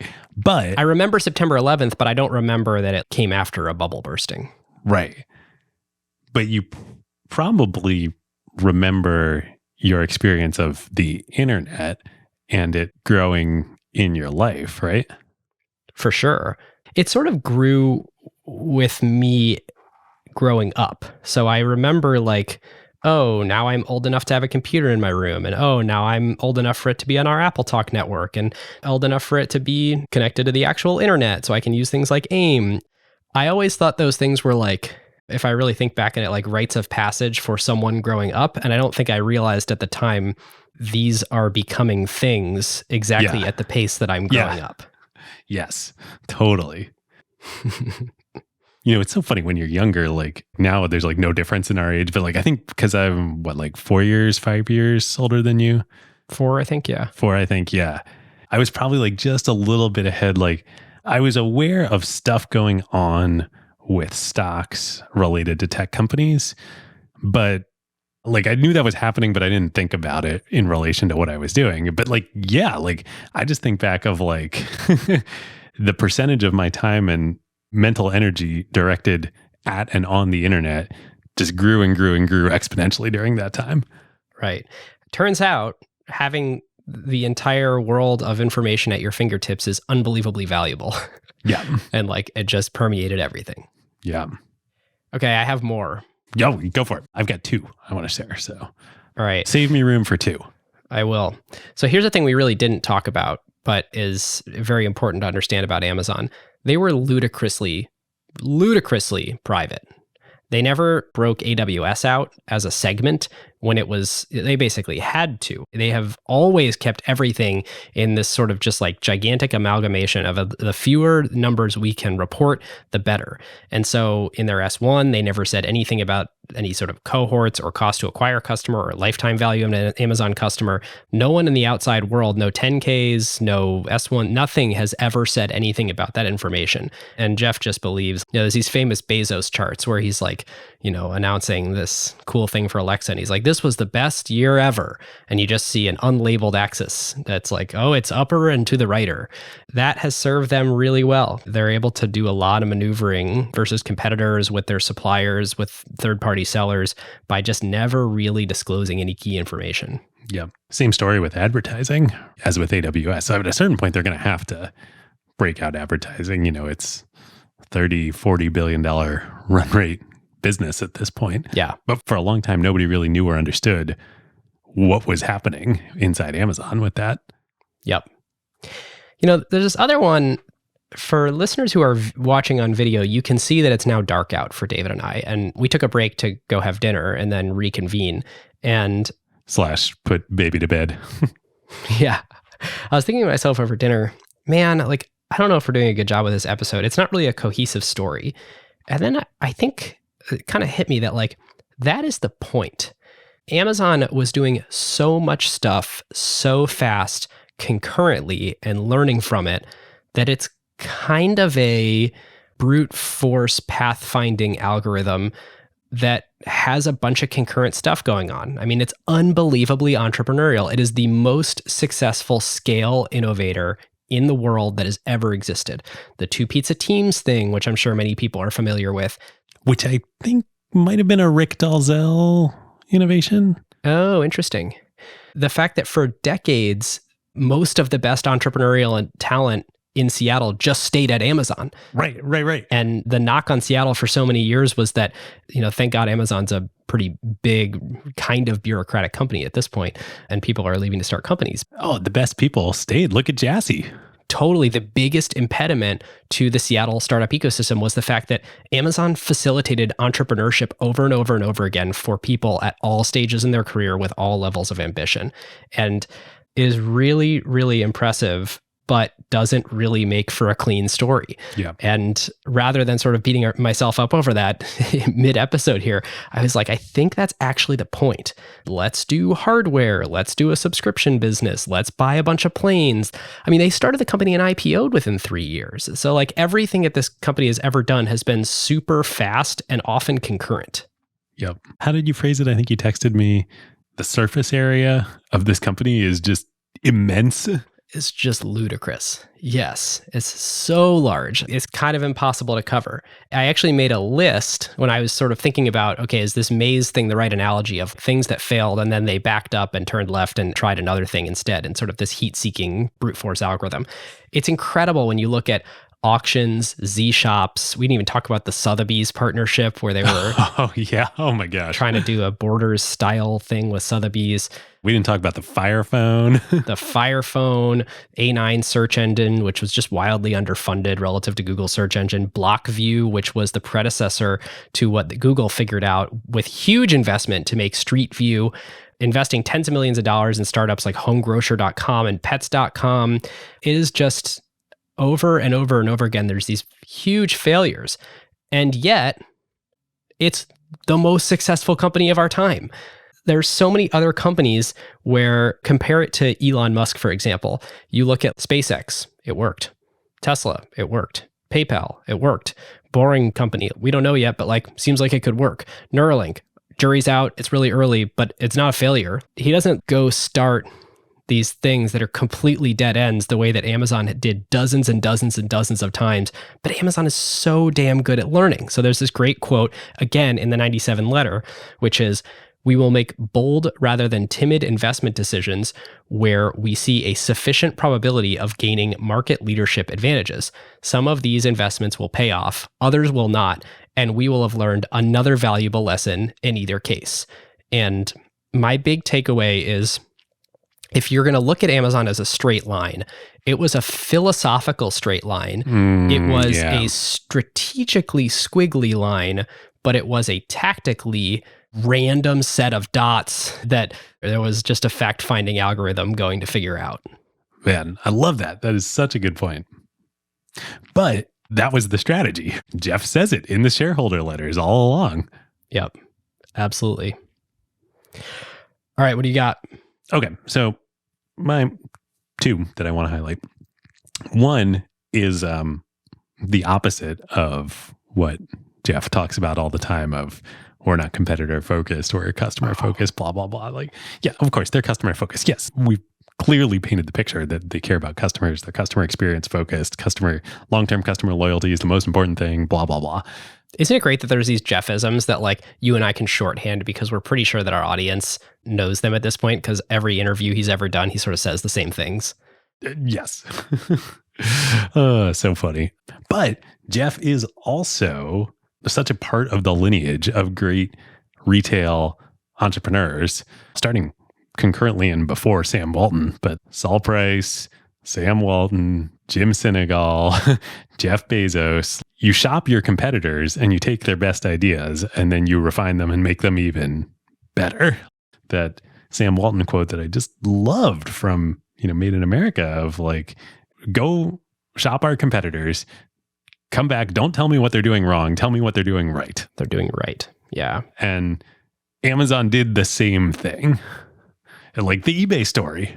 Doesn't Brad Stone have a way that he sort of frames when Amazon is customer focused versus competitor focused? I think it's in his second book in Amazon Unbound. Ooh, yeah.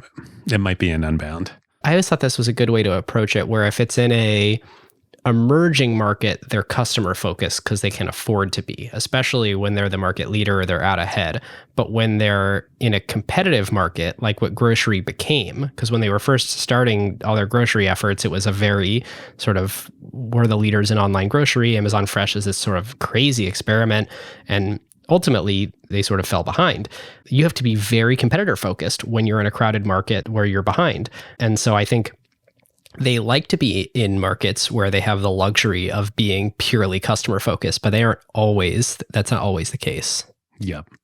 And like in some sense, it's a luxury. In some sense, it's a luxury to have great competitors because they've figured out good stuff, you know? Yeah. And Bezos didn't just steal from other retailers. The other thing about Jeff is he comes from a finance background, whereas a lot of the classic retailers come from a merchandising background or an operations background. Well, and certainly internet entrepreneurs, very few came from a finance background. I mean, there's a lot of John Malone in here. When you sort of look at their tax strategy, the fact that they're generating all this free cash flow, but somehow never reporting a GAAP profit, and they're never paying corporate income tax because they have no corporate income, and yet somehow they're $1.5 trillion company. And they have started paying more taxes recently because they have started being profitable, blah, blah, blah. But for a long time, they really were running kind of the TCI John Malone playbook of Cable Cowboys. Try not to ever show your profitability. So we got to do that episode. For sure. For sure. Okay, so that's my one of two. Two of two, which was what pushed us over the edge to do this episode now, which is the period of time Amazon got started a little on the early side before the tech bubble, benefited all throughout the tech bubble, and then got hammered arguably harder than any other surviving internet stock when the bubble burst and in the crash. And it was during that kind of nuclear winter when Amazon, I mean, leading up to it, not that they weren't doing this all along, but the hard work was done from 2000 to 2007, where they built out everything. They gave them like the hugely wide moats that we've talked about on this whole episode. That was the time to build. And Jeff was completely unafraid to do so. God, it just makes me think so much about like right now. It makes me think about FTX, right? Amazon, granted, most of it was debt capital, but during the go-go years, they sucked in billions of dollars of capital. And yeah, some of it was spent unwisely. But then when the crash came, they invested through it, they built through it, and distanced themselves by miles from their competitors. Yeah, it's just like a huge lesson. Like, obviously, you got to be smart, you got to be right. You know, you got to have managed your company in a way that you have access to capital during those times. But that's the best time to build moats. Yep. Yeah, absolutely. How should we grade this one? Yeah, grading. I think the best thing to do, we talked before the episode about like, maybe we grade Amazon retail here and then we'll grade Amazon web services on the next one. But like you said, this is like a tangled octopus of a company. You can't, you know, we only got up to 2007, 2008 in the history here. Right. I don't feel, based on everything we've discussed in this episode, qualified to assess Amazon retail as it is today. So I think we should scope it to the time period. We didn't talk about Zappos. We didn't talk about diapers.com. We didn't talk about Whole Foods. PillPack. I mean, Echo, you know, we mentioned it, but One Medical. One Medical. Although Echo to me falls under AWS, but maybe not. Oh, that'll be fun to talk about. Yeah. I mean, clearly it's both. Right. So I think we should grade Amazon from founding until just before the financial crisis. Okay.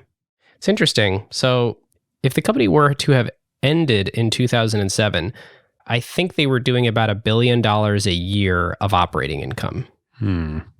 Their market cap, this is why it's very interesting to be grading on a time frame with a company that's thinking in a much longer time frame. So if they're generating like $1 billion-ish of operating income, and I think their market cap at that point was something like $30 billion.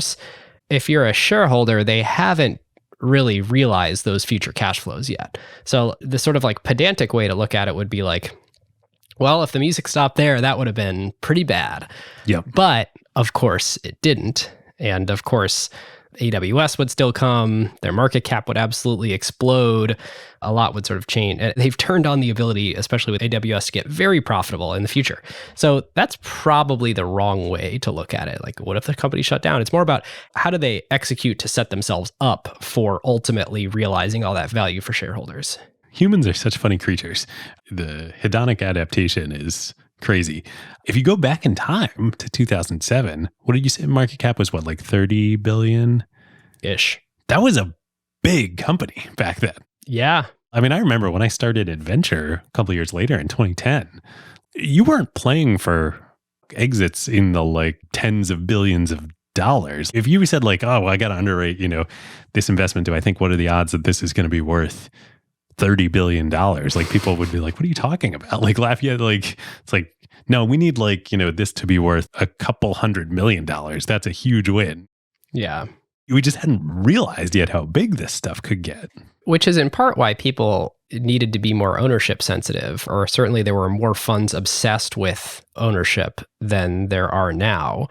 I still actually believe pretty strongly in ownership, especially as a lead investor, and why that's important in architecting a fund model. But at the time, if what you're playing for is $300-400 million outcomes, then like it's pretty important for your multi-$100 million fund to own like a quarter of that company. Yes.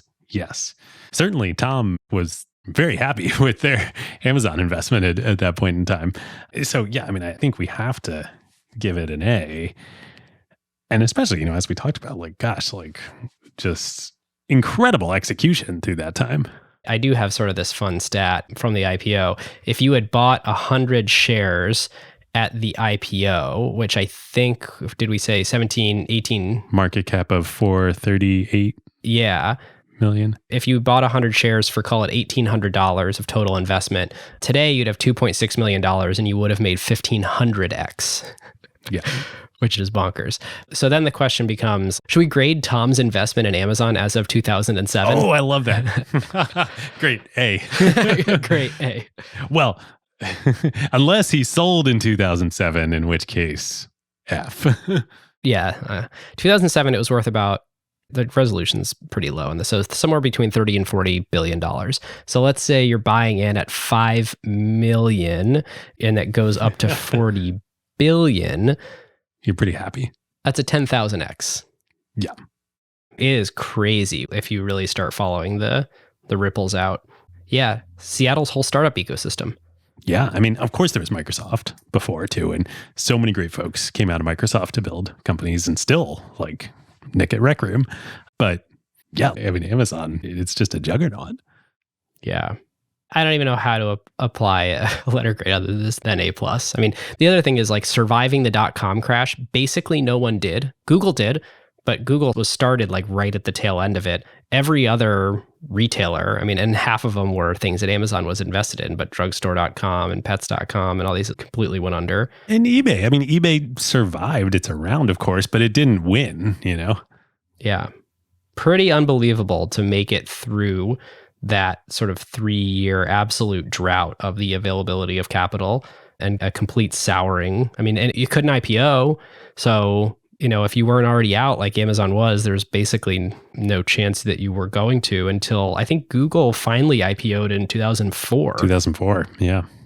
And even then, that wasn't like it opened the floodgates. Right. Yeah, we got to go A+ execution. A+. Yeah, great. Yeah. We'll do the whole thing on our next episode. I can't, if I were to predict a grade for Amazon Web Services, I would predict an A+. Wow, why even listen to the episode, David? Well, right, Well, I think it'll be worth listening to the episode. By the way, I've been saying $2 trillion this whole time. I finally just looked it up. Amazon was a $1.9 trillion company and today is a $1 trillion company. It is crazy what has happened over the last 2 years.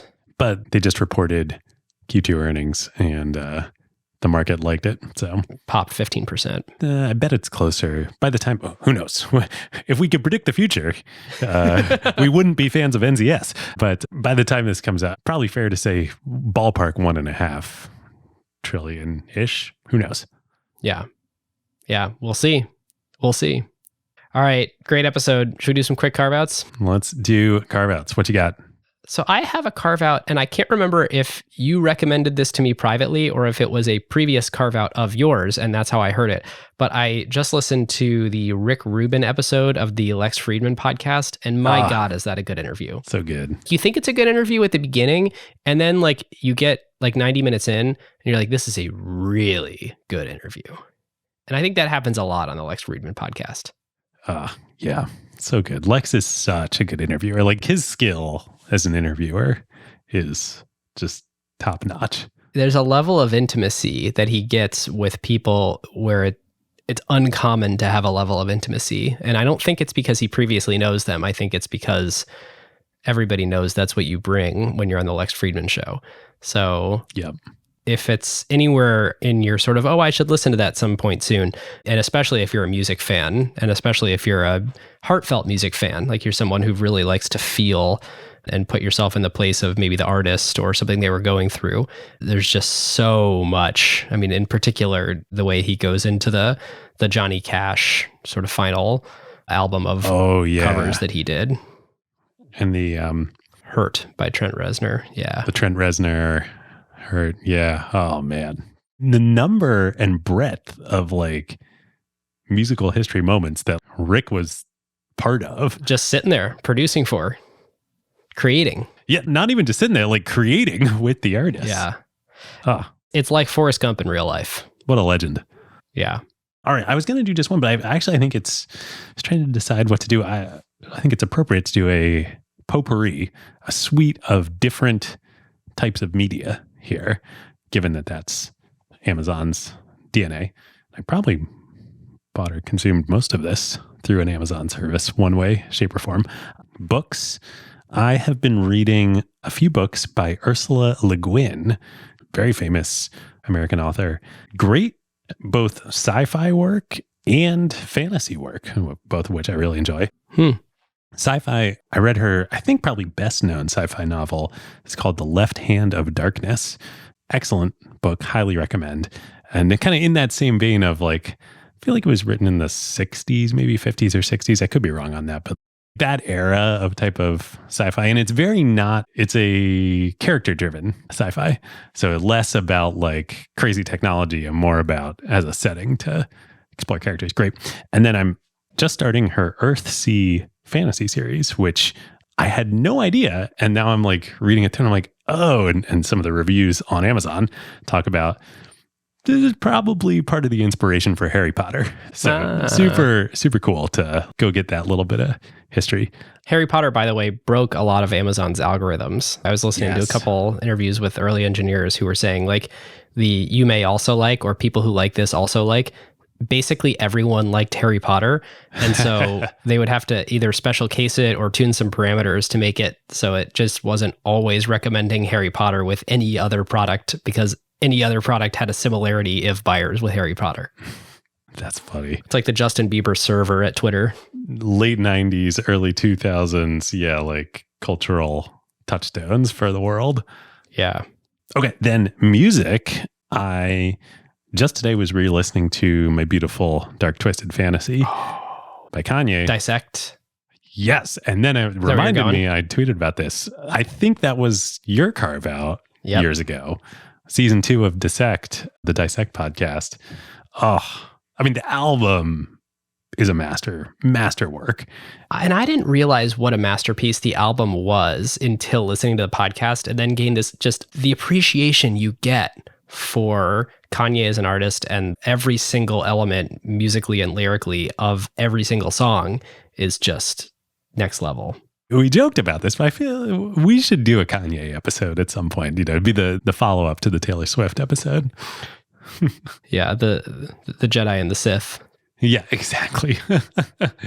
My last piece of media is a throwback to Carve Out of mine from not that long ago, to Elden Ring, the video game. I finally beat it months later.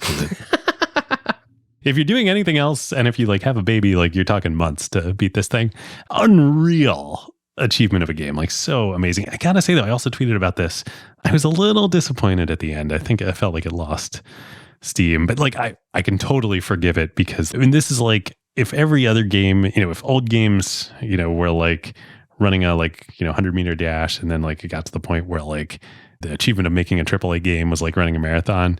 This From Software and Miyazaki, who created it, this is like running an ultra marathon. The amount of work and content and just like incredibleness that went into this game is on a scale that no other game has ever matched.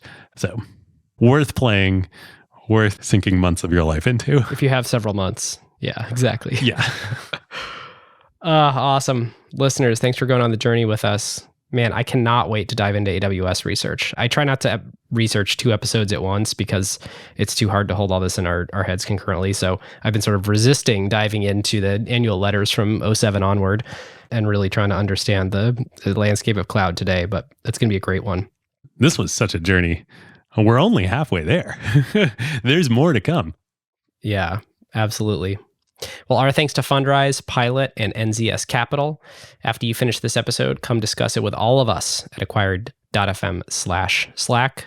Got a job board. If you're looking for the next move in your career, go to acquired.fm/jobs. Big change in all the things that we're calling to action for. I don't even know if that's the right. Calling you toward action upon. How many weird prepositions can I throw? These closing calls to action. Merch. Holy crap. It's finally here. Amazon inspired us. Thanks, Jeff Bezos. Your contributions have been many, but you convincing us to start a store on the internet is perhaps your greatest yet. So thank you for that. You can go to acquired.fm/store and find some of the finest t-shirts, hoodies, crew neck sweatshirts, onesies. What else is there? Tanks and even onesies available. And we'd love your feedback as we consider expanding the store as well. And I don't think we have the infrastructure yet for third-party sellers to come on and create their own acquired merch, but perhaps we'll explore that if we can get a wide enough user base to amortize those fixed costs of making a great user experience for you all across. I gotta stop. I gotta end this. Check out the LP show. You can find it in any podcast player. And with that, listeners, we will see you next time. We'll see you next time. Who got the truth? Is it you? Is it you? Is it you? Who got the truth now? Huh?